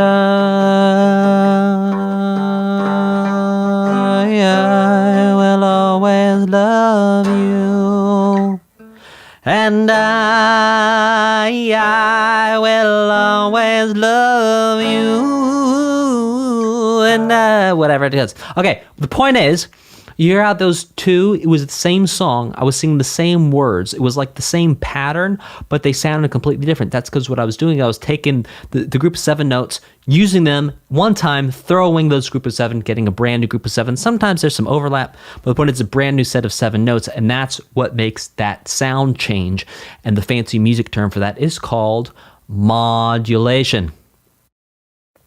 Okay, this next one is called Space Elevator. Living it up while I'm going down.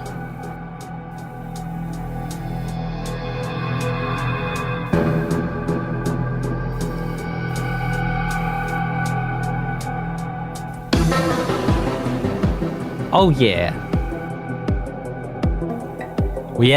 Now we've not heard this motif in a minute.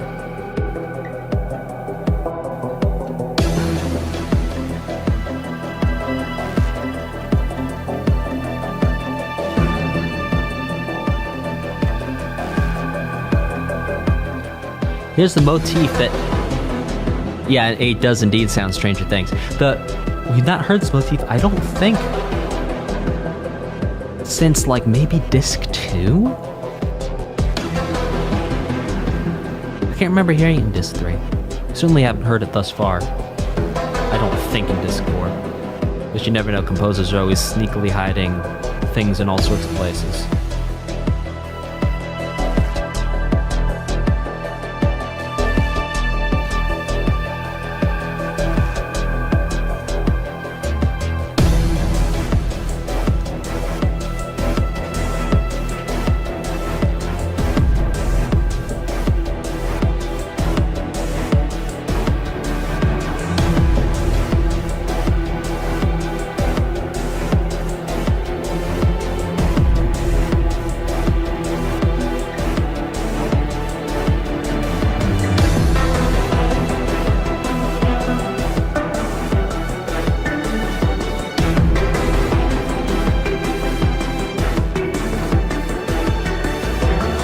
We also, I believe we heard that. I'll break it down after.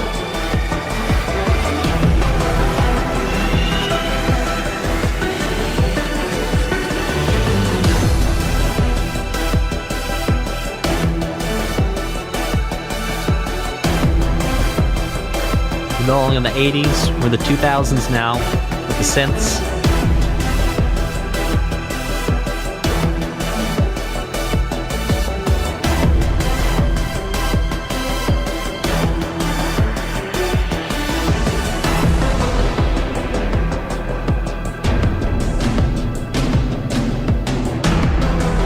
Give me some of that Phil Collins energy, let's go.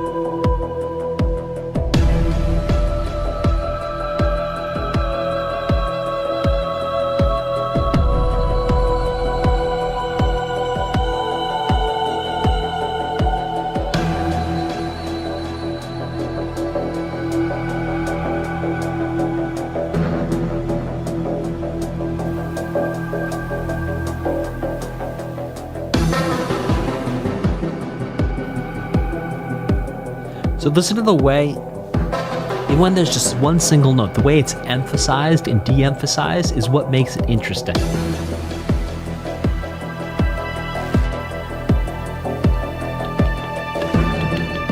Bang. Bang.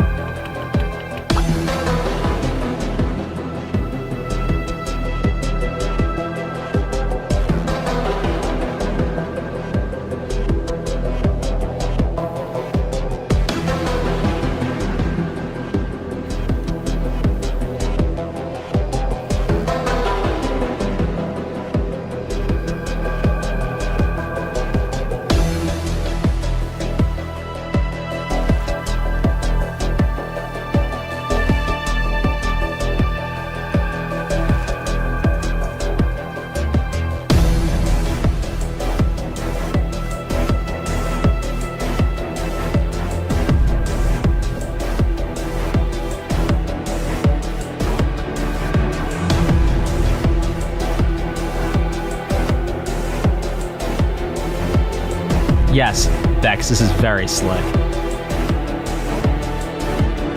Even the rhythmic displacement, well, not displacements, but...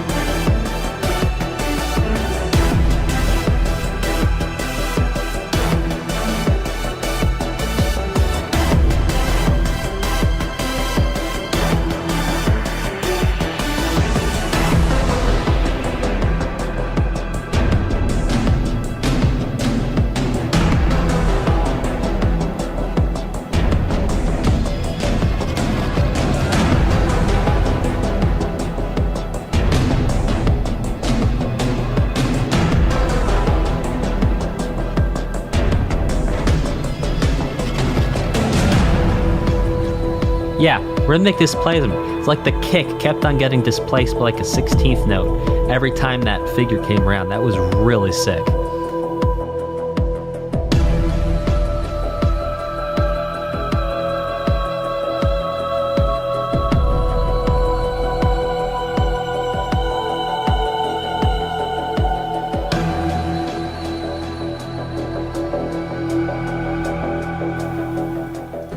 Okay, one thing I want to break down, past this what I was talking about in there, was that the base was holding down that E.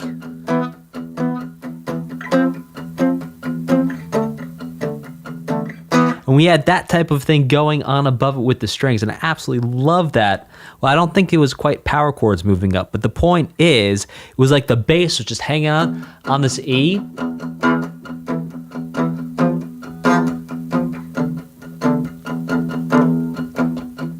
What a heavy, heavy riff. So in this case, we have the bass hanging on an E, and then the top thing is going E, an octave up, F, flat 2, flat 7, back to 1. But because that lowest note is on an E, and low notes are always the most powerful in terms of how our minds, our brains, perceive sound. Our brains always perceive the lowest sound as being the most powerful and the most important. Our brains perceive the lowest sound as giving context to all the other sounds.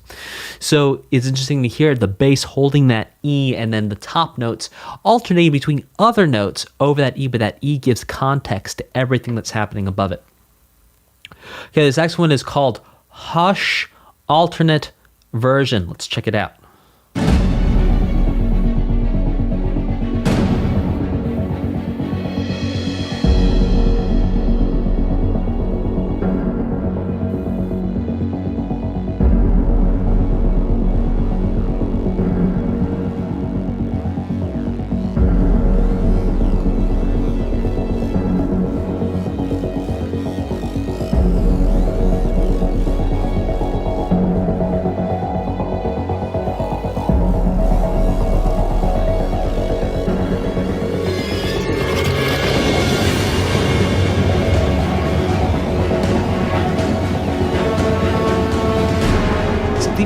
An instrument is playing one note. Listen to how it's emphasized and de-emphasized to keep it interesting.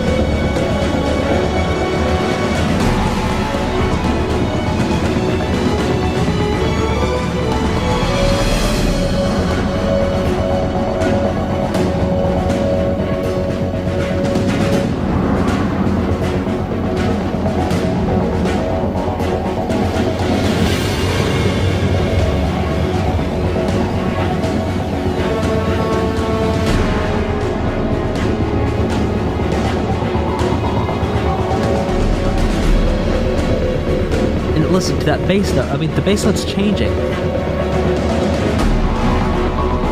Listen to how it's emphasized, wow, how it's modulated, phase.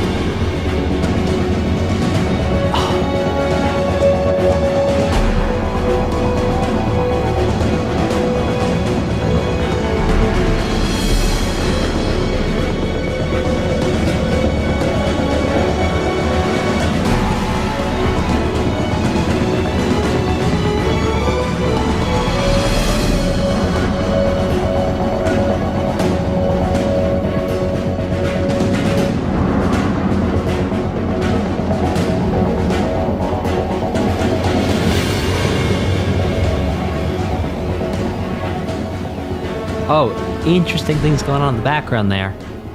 Huh. A interesting different take on Hush. I think I really did like that string just there. Wow.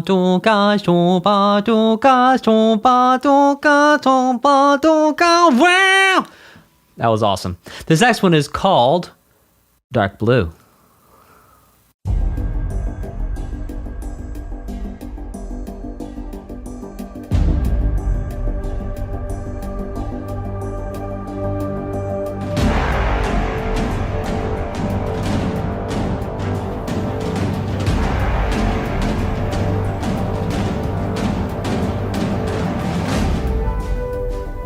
Ooh. This is much more gentle than I thought it would be. Okay, now we have trumpet bugle type thing.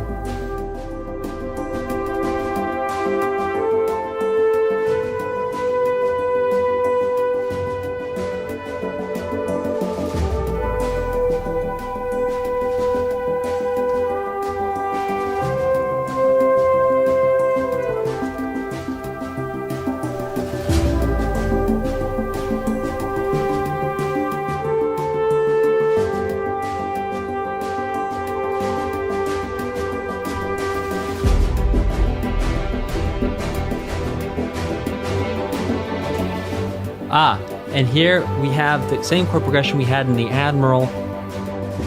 We had in the Admiral Briefing. Oh, that we might have also heard in Dark Blue intro? What else did we hear it? Another song, can't remember which.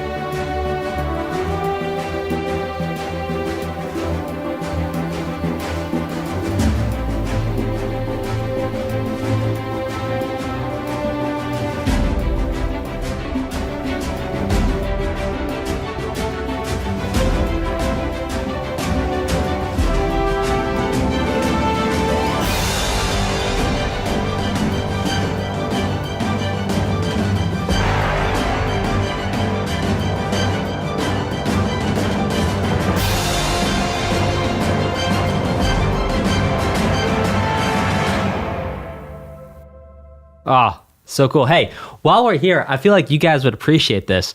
A couple months ago, I got to see both the Blue Angels and the Thunderbirds, and wow, that was incredible. What a display of just aerial precision. I mean, amazing, amazing, amazing. So cool. For those of you who are not from the States or don't know, the Blue Angels are the Air Force. It's, I think, 5 or 7 pilots from the Air Force who do like stunts and things like that. And they travel around the country putting on shows for air shows. And then the Thunderbirds are the pilots, I believe, for the Navy. Absolutely, absolutely incredible. Blue Angels and Navy, excuse me. I apologize. That's my fault. Angels or Navy. Anywho, they were really, really cool. Even though, and excuse me, I apologize for getting my branches wrong. Love. Yeah, I'm sorry. This next one is called Epilogue. Let's check it out.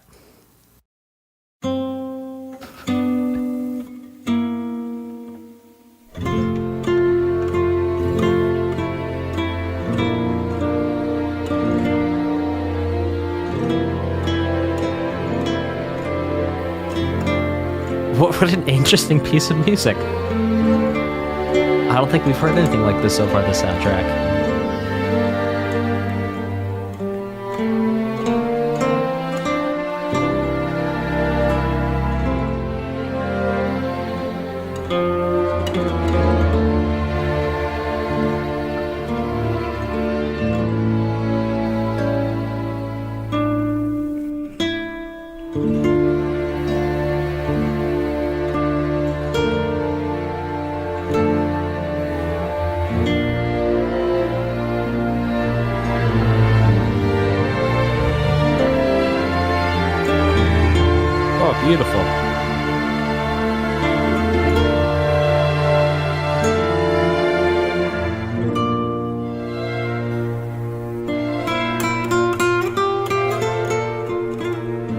no percussion here. Just strings, guitar.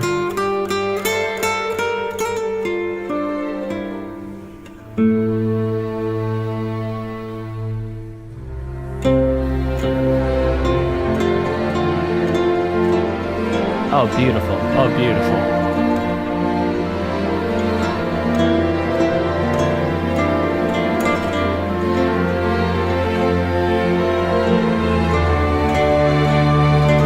It's funny because it's almost like a very, it's a very old wave, like, melody.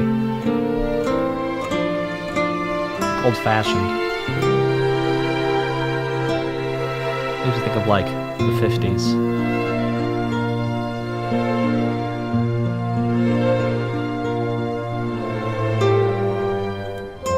Also, you hear how the time's not consistent. The time kind of... Oh, there you go. And now bringing in sharp 4s here. Right at the end. There's something about this composer bringing in little surprises right at the end that I'm 100% loving. Oh, we hadn't heard a sharp 4 that whole way through. And a sharp 4 that would be an 8th note. So we had 7 notes pretty much well. We did have 8th notes the whole way through. There was like a 9th note being brought in. That was like a little special, a little extra flavor, a little unexpected garnish on a dish. What was I going to say? Oh, yeah. It's like kind of an old-fashioned melody. Oh, yes, the time. The time. You hear it sounds like kind of like the ocean, like...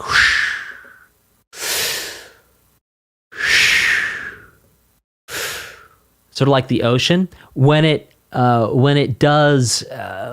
music breathes like that, oftentimes that's called rubato, or without time, you know, kind of like starting, stopping, starting, stopping. This next one is called pensées, which is the French word for thoughts. So we're going to check out thoughts. On va écouter les pensées. Allez, on y va. Tu te souviens de nos fleurs préférées qui chantaient tout près de nous du jour de ta déclaration d'amour, les mains pleines de pensées, plus même dans ton dos pleura et plus tu as pleuré dans mes bras. Et un moment de silence, puis pouffez-nous tous les deux. Just us two.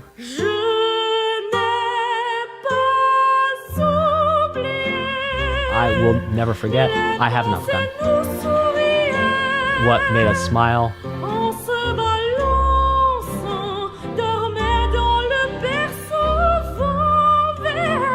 I couldn't understand what she was saying.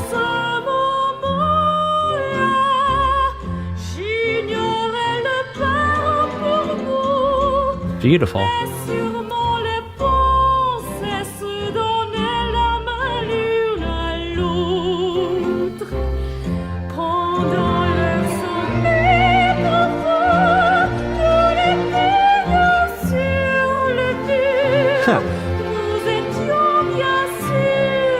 Yeah, very sort of 40s with those half-step approaches to the melody notes. Oh, those little, yeah, little half-step variation things there.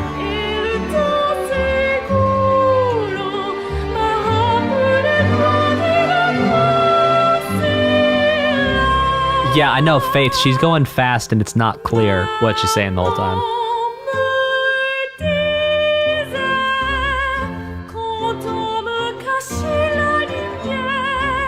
That.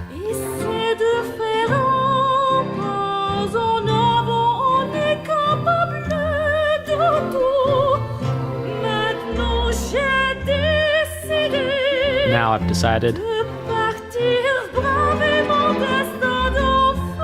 to leave somewhere.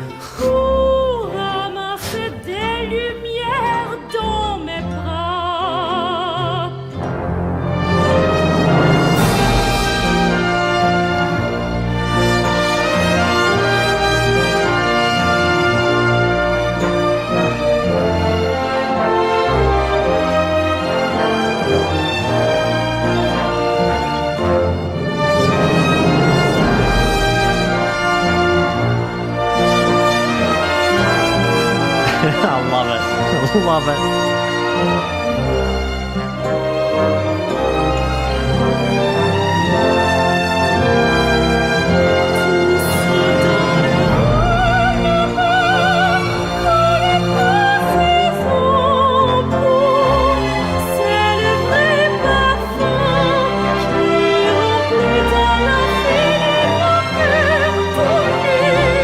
How loud the strings are compared to the voice. That's not terribly common.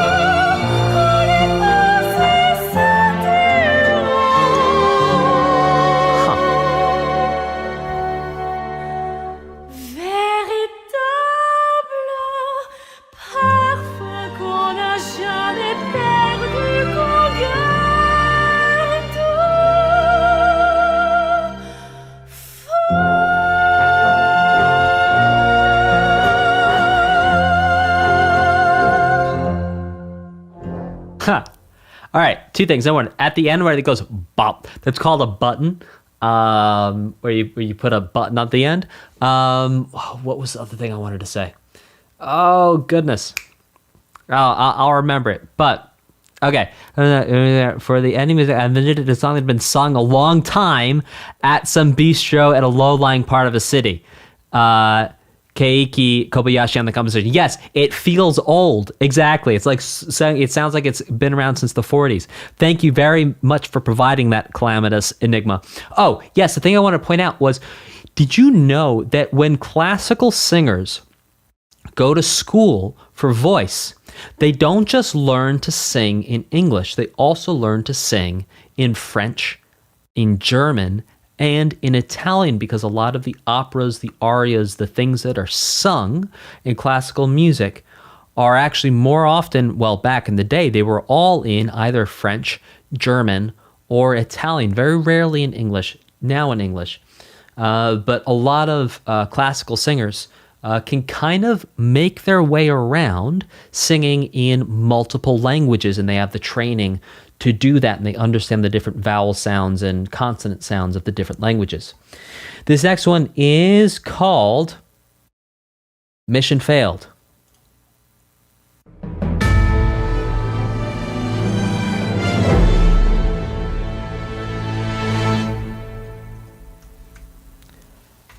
Sounds like a failed mission, but try it again. Continue. This is called Multiplayer Hangar.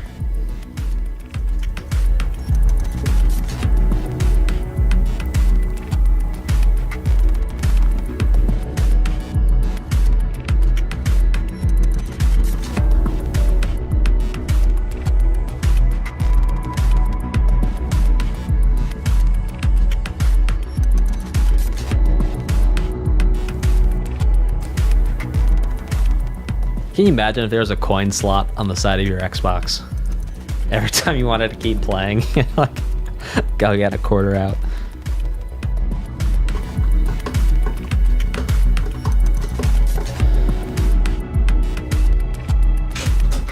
All right, I'm going to drop some info in the chat so I don't speak over the music.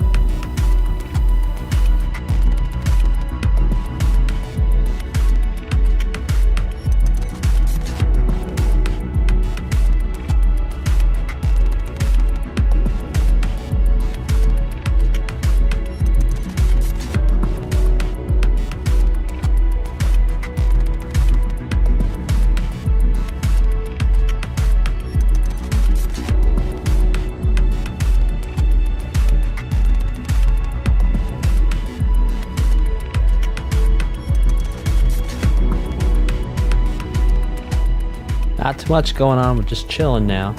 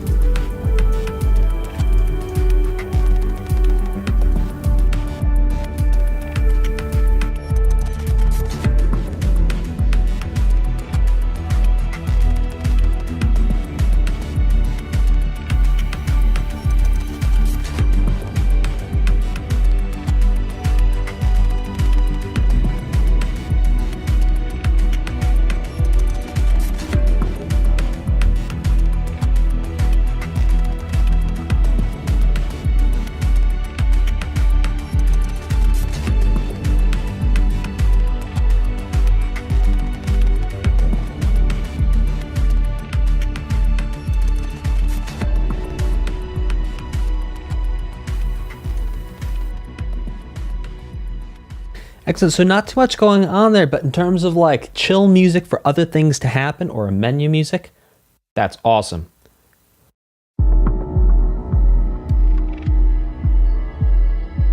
It was multiplayer mode lobby. I have a feeling we may get another couple minutes of chillin'.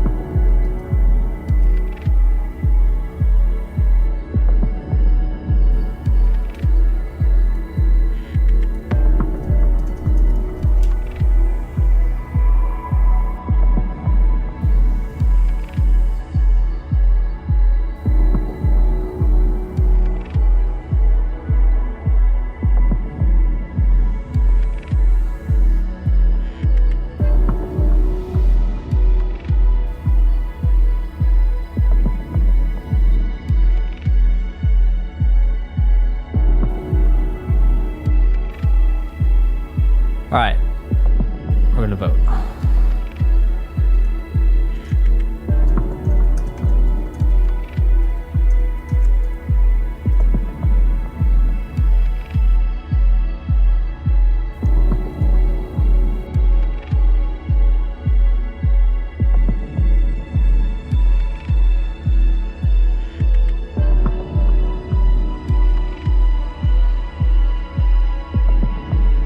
All right, guys, we are gonna jump to Rokaroha as based on our 80-20 poll. All right, here we go, Rokaroha.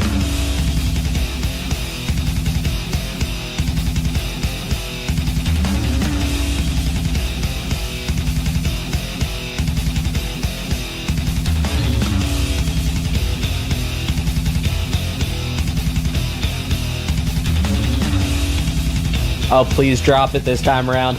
Come on now.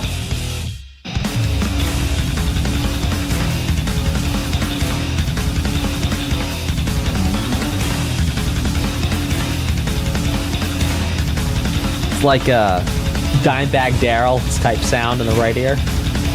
Pantera.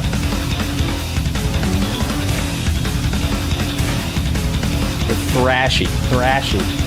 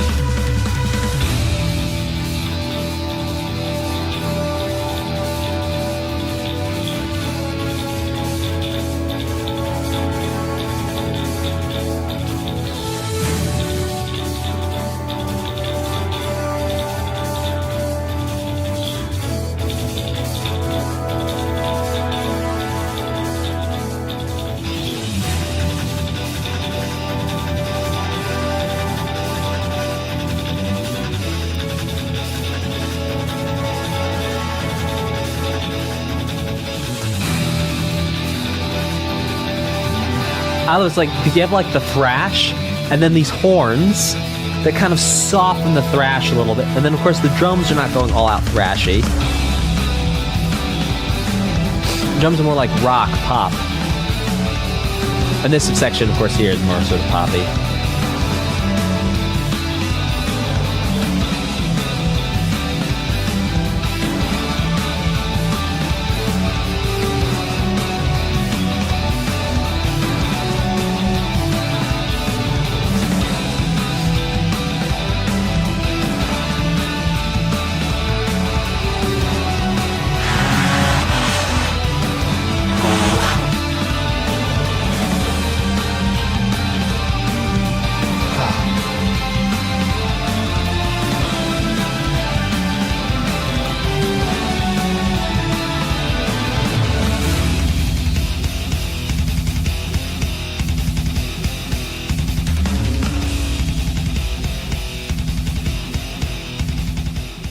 Yes, if you guys want to hear what inspired that, go listen to like Cowboys from Hell by Pantera, and you will hear that sound.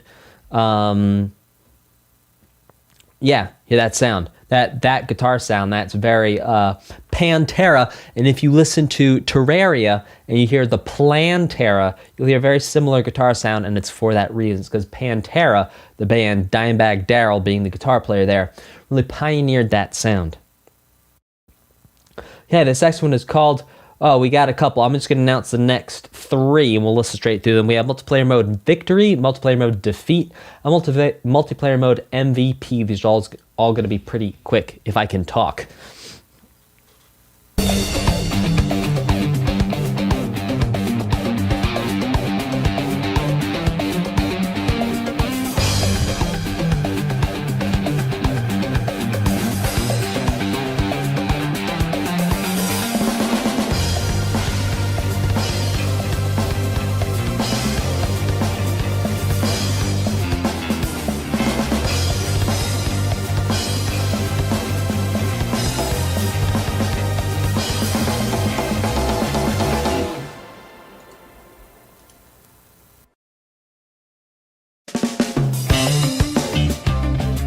Oh yeah, groove it.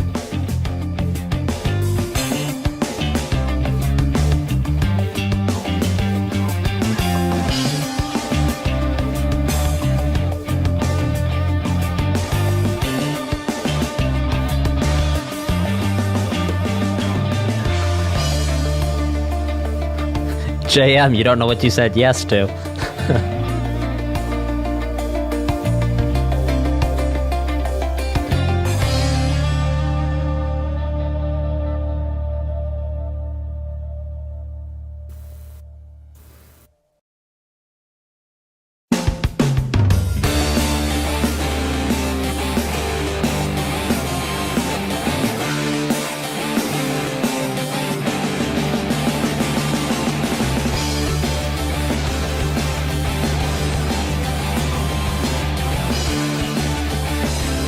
Good hard rock.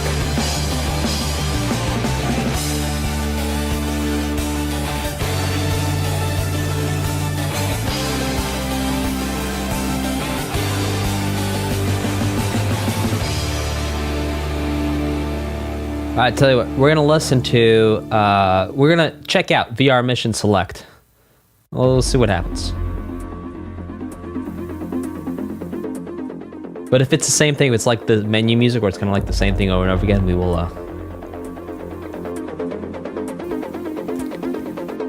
we may skip along. All right, type a 2 in the chat if this evolves or goes somewhere. Type a 1 in the chat if it does not. No, just we'll give you one. Type a 2 if this doesn't go anywhere.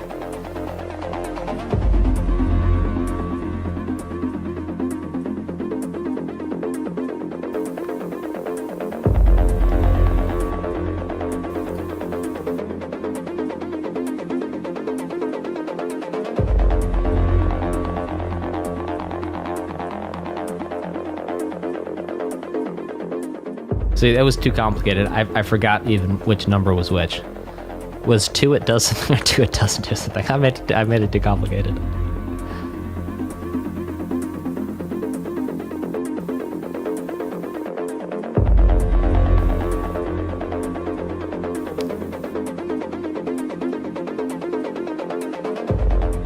Say it's the same. All right. Yeah, 2 doesn't lead anywhere. All right, how about this next one? Type a 3 if this one doesn't lead anywhere.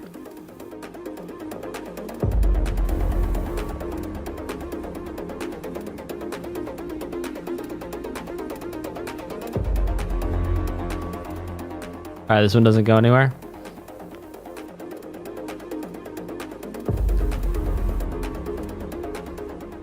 All right, so let's listen to it for a second. Let's appreciate it, and then we'll move on. So, okay, what's interesting here? Yeah, it is looping tracks. Exactly, Machine Gun.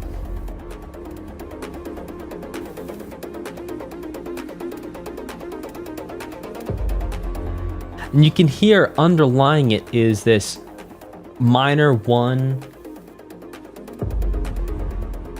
flat 6 flat 7 1 is happening. underneath it in those higher instruments. All right, let's check out VR Hangar. Feels like a build of what we just heard. So I'm assuming that, yes, you would hear both as you progress towards like VR or multiplayer, whatever it is.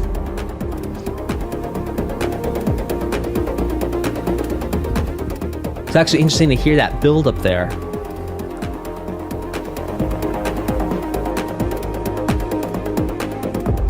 Yeah, musical wallpaper, which isn't necessarily a bad thing, just a different purpose. Says Dichotomous Prime. That's a great name, by the way.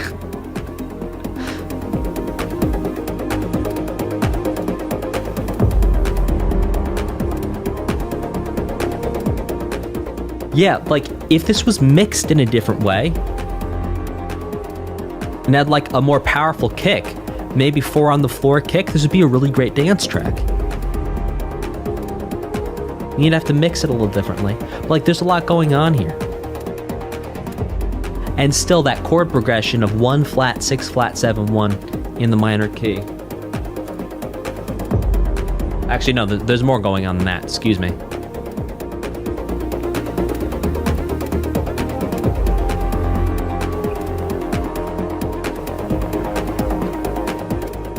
All right, let's check out VR Mobius 1.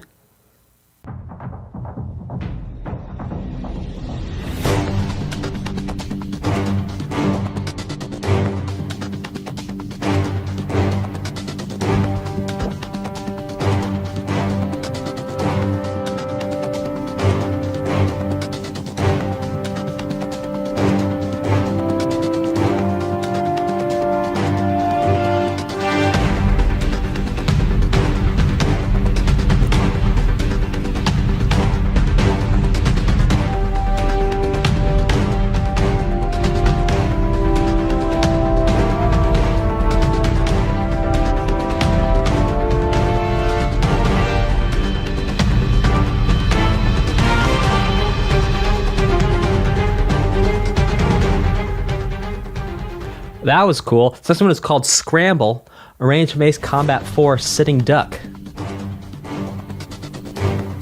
Alright, so kind of like Takeoff.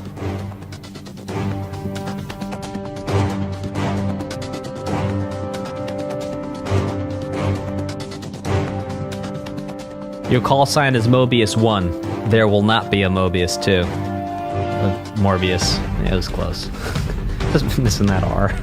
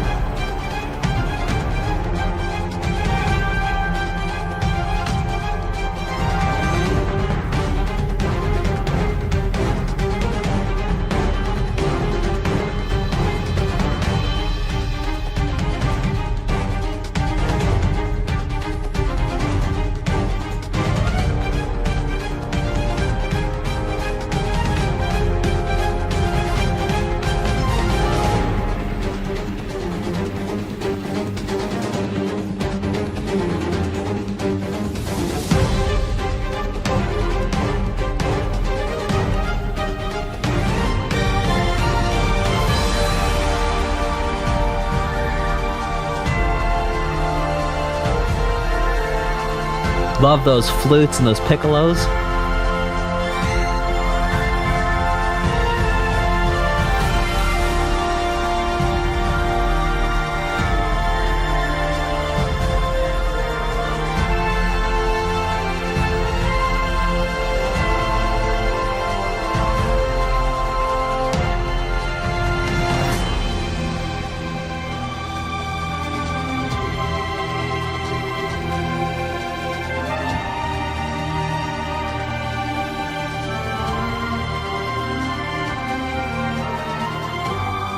Oh, Major.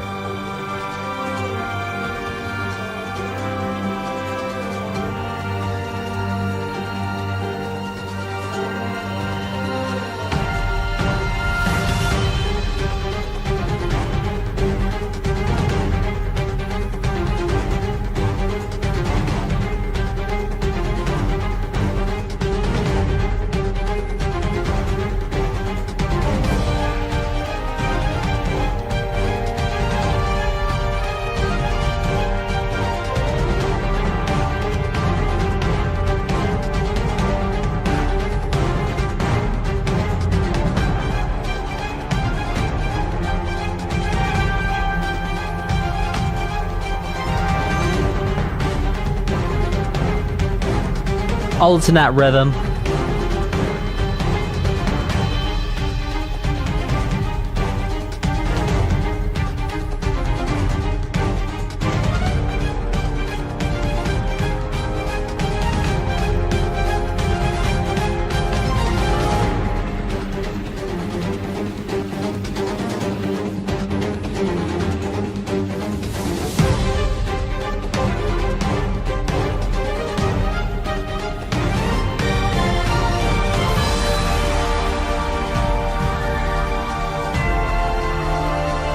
So much going on.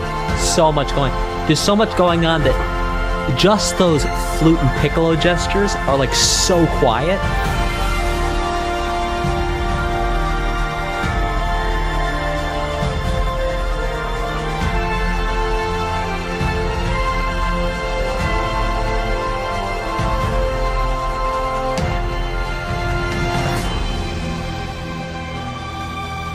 Huh.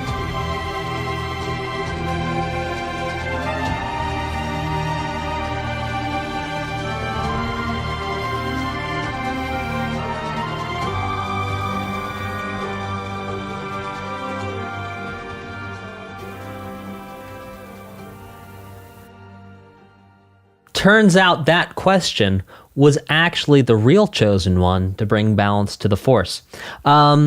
This was, it was really cool. It was really interesting. I love to hear how you can still hear the same sort of spirit from the whole track. Yet I'm assuming this is DLC or this is something extra.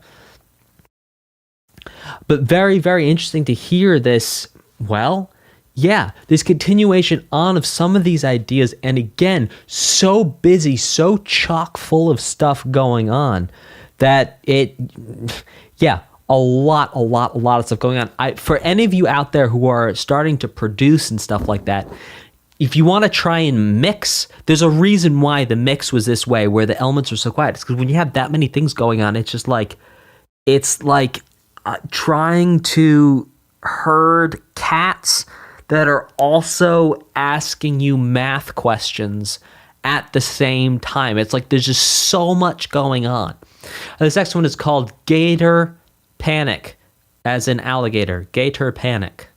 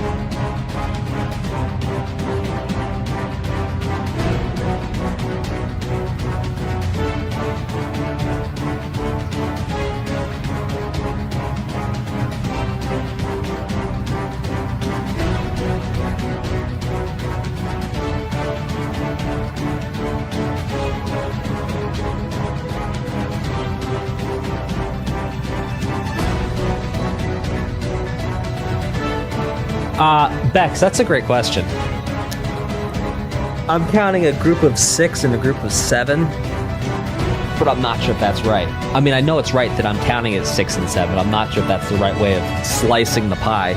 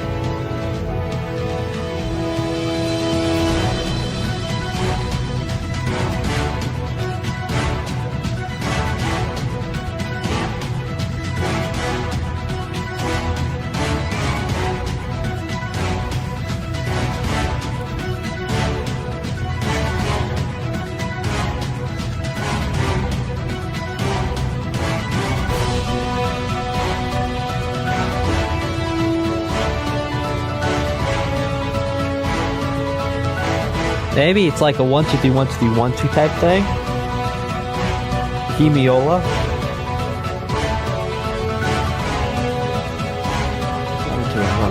1 2 1 2 1 2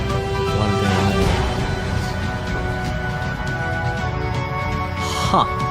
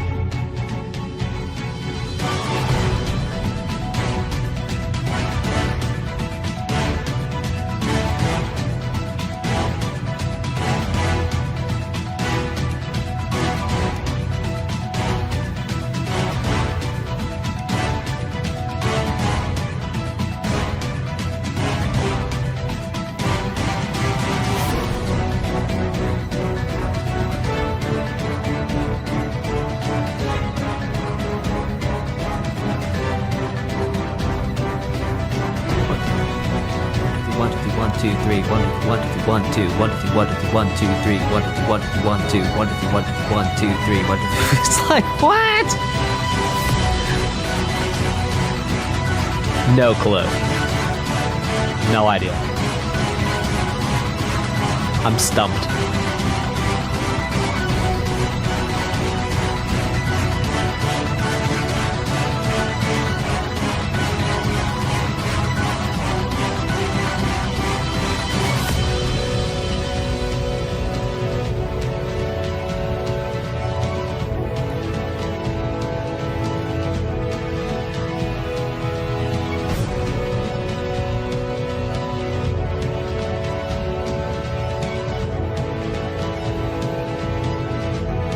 I've never heard anything like this before.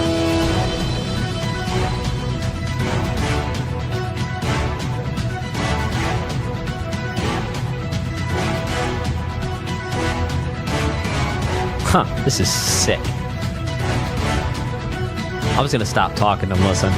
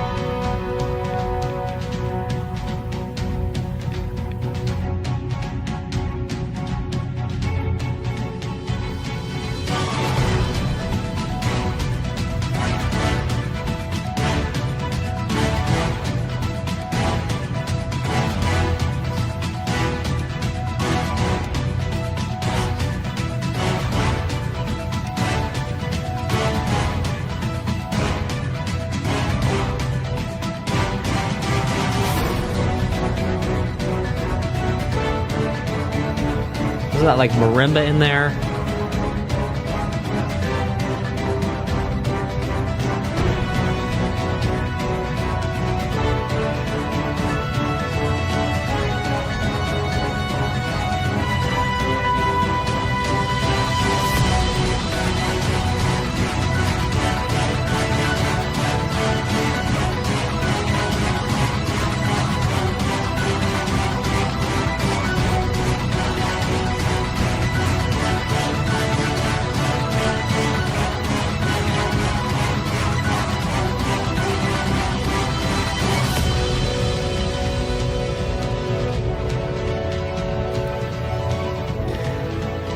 Gator Panic, arranged from Ace Combat 4 Tango Line, blows music teacher's mind straight out of the water and into the sky.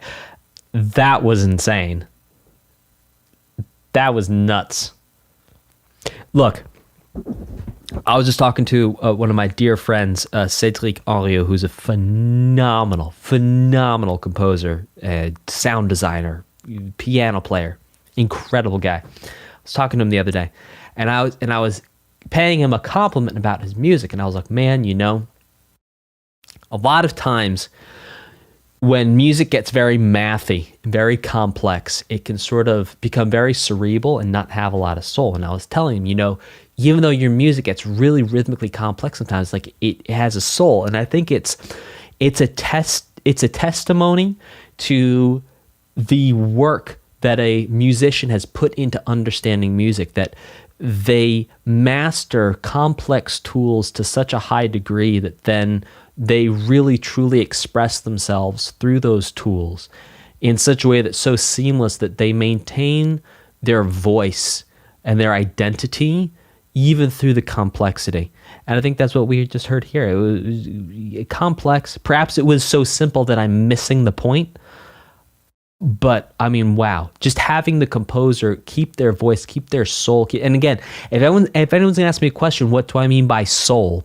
It's like feeling. It's like, what do you as the listener feel from it? Does it feel like, you know, when you're talking to someone and like you can tell that they're not being honest, you can tell they're trying to sell you something, or you can tell they're trying to hide something from you, right? It's like that same thing where your brain's doing these like extra calculations in the background to figure things out, to let your conscious mind know. I mean, wow. Phenomenal. Yeah. Really good. Really good. Loved it. This one is called Sentry's Brunt.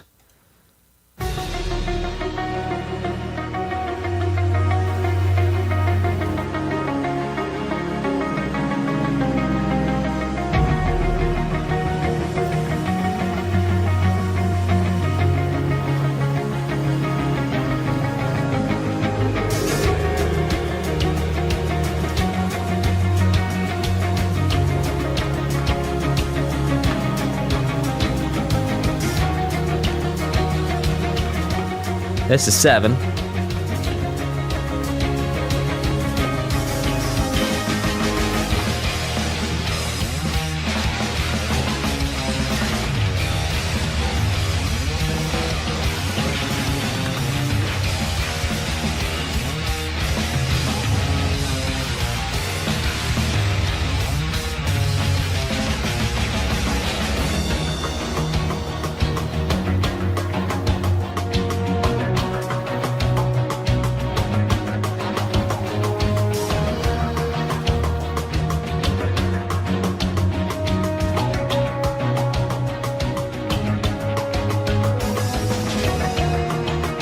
Oh, love this build.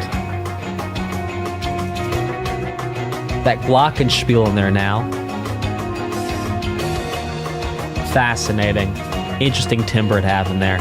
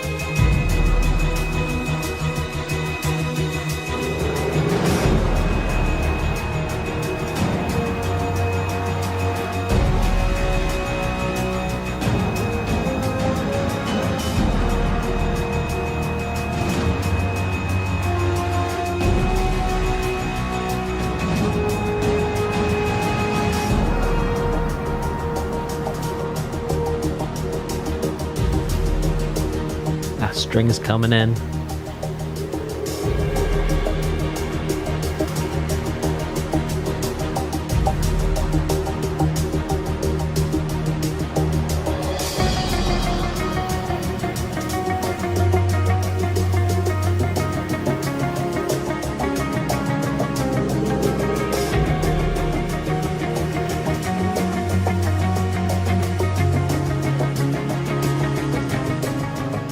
Huh. Okay, so another really, really fascinating piece that, again, took us through quite a journey of starting in one place, going to a completely different place, and then coming back. And this is part of really the only thing that really makes this possible is, well, sort of modern technology, because you go back and you listen to even sort of like the Sgt. Pepper's and the Brick in the Wall type of albums that were super, super, super groundbreaking. Imagine what those guys would have done, man, if they had had like modern computers that could shift around and jump around in this way. I absolutely love this. This was fantastic. Let's listen to a couple more. This next one is called VR Victory.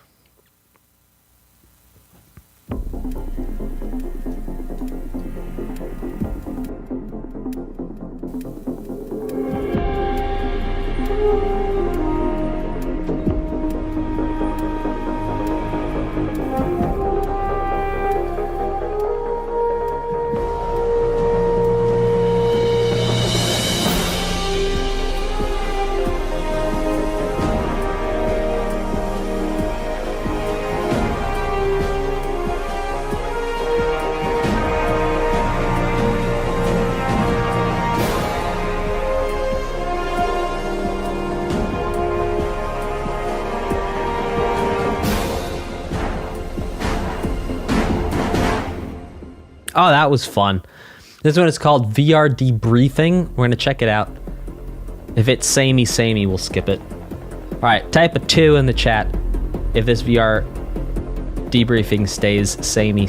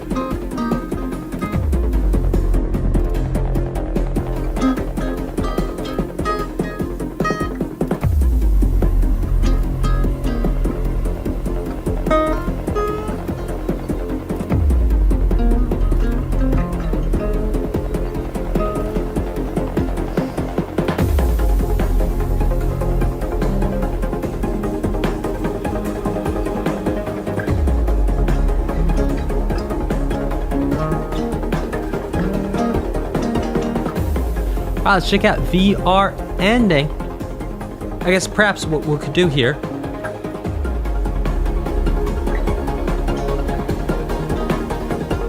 Let's break down the theory. Let's just go back and listen to that part right there. Okay, so basically the chord progression is going 1, for a minor key, 1, 3, flat 6, flat 7, back, 2, 1. Okay, this next one is called a VR ending. Break it down now. What? What? I'm currently looking for a hype man to just go, what, behind everything I say.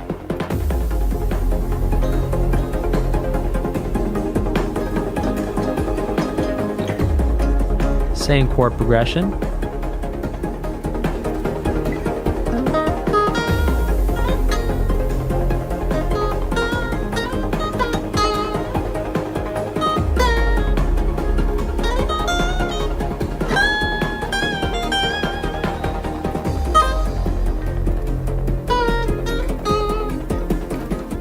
All right.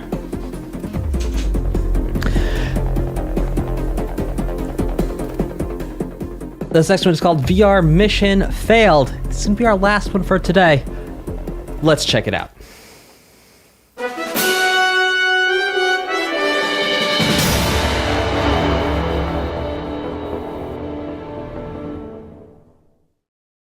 The sound of failure is how we shall end for today. Hopefully, you will not experience failure in your life going forward from today. But anyway, it doesn't matter. We're going to jump straight into DLC LRSSG Briefing I. Say that 5 times fast. Here we go.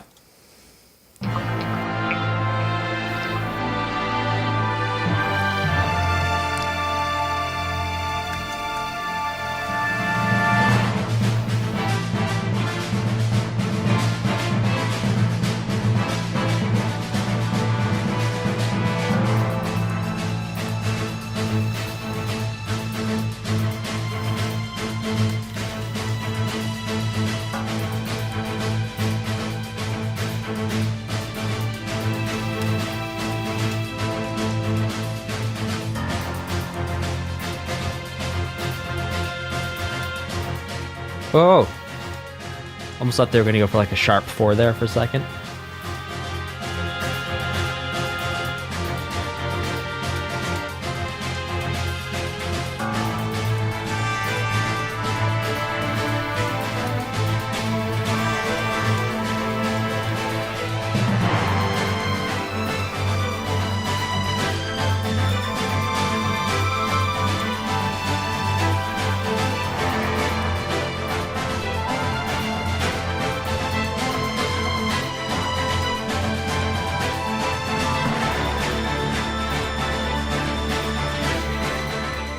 Oh, I love that syncopation thing that's happening in the trumpets right now. Oh, that's so cool.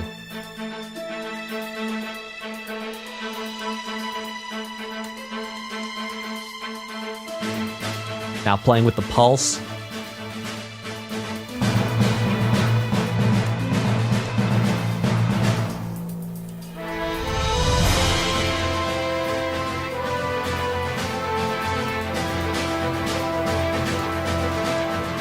Listen how those strings are so busy in there, creating so much movement and tension.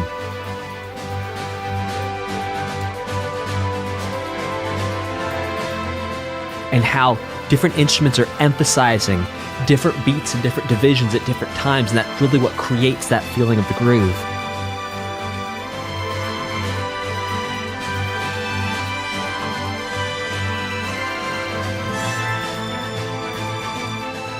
Oh, I love it.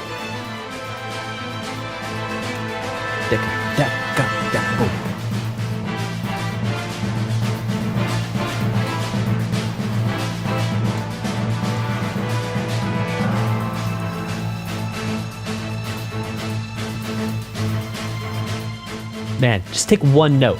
Just take one note. That's how interesting one note can be. It's very interesting. One note.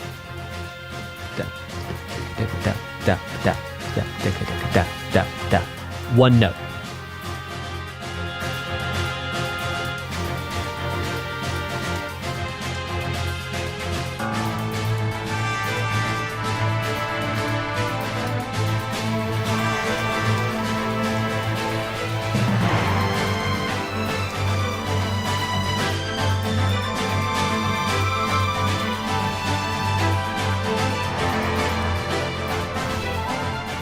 Oh gosh, like the little emphases that are coming out.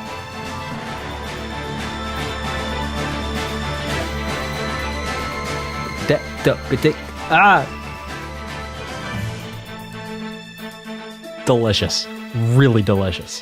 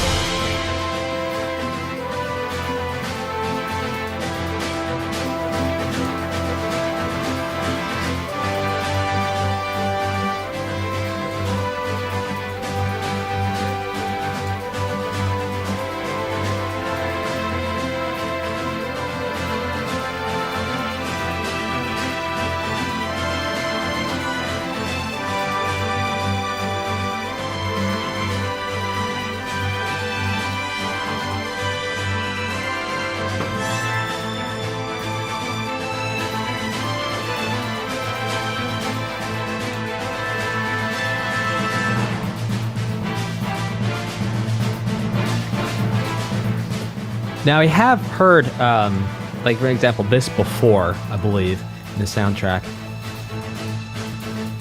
Now, if you're watching all these in a row and you're going, why can't he remember what he heard last stream? It's because last stream for me was like quite a few days ago. So every once in a while I'll be like, I think I've heard this before. And if you're watching all these videos and you're like, why can't he remember what he heard yesterday? Well, it's because it wasn't yesterday. It was a couple days ago. Okay, so something I want to point out to you guys is like, look, there's a lot of times in this where, sure, a whole bunch of different things are happening, but it's like there's one note being played by some instrument somewhere, or several instruments playing two different octaves of the same note, which is basically like it's like a cousin of the same note. Like you can tell it looks the same, but it sounds a little different. So like those notes are cousins. That.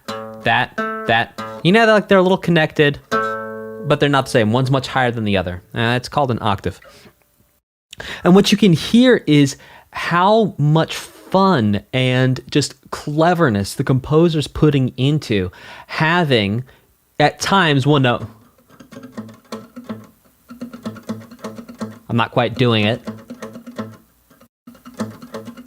But that's the idea. It's like you take one note, you make it so interesting, and then taking that same idea of having different emphasis on different beats, emphasis on different beats, and then taking that and putting that into when you have more notes and really creating this, it's almost like a machine thing. It's like if I close my mind's eye, it looks like, you know, that thing you could play with, or at least we had it when we were kids, and it was like it had a bunch of like pins in it with like the ends filed off, and then you could like put your hand in it and you'd see the outline of your hand and like the metal pins. It's kind of like that. It's like all these little pins kind of sticking up from the other pins. It's really cool. All right, this next one is called, by the way, type a 1 in the chat if you played with one of those when you were a kid. Type a 2 if you have no idea what I'm talking about. The next one is called DLC New Arrows Air Base Hangar. And real quick, thank you so much to all our super chats, and I will be reading all the super chats at the end of the stream. Thank you in advance for your support. Here we go.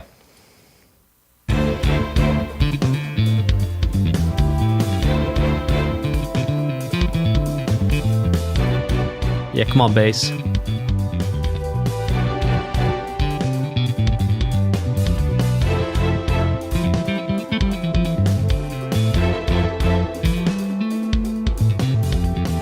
Ha, love that.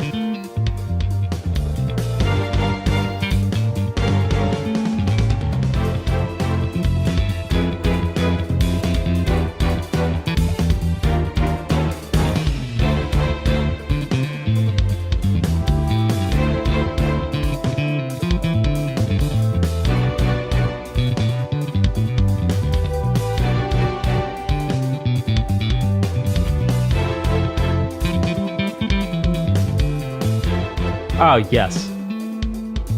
I love that right there. It's like little ball, and the bass just hangs there for a second, and then just sickly ends the groove.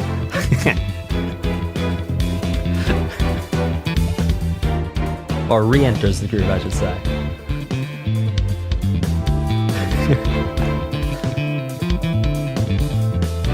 I'm just the anticipation's there at the end. It's delicious.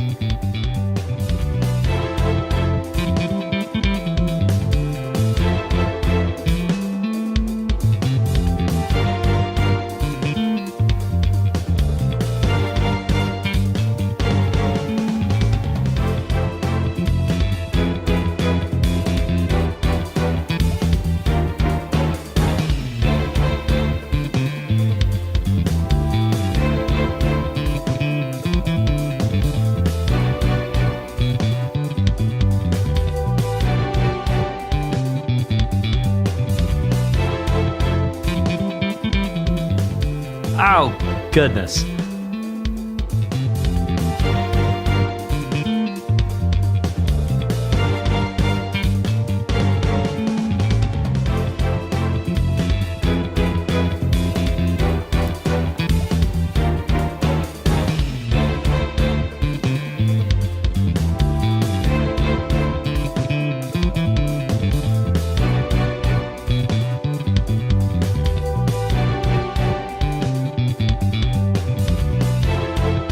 sick.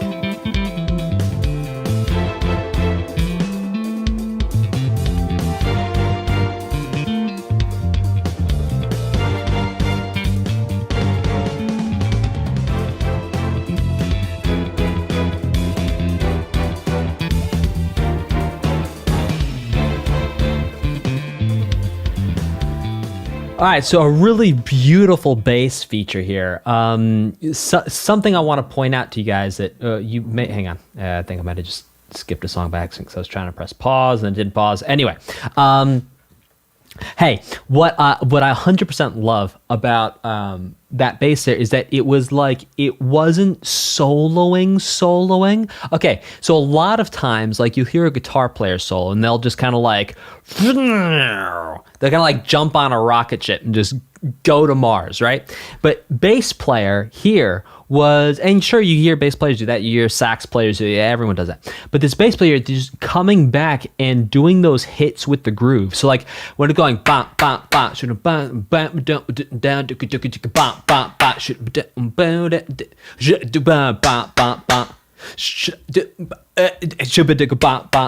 Right, when it's hitting the bam bam bam with the groove, that's really that's a whole nother level of mastery. Because, and I'm not, by the way, I'm not saying that when guitar players don't do that, they're not mastering, but it is interesting to note that when you are showing that you can hit on the chords with the band while you solo, that's a whole nother level of being locked in, and it's a great way of demonstrating your level of control over the piece of music.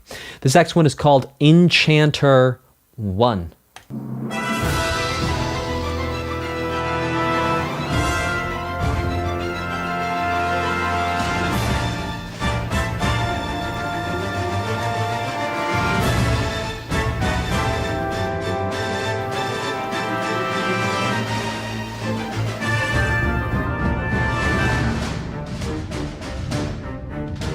Huh.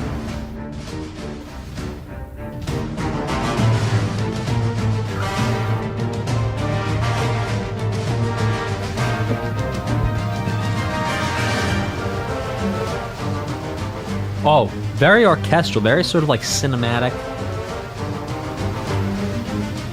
Like woodwinds call, strings respond.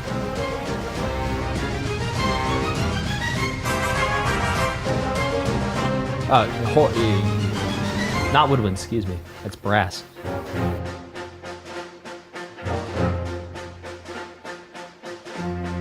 The way this is mixed is fascinating.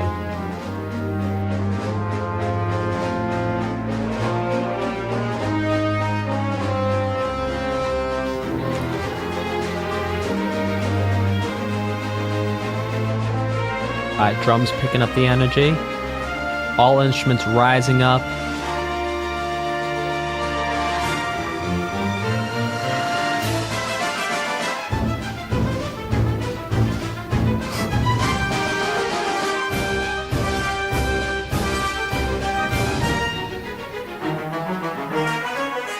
So listen to how these ideas get passed around by different instruments.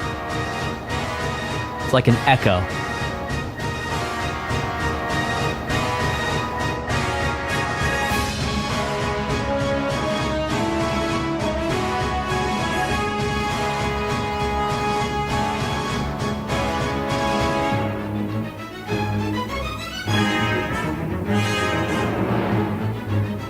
Idea? That sounded like organ too right there.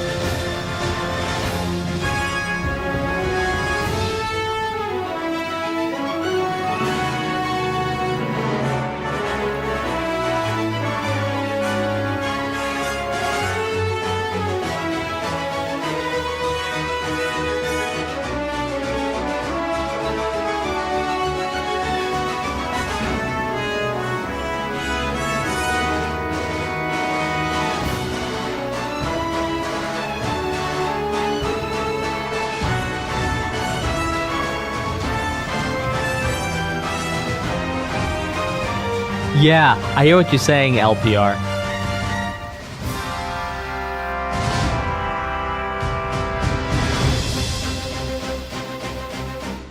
Wow, we're only halfway through this, too.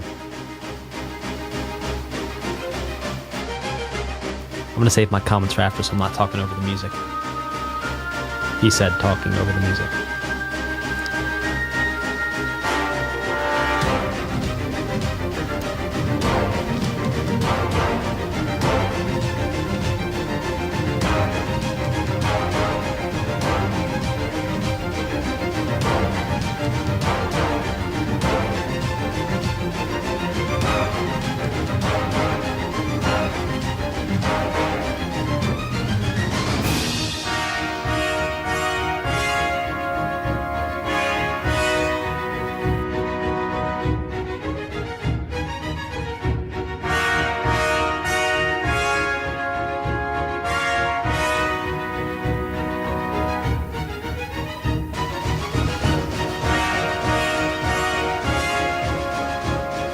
So many ideas going on in this piece. It's wild.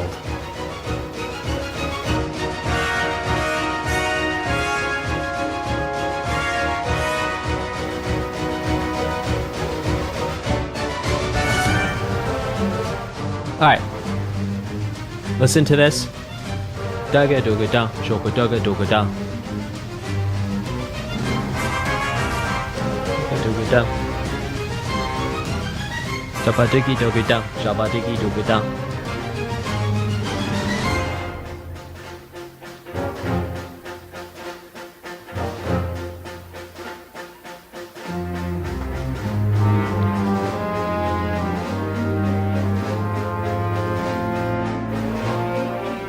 Also interesting how both strings and horns, brass, are taking turns giving backdrops to the other.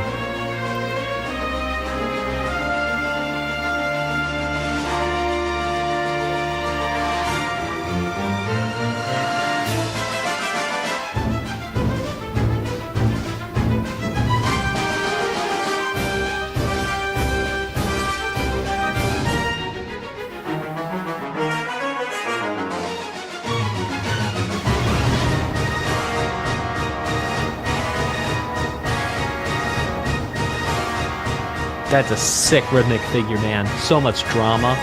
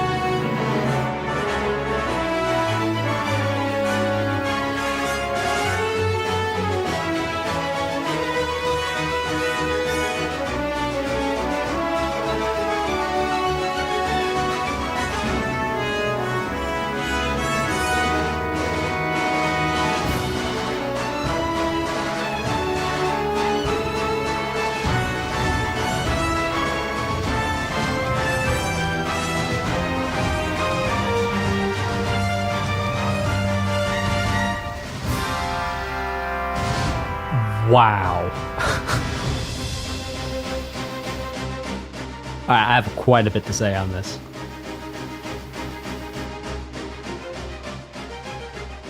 Okay, so first of all, what a deliciously and delightfully busy piece. Now, busy, what I mean is there were so many different ideas that kept on changing and evolving, and wow, so much going on.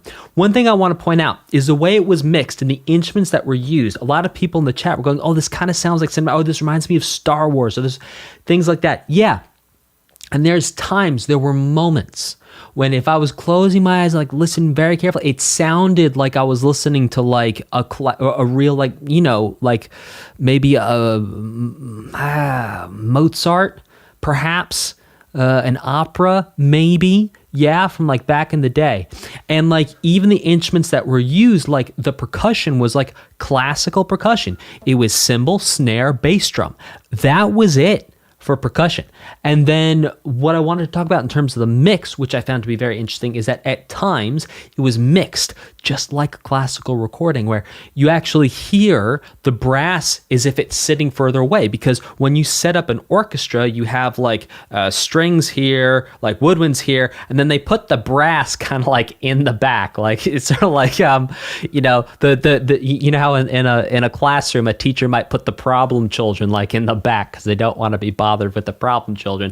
Well, in a similar way, oftentimes brass players are put in the back. And what you could hear in the mix is it actually sounded like the brass was far away, and the mix was as if it was in an orchestra at times. And then you'd have different elements that came in which definitely were not mixed like it was in an orchestra. So really interesting to hear that. Very, very, very interesting piece of music, which I liked a lot. That was really cool. All right, this next one is called Enchanter II. It's Ari. There will be food comparisons, analogies, and metaphors. It is only a matter of time. Just like when you put a Pop-Tart into a toaster. It's only a matter of time before that thing comes up, oh, so hot and kind of like a little juicy on the inside and warm and pliable, like it doesn't snap, it just kind of bends with you. Oh. All right, this next one is called Enchanter II.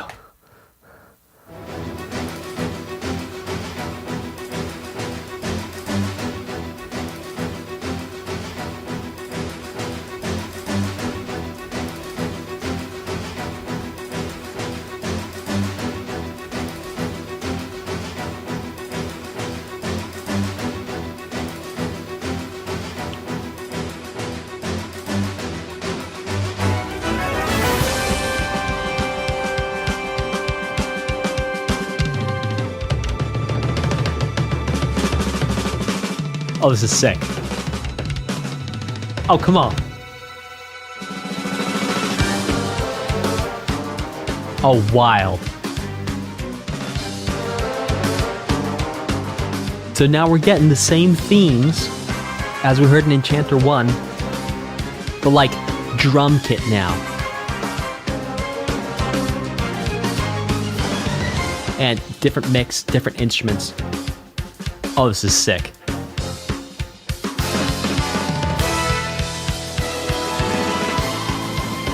Oh, I love this. Oh, I love this.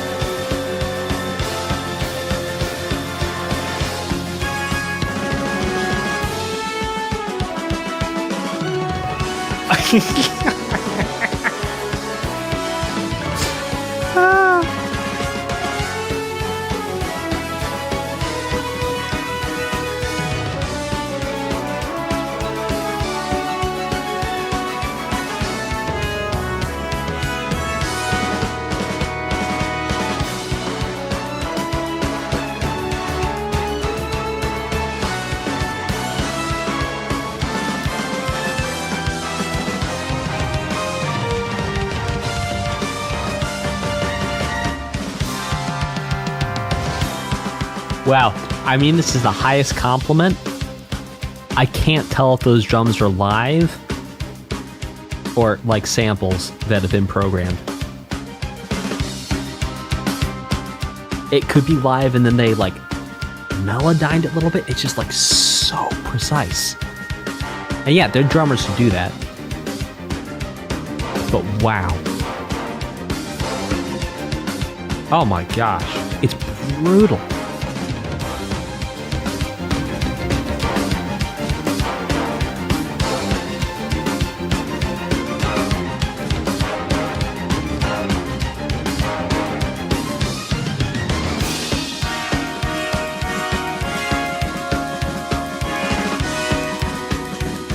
I know, that's some custom stuff. That'd be hard to program that. That drummer's going off, though.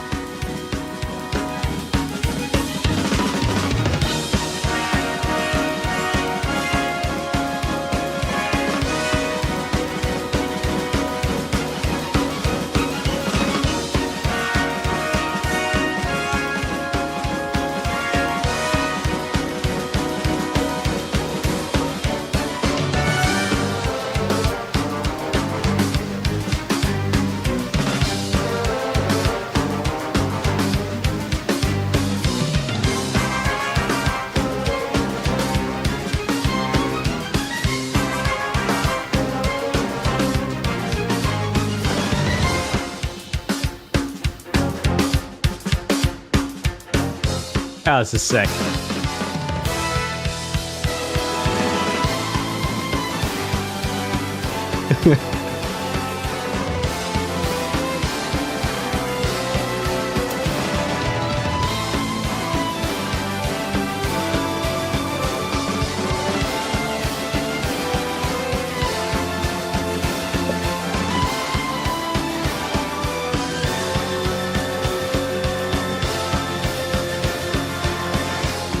So also, too, what's happening here is the drummer is, like, implying that this is going twice the speed of Enchanter I. And I'm going to break that down for you.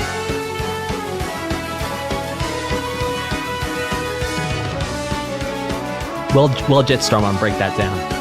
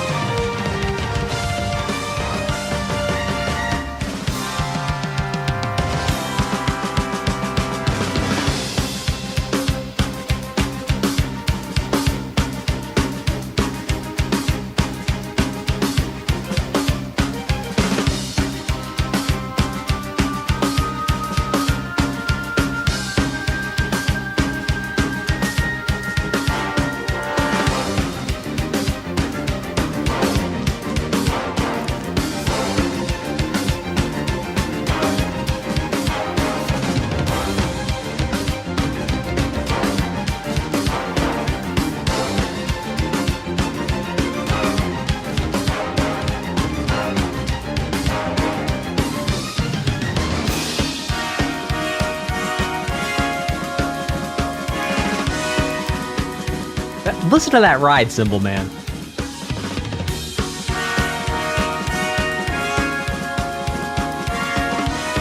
That's brutal.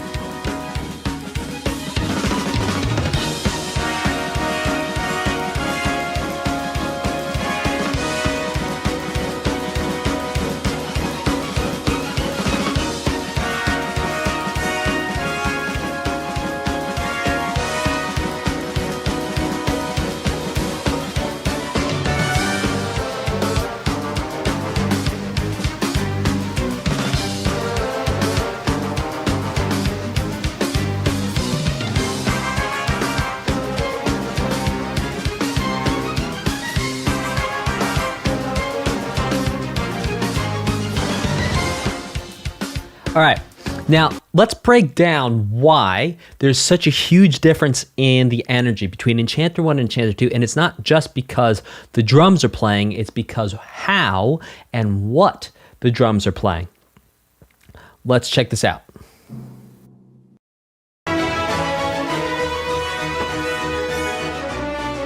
Okay, so right here, it feels like 1, 2, 3, 4, 1, 2, 3, 4, 1, 2, 3, 4, 1, 2, 3, 4, 1, 2, 3, 4, 1, 2, 3, 4. Now, we listen to Enchanter II. It feels like 1, 2, 3, 4, 1, 2, 3, 4, 1, 2, 3, 4, 1, 2, 3, 4. So what's interesting is that the drums essentially define the tempo. And the reason is that the snare drum and the kick drum, we're going to say we're in 4/4, which would actually work here. In 4/4, the kick drum, essentially we're simplifying here, but the kick drum, the boom, the low sound is going to be on beats 1 and 3. The snare drum, the ka, is going to be on 2 and 4. So ka, ka, ka, ka. And basically, because the drum is playing that fast, that means we're then going to define the tempo. Tempo means speed. Tempo is an Italian word that means time.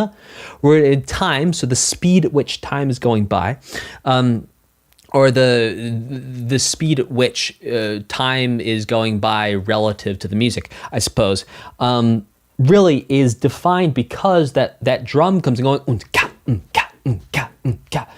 going really twice as fast as what at least I would project as being the tempo of Enchanter I. So essentially what's happening is Enchanter I and Enchanter II, it's basically the same music, but what's happening is in Enchanter II, it's being shown that perhaps the whole time it's really been twice as fast as we thought Enchanter I was. This next one is called Sighthound. Sighthound? Sighthound. Sighthound. Continue.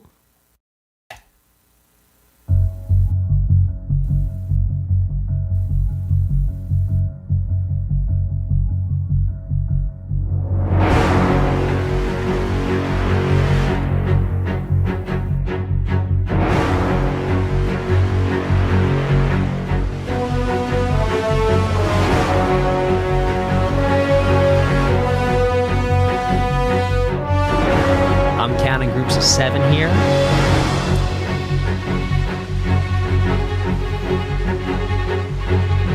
Oh, this is sick. This is sick.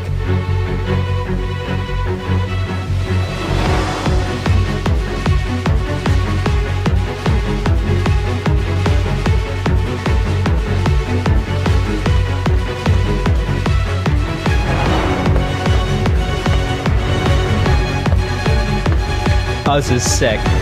Oh god, the way those strings.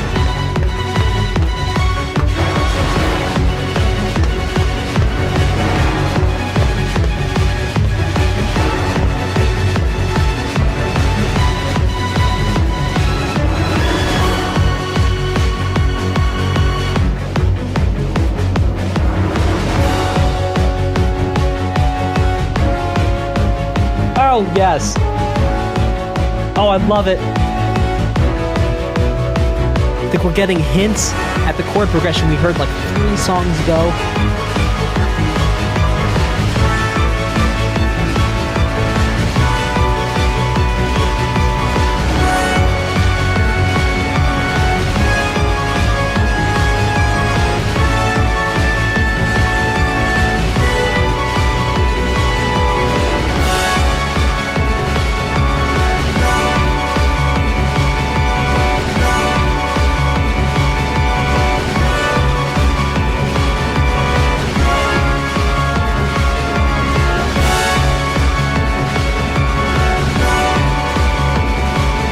So much tension.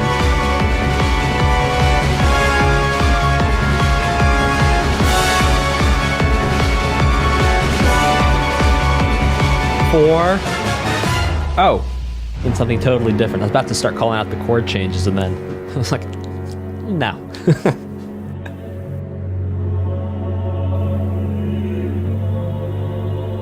Whoa.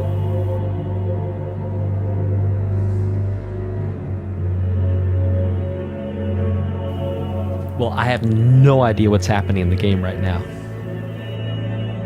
Other than maybe it was tension leading up to a moment and now someone got shot down in a plane, maybe. Or it was tension leading up to a discovery of something. Those would be my 2 theories.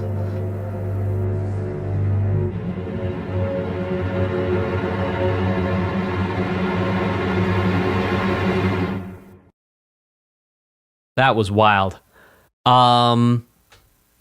Yeah. Okay, what was really cool there is that the buildup and the tension basically didn't stop for the whole song. And as soon as I started to call out the chord changes, like as soon as I started to like find where I thought I knew everything was going to be and anticipate everything, it was like, no sir, completely changed it up. 100% loved it.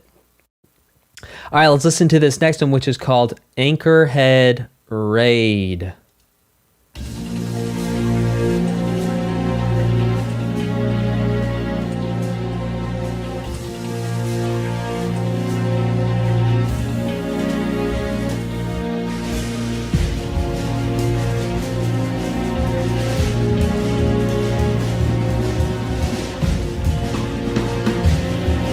Oh yeah, come on, drummer.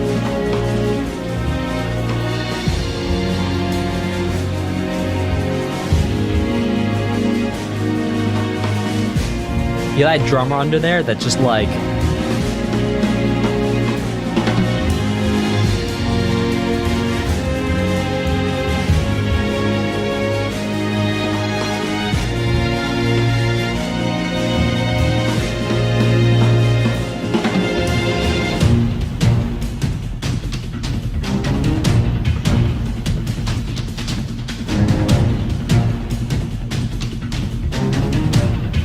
Wow, this changing his electronic direction now.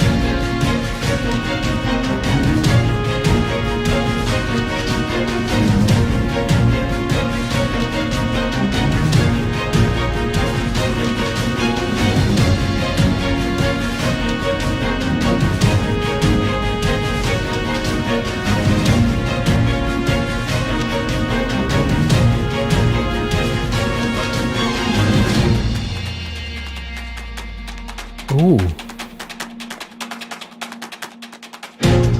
Oh, I love the groove. Oh, yeah. Oh, come on now.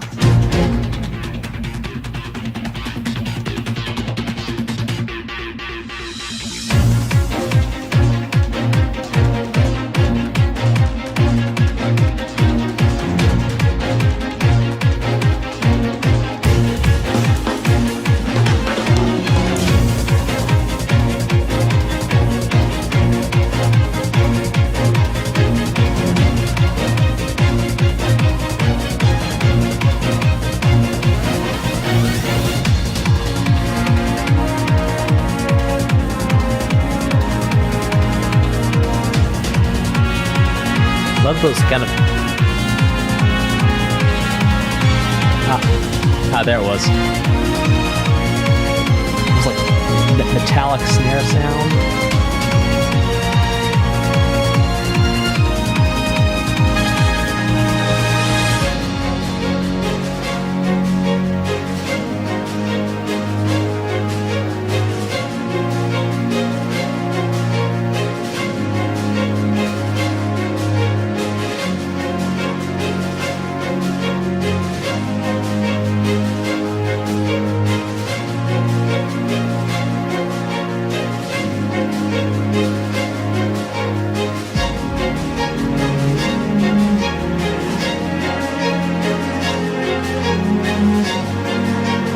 Oh.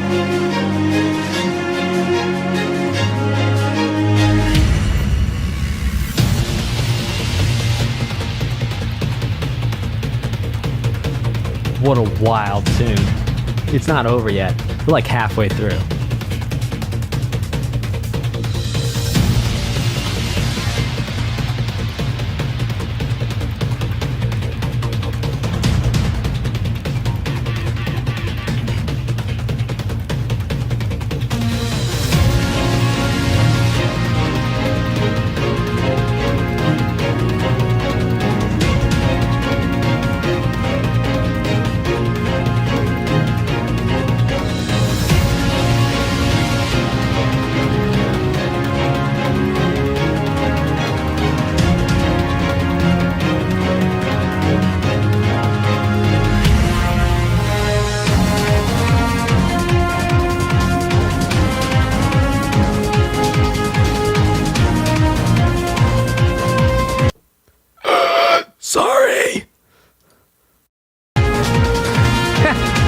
I went to type a response in the chat. got a double window situation here. So sorry.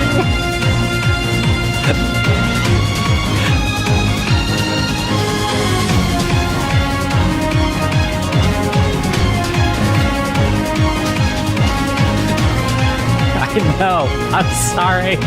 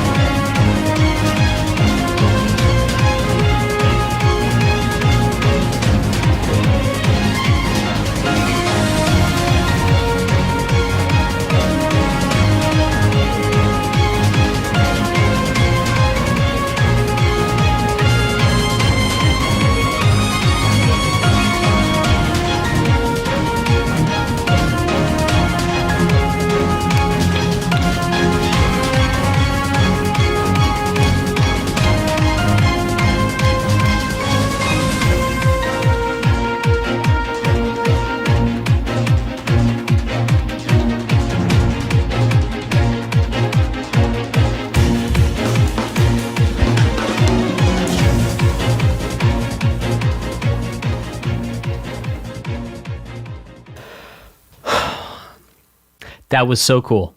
All right.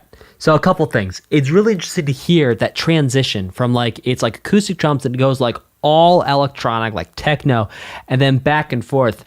I think something else is like, I mean, there's so much going on. Obviously, each one of these songs, and I think I say this a lot of times, each one of these songs, we could do a whole hour breaking down each one of these songs, right?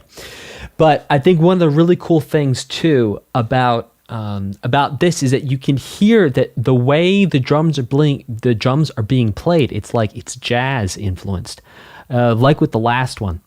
And it's really not rock in the gestures. I mean, yeah, there were moments in the last one where there was some rock, but like just the way the ride cymbals being used, like those kind of patterns and fills and like the use of the toms and stuff, very jazz influence. So interesting to hear that sort of jazz, really a lot of energy drums being combined with everything else that is going on here. Hey, let's listen to another one. This one is called Mimic, Range, and Scream. Personally, I prefer Sage Ice Cream, but that's just me. Here we go. Yeah, again, jazz influence in the drums.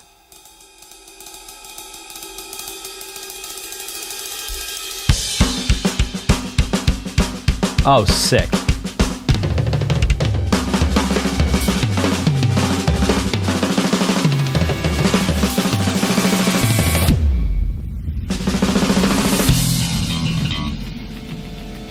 Oh, come on now. Oh, please. Don't. Oh my goodness, this is like manic. Let's go. 1, 2, 3, go!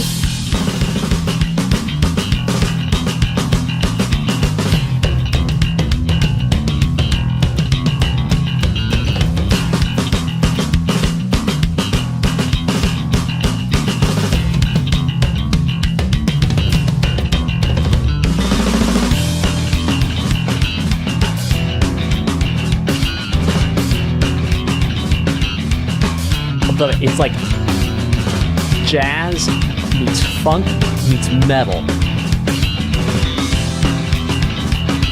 Almost like Incubus with a little bit more jazz. Well, before this part.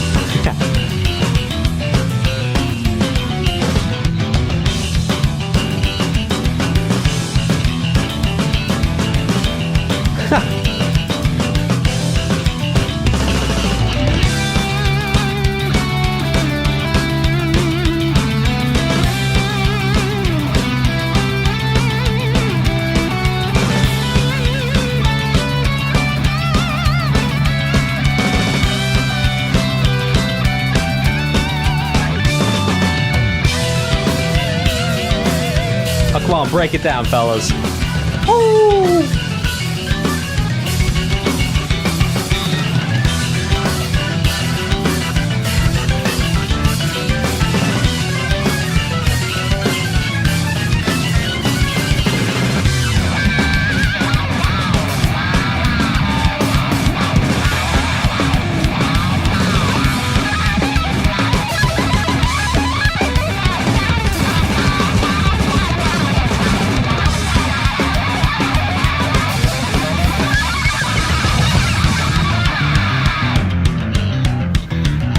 Man, this is also like a little screaming headless torso-y.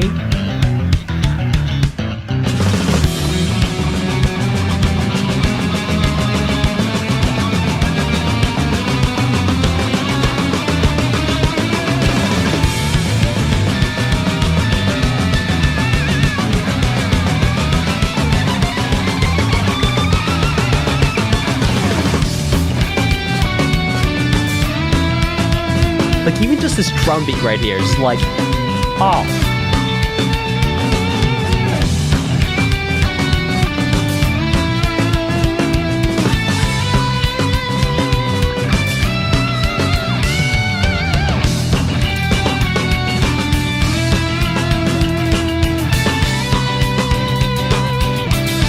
Love the keyboard instrument switching out there. From organ to piano. Multiple pianos.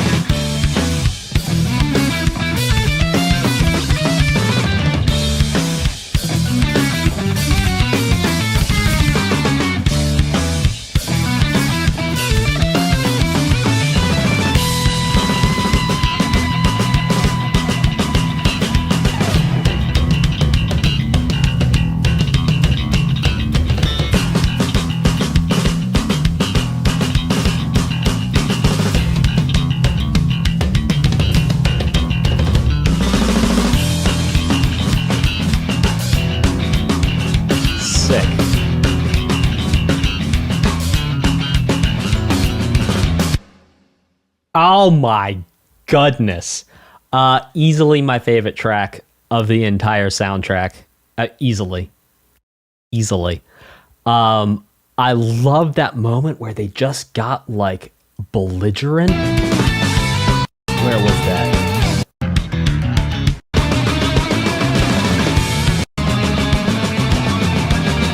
For this. Yeah, this part here. Oh my gosh, we gotta listen to this again.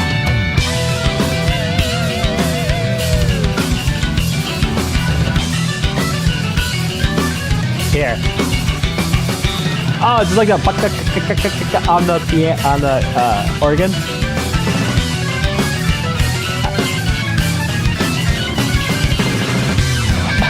The right at the end too. Oh my gosh. Yeah. All right, if you like music like that, I'm going to give you a couple things to check out. Number 1, Hellborg, Lane, and Sipe. Number 2, check out Greg Howe. 3, Snarky Puppy. 4, Screaming Headless Torsos. 5, pretty much everything by Dave Fujinski. Let me see. That's a good place to start. But wow, that was a ton of fun. Oh, unreal. Oh boy. Smacks, you just missed me losing my ever-loving mind over the crazy epic awesomeness that is Mimic, Rage, and Scream, but not to worry, you can always rewind and catch that. All right, let's listen to the next one, which is DLC LRSSG Debriefing I.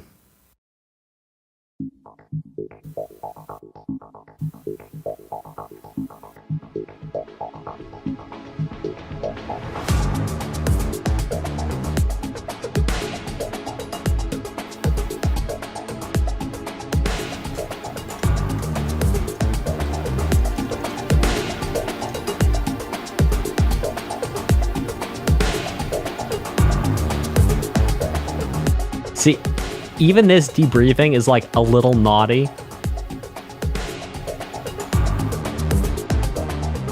Like, listen to that bass line, man. Doubled with that synth.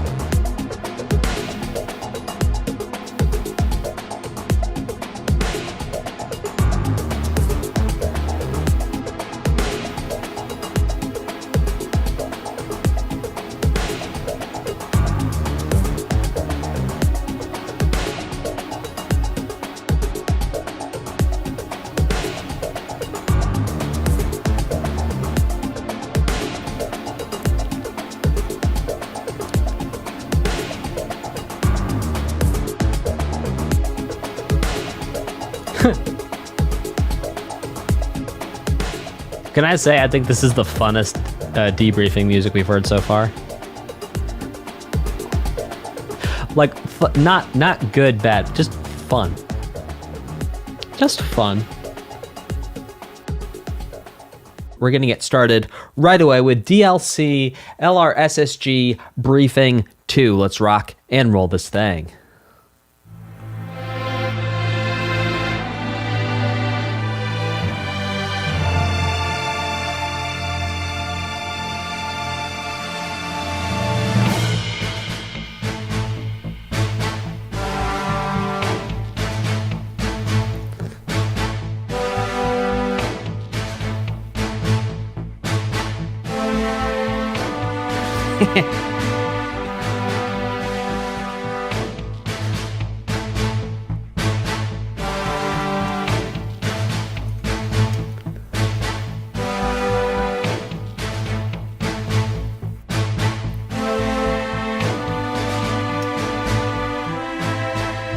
Oh! That was an interesting tempo change. A tempo change is when the speed increases or decreases.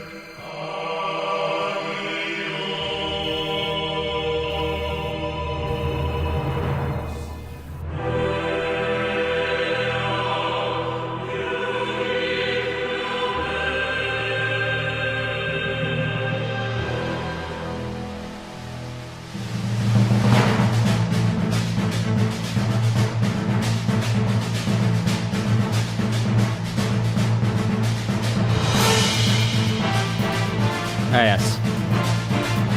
Okay. It's a theme we have heard quite a few times now.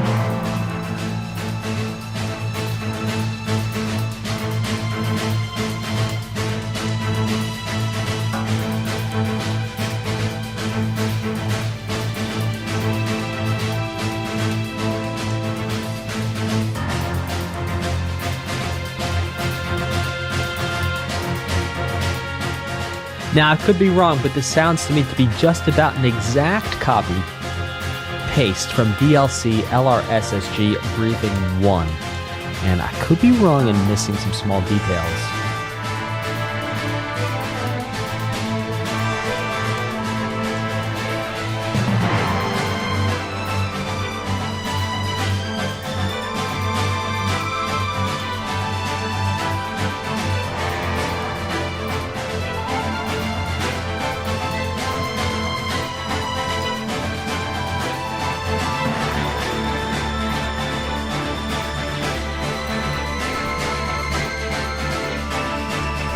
Doesn't make it groove any less hard, though.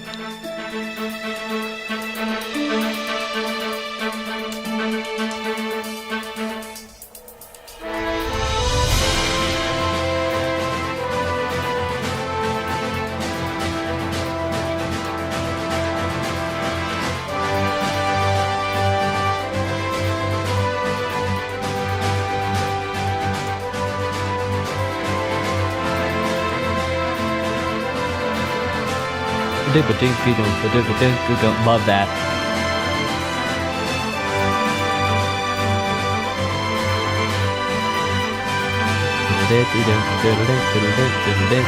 Yeah.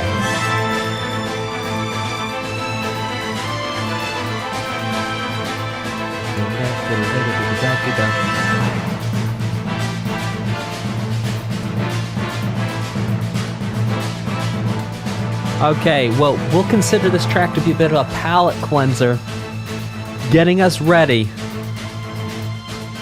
for what is to come.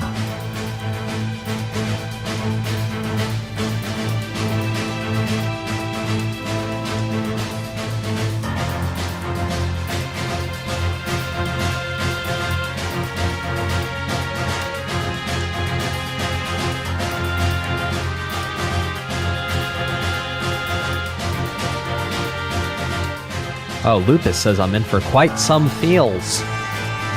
I look forward to the feels.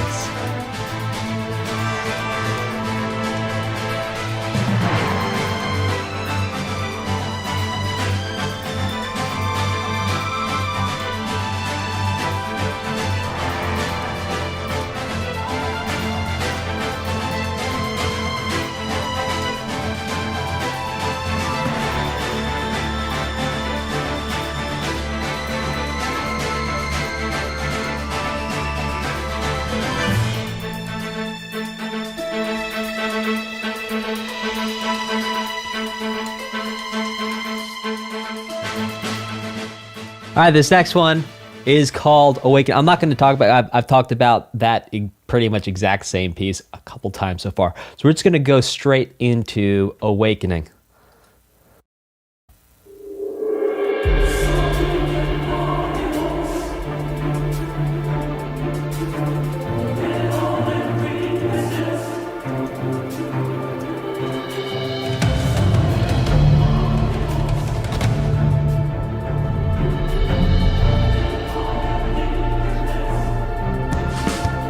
Oh yeah, come on, drums. Oh yeah, growly bass too.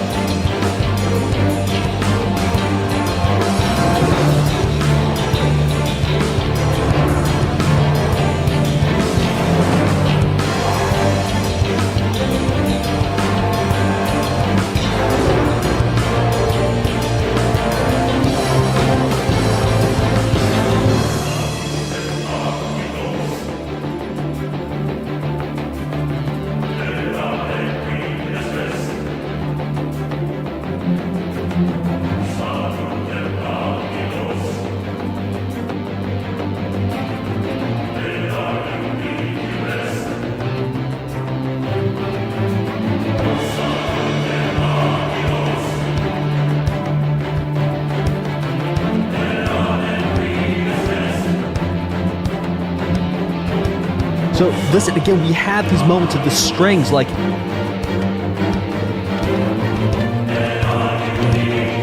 kind of doing similar rhythmic figures from like the Briefing, now with more notes to them. It's the same idea.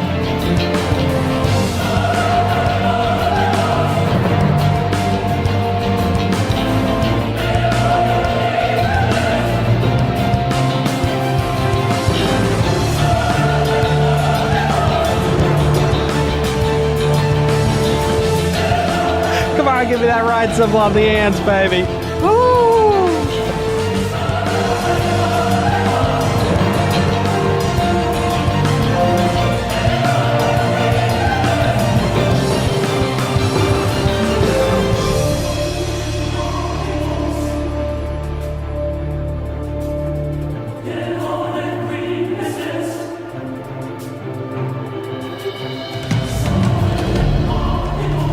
So we're seeing some parallels and some connections between all this DLC music.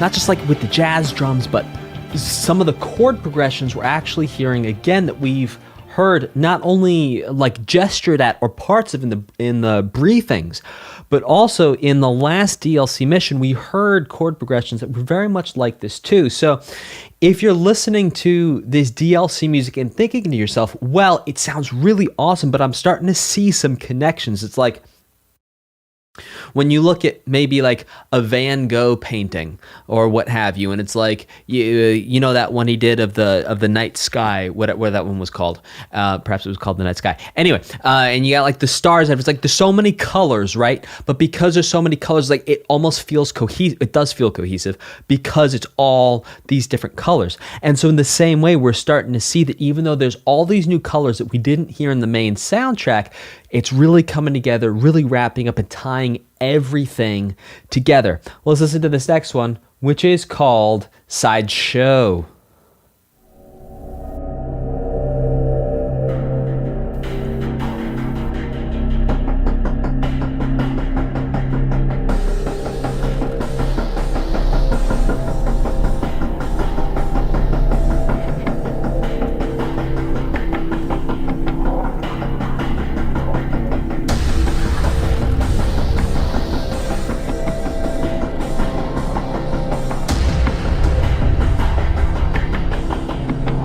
I love those thumps,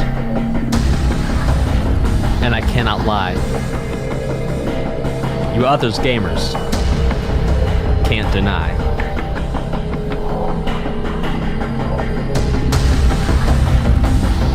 That when a drum be thumping.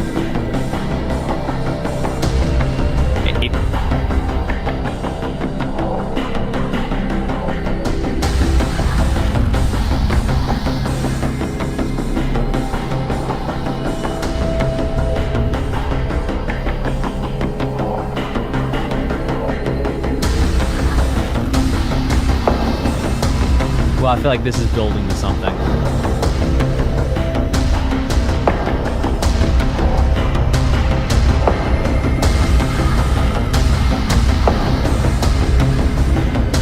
Yeah. Tension increasing.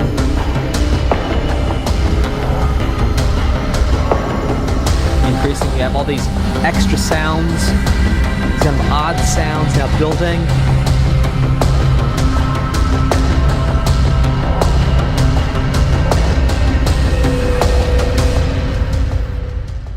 Oh, that was fascinating. Okay, so what we saw in the last half, or the first mission of the DLC, was that every once in a while we heard a couple songs where it's like the last quarter of the song, or there was a moments of the songs where things just got really weird in the most awesome way, but they got really weird.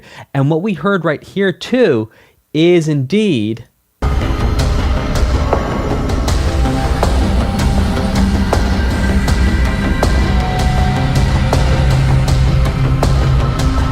all those kind of like windy sounds, like right there, like those notes. Weird, cool, but in my estimation, a little weird, but cool. Weird is good. I'm a little weird. Weird is a good thing. All right, this next one is called Alicorn. Now, I happen to know what an alicorn is. So if you take a unicorn and you give a unicorn wings, that's an alicorn, not to be confused with a pegasus, which does not have the horn. So unicorn, 4 legs. Alicorn, 4 legs and a horn. An alicorn, 4 legs, horn, and 2 wings. I suppose you could get creative with it and give it like 3 wings or 10 wings, what have you. However, the aerodynamics and liftoff thing works with that. And then a pegasus is a flying horse that does have wings and 4 legs, but no horn. There you go. All right, this next one is called Alicorn, which is confusing because in French, licorne is, I think, the name of a... What's the one without wings called? Sorry, language center's frying. Unicorn. Did you know all your language, all the languages you know get stored in the same part of your brain, so that's why sometimes you...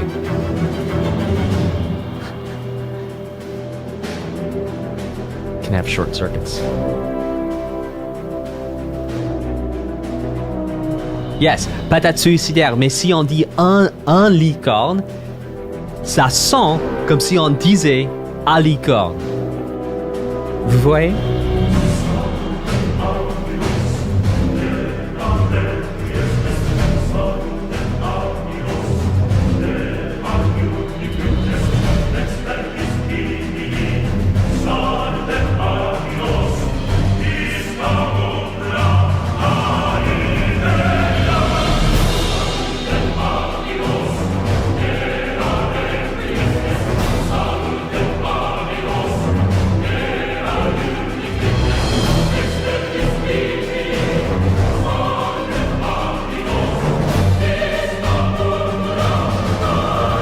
Yeah, right, Bex? Oh, listen to that violin. Oh my goodness.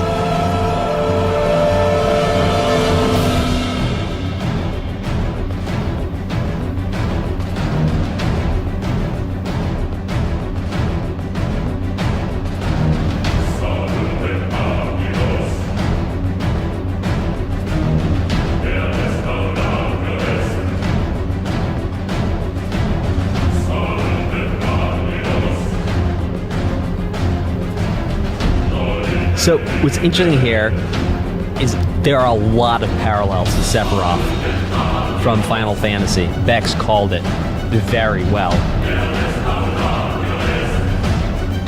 Even the figures that the strings are playing. I think it might have been one flat 2 minor 3 for Sephiroth.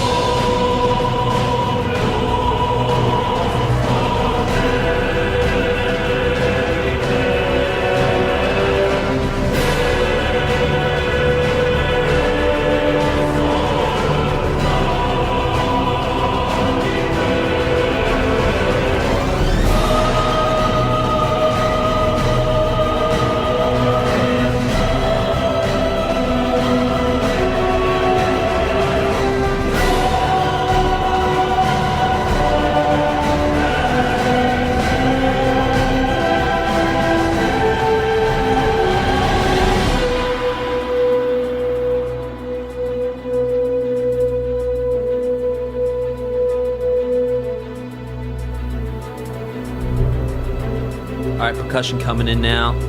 Let's go, drum set.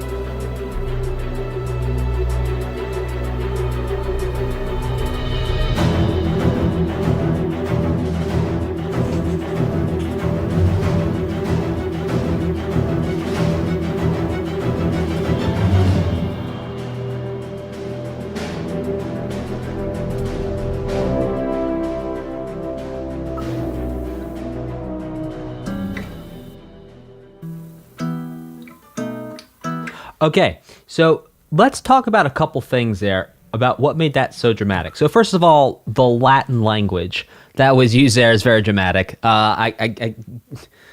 Anytime you have people singing in that sort of operatic classical style, singing Latin, Shopti discabido, Agnus Dei Domines, et lux perpetua luceat eis. Like, it's like, yeah, it's gonna sound dramatic.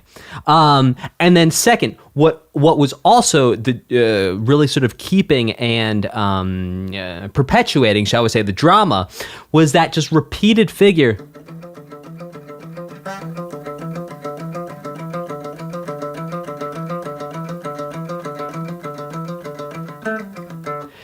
Like that, just going round and round and round, and that builds up the tension. And then you combine all that together, and then there was that one moment when I was kind of freaking out about the strings. Okay, so when we checked out the Elden Ring OST, we figured out that there was 4 ways strings make things sound creepy or build up tension.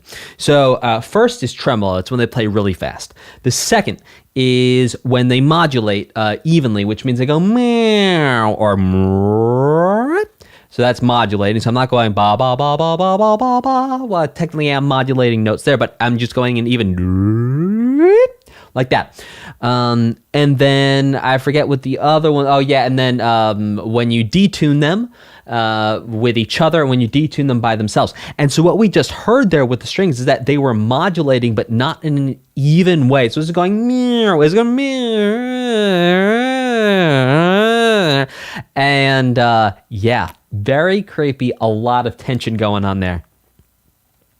All right, this next one is called 10 Million Relief Plan, which incidentally is the platform on which I will be running for president of these United States.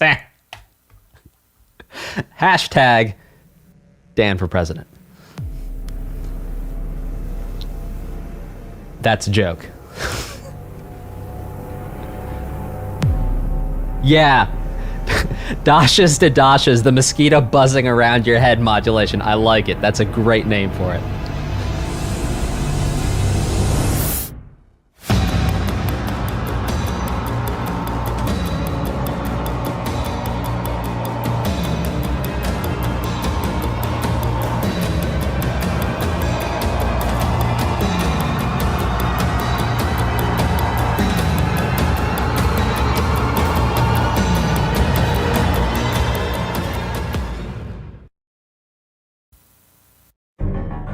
Okay, before we listen to this next one, I just want to clarify that I am not running for president, but if I were, I feel like giving 1 million people relief would be great. Maybe I would distribute lazy boys. I would distribute, here we go.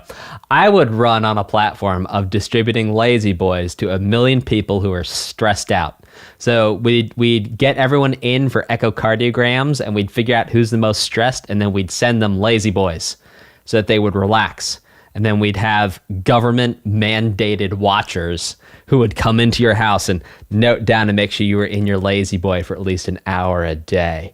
But then we'd actually figure out even better, and we'd put cameras in the sides of the rooms that detected motion. And if they detected motion during the hour you're supposed to be in the lazy boy, then you'd get like a fine in the mail, or you'd have to wear, like, I don't know. Oh, I became a dictator very quickly, didn't I? Okay, here we go. This next one is called A Hero of Comberth Harbor.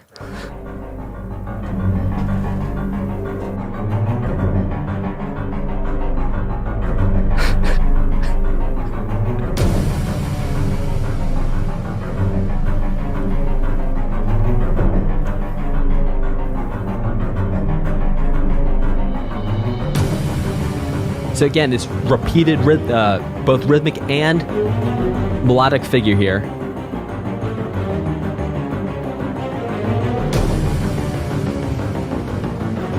Bass coming in now.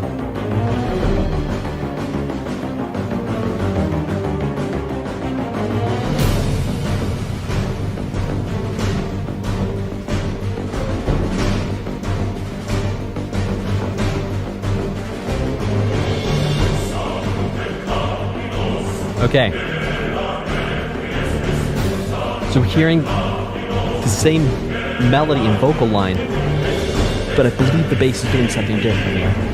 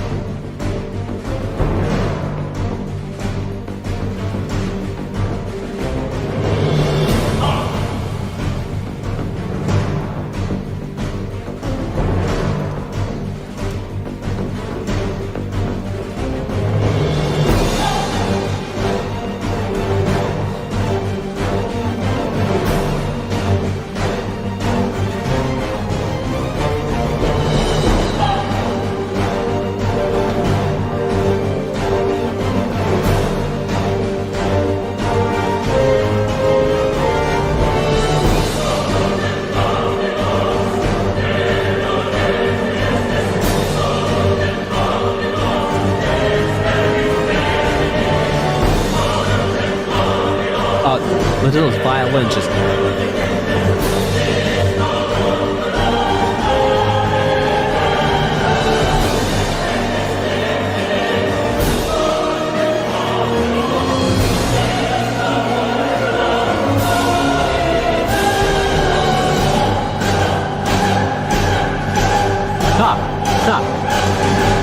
All right, and okay, so a couple things to say. Number one, that almost felt more dramatic than the first time we heard that in, what was that, Alicorn, or was that the 10 Million Relief Plan, or a sideshow? I don't remember.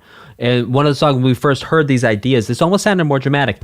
And right at the end, we're going, wata, hira, bata, rapa. Okay, this is my question, because I'm not sure. Surely this comes from some opera, where both John Williams and now this composer here has taken inspiration from it. Because if you listen to Duel of the Fates, and the Duel of the Fates, and that's from Star Wars, Daba,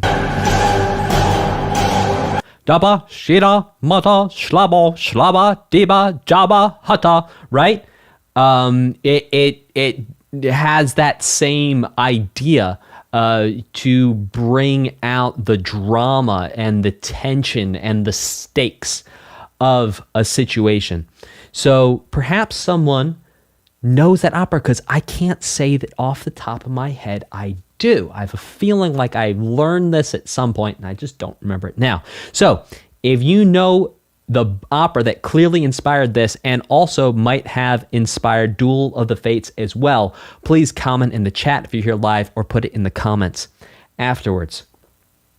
All right, let's check out Singularity.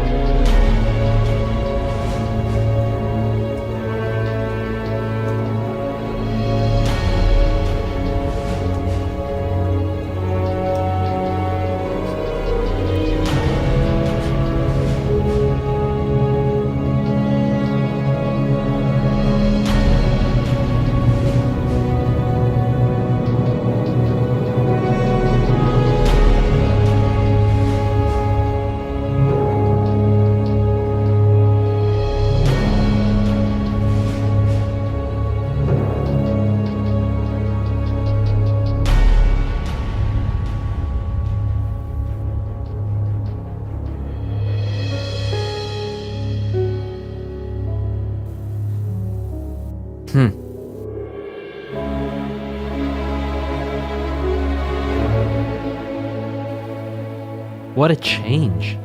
This like introspective thing now. All right. I'm going to guess that Singularity, we're beating the game here, but at some kind of cost. I think that's what this image is painting. I think there was drama, and now we've experienced a loss, but we've won ultimately. Like, if everyone didn't come back after Endgame, right? Like, they just defeated Thanos.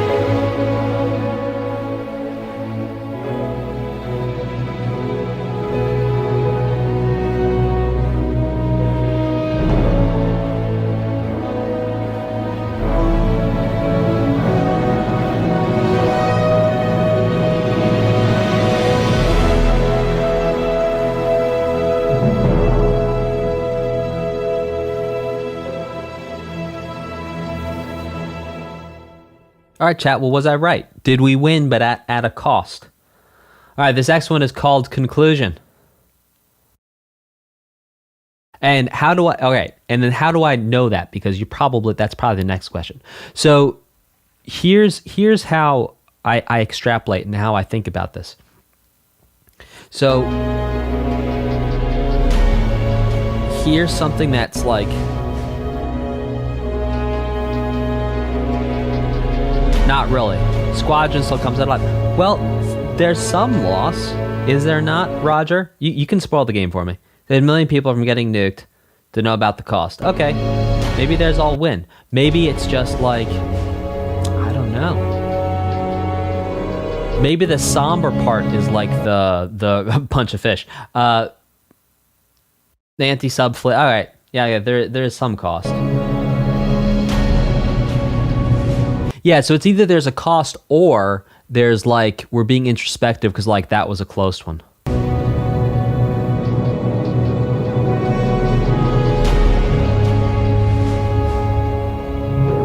Because here we sort of have that military snare drum here.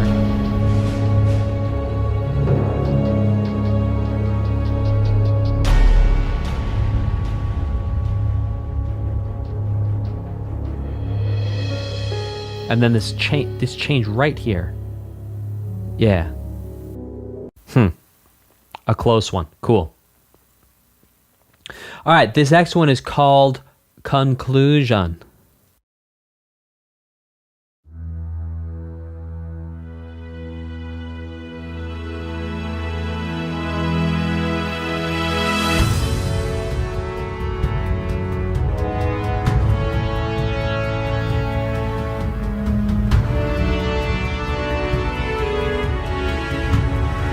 Oh, we're referencing the main theme here. There we go, main theme. In full force now. But grander than we've heard it before. Epic. A finale. Truly.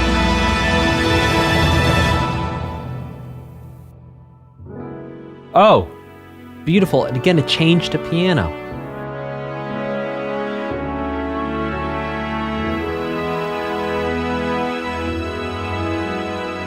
Oh, a little two in the bass there.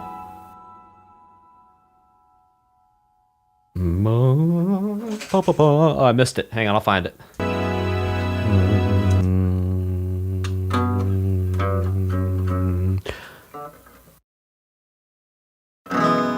Oh, beautiful chord there. So that's an E major chord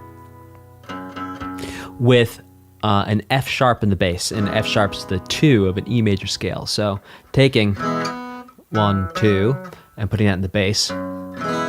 Oh, what a gorgeous, gorgeous chord. And that chord there, you can hear it a lot in funk. You're like Bruno Mars when he did that like 80s stuff. Use that chord a lot. And that chord doesn't feel like an ending. So even though this is conclusion, my feeling is by giving that chord at the end here, yeah, we're saying there's an opening. There's an opening for next game. There's an opening for the story to continue and to carry on. All right, this next one is called Premonition. It was an unused theme, and I only know that because I'm looking at this and it says Premonition unused theme. So we're going to go ahead and check out Premonition, and then we're going to head on over and check out the hero of, well, we have a couple bonus tracks. We'll check out some of them here today. All right, we're going to do Premonition. Yes, indeed. Unused theme.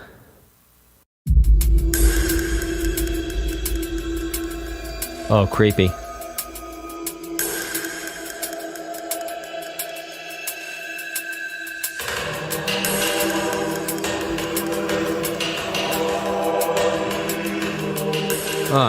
You know what's interesting too is like that chord right there. It's like the same chord that starts off the theme, but then it goes like down. Yeah. Huh. I never really drew that connection. It's funny what happens in the last stream. Oh yeah, we're gonna check out the Mimic themes. And then I think we have the Top Gun remix too we're gonna check out today.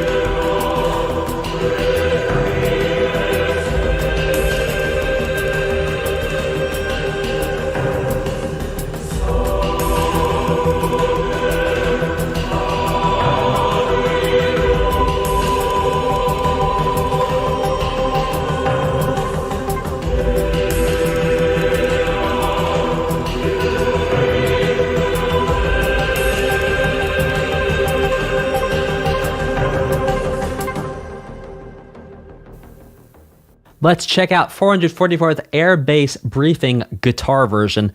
I'm a little partial to the guitar. Let's go check it out.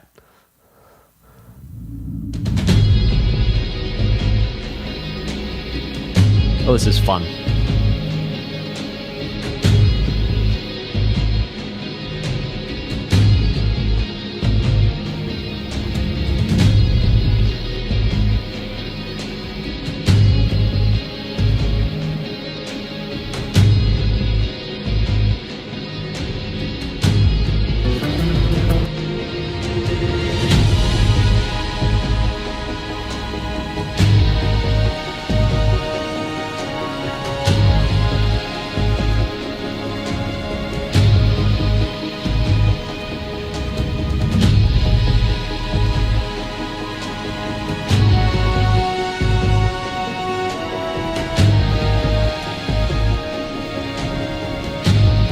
Okay, yeah, gestures that chord progression we've heard before.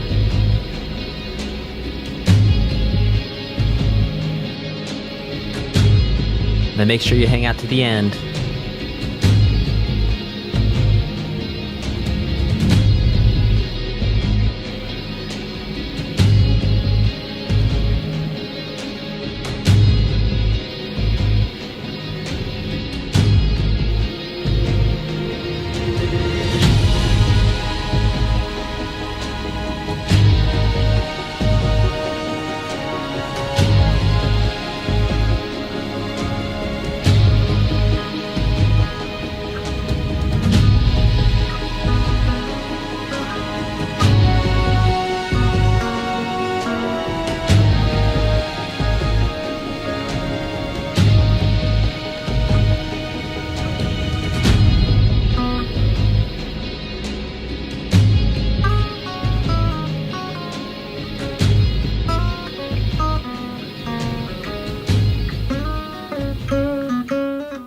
All right, let's check out Mimic Rage version. Which Mimic was already pretty rageful, so I don't know what this is gonna do.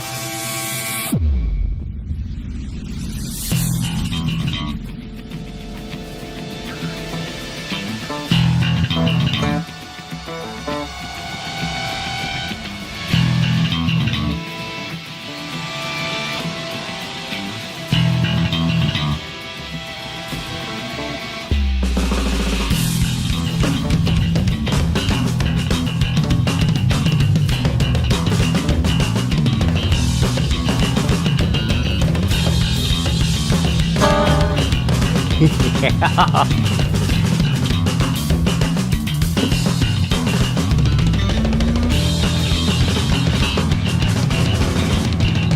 Oh, get thrashy now, guitar.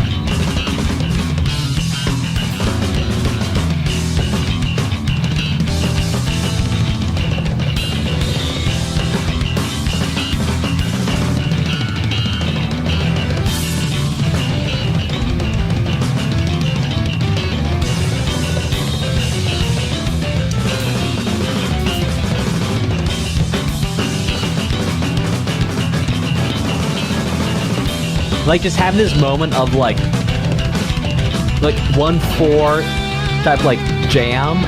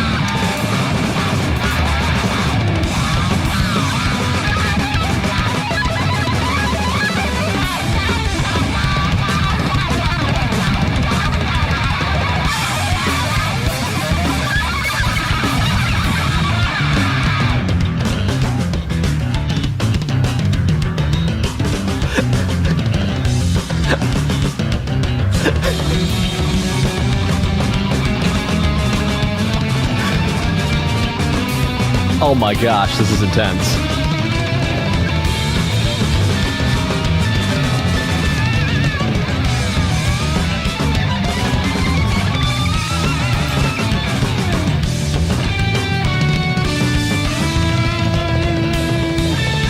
Look at that drummer just...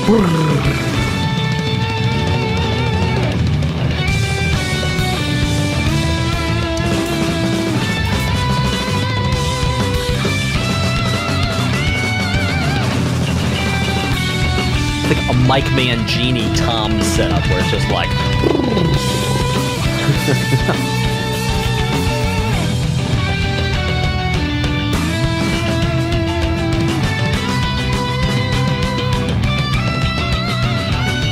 Sick.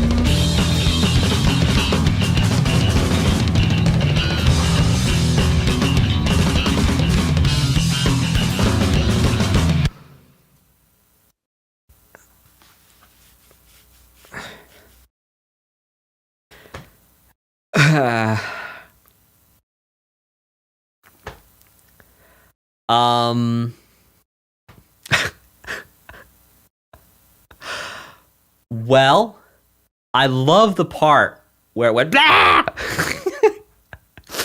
And then I love the second part where it went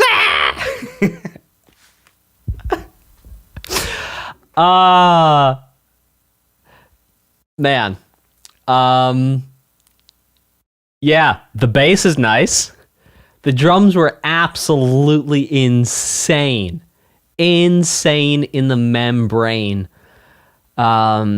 There's not many drummers on planet Earth. Yeah. Let's go check out Scream version.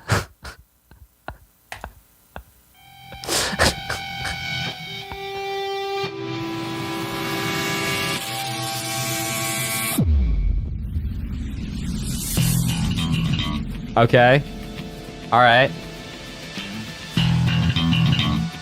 This is like when you go up a roller coaster and like everything feels okay, but you know something's about to go crazy. It's like you can see the top, and then you hear the people in front of you start to scream.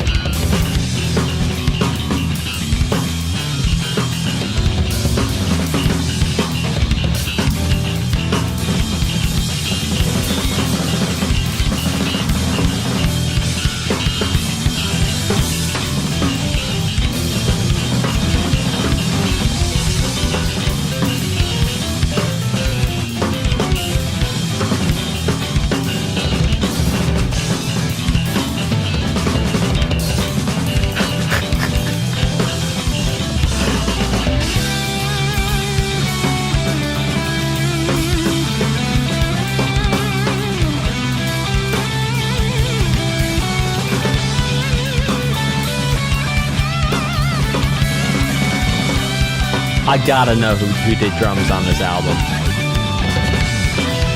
This is sick.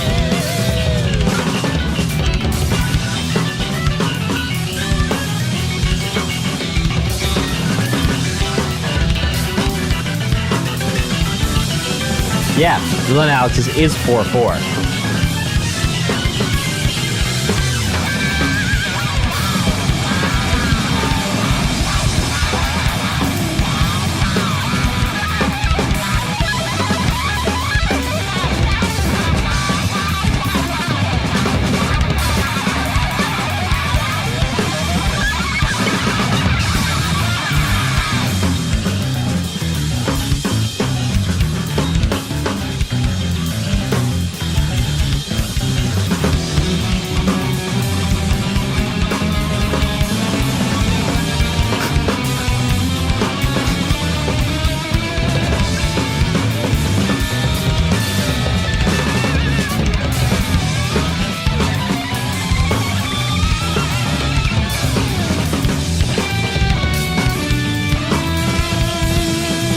my goodness.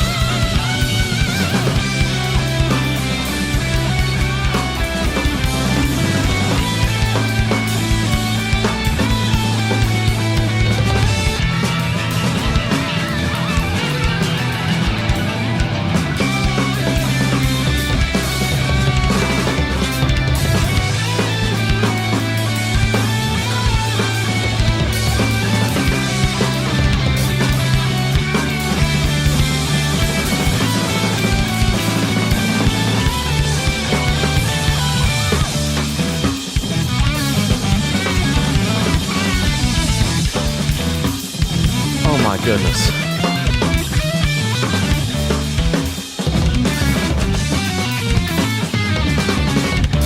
Hey, could someone Google who played the drums on this DLC content?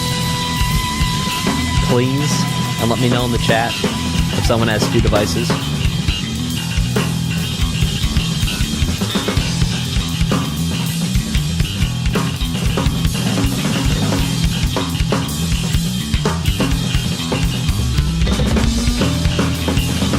Oh my goodness.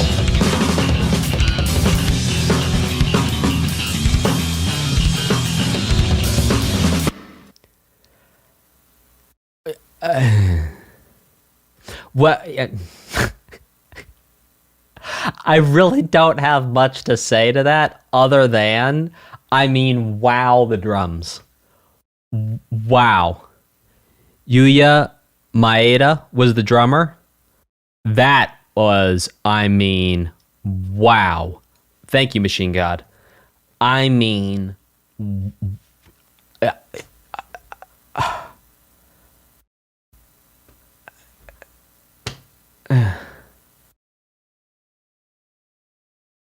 look, I'm not going to sit here and be like, yes, I understood absolutely everything that drummer just did. Because to be honest with you, a lot of that was so fast, I'd have to go through and like listen through one measure at a time to even understand what just happened.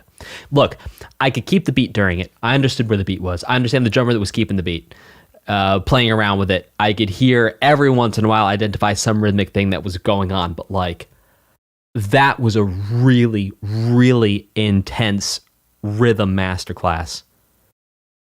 It only lists orchestra players and guitarists in the credits. I wonder who did the drums. That's crazy. That's crazy.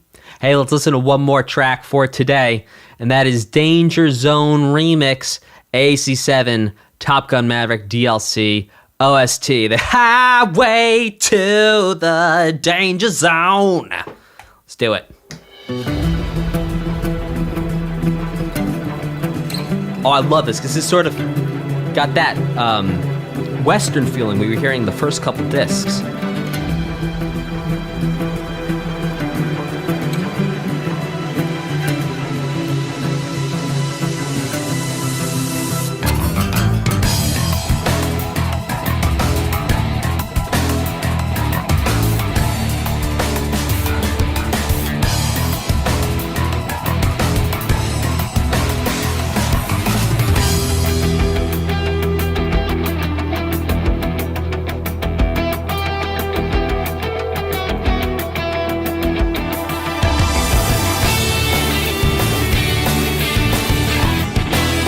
Oh, this is sick.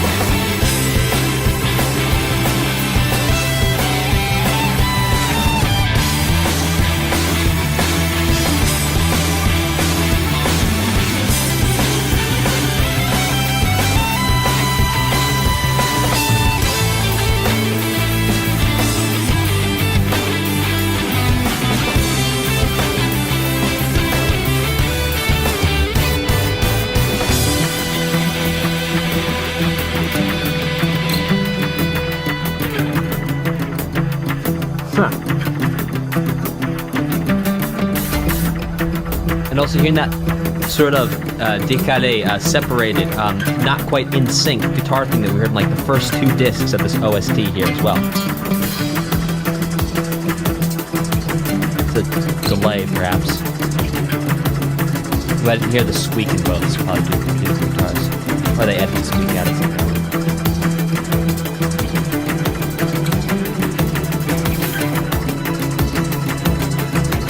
Chorus, here we go, perhaps? No? Okay.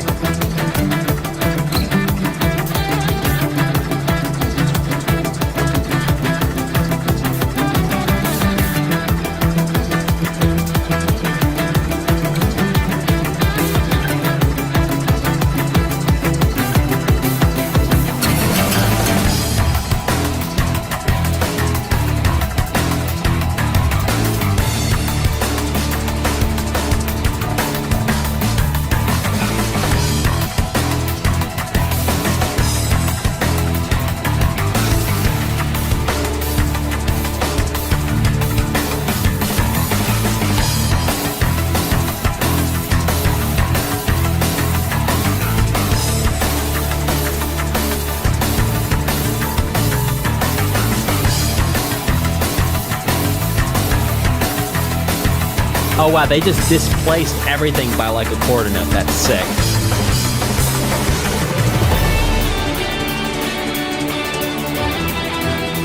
Or there's a group of 7 in there that I missed.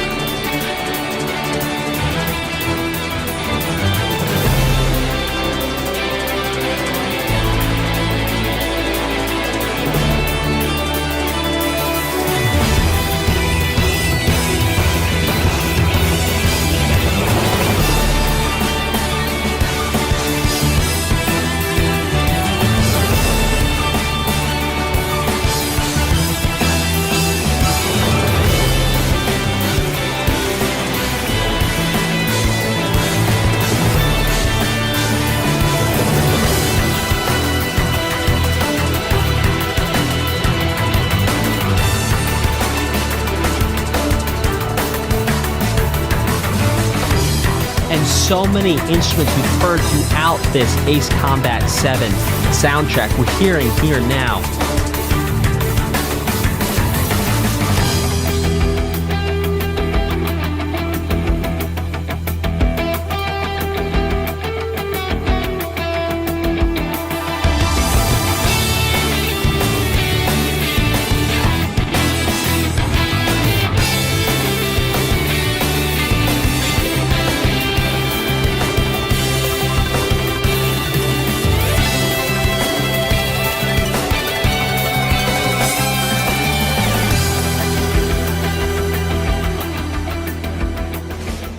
All right, so that was sick. So look, if you're gonna do a remix, I love it when a remix comes out this way, and it doesn't always have to be this way, but when someone really takes a song and makes it their own.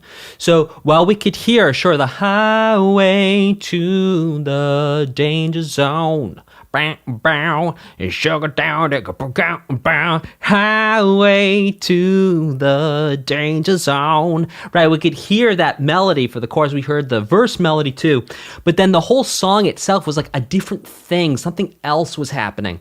And I love it when that happens because someone's already done the original song. We don't need another original song. What we need, if you're going to do a cover, is for you to do it your way.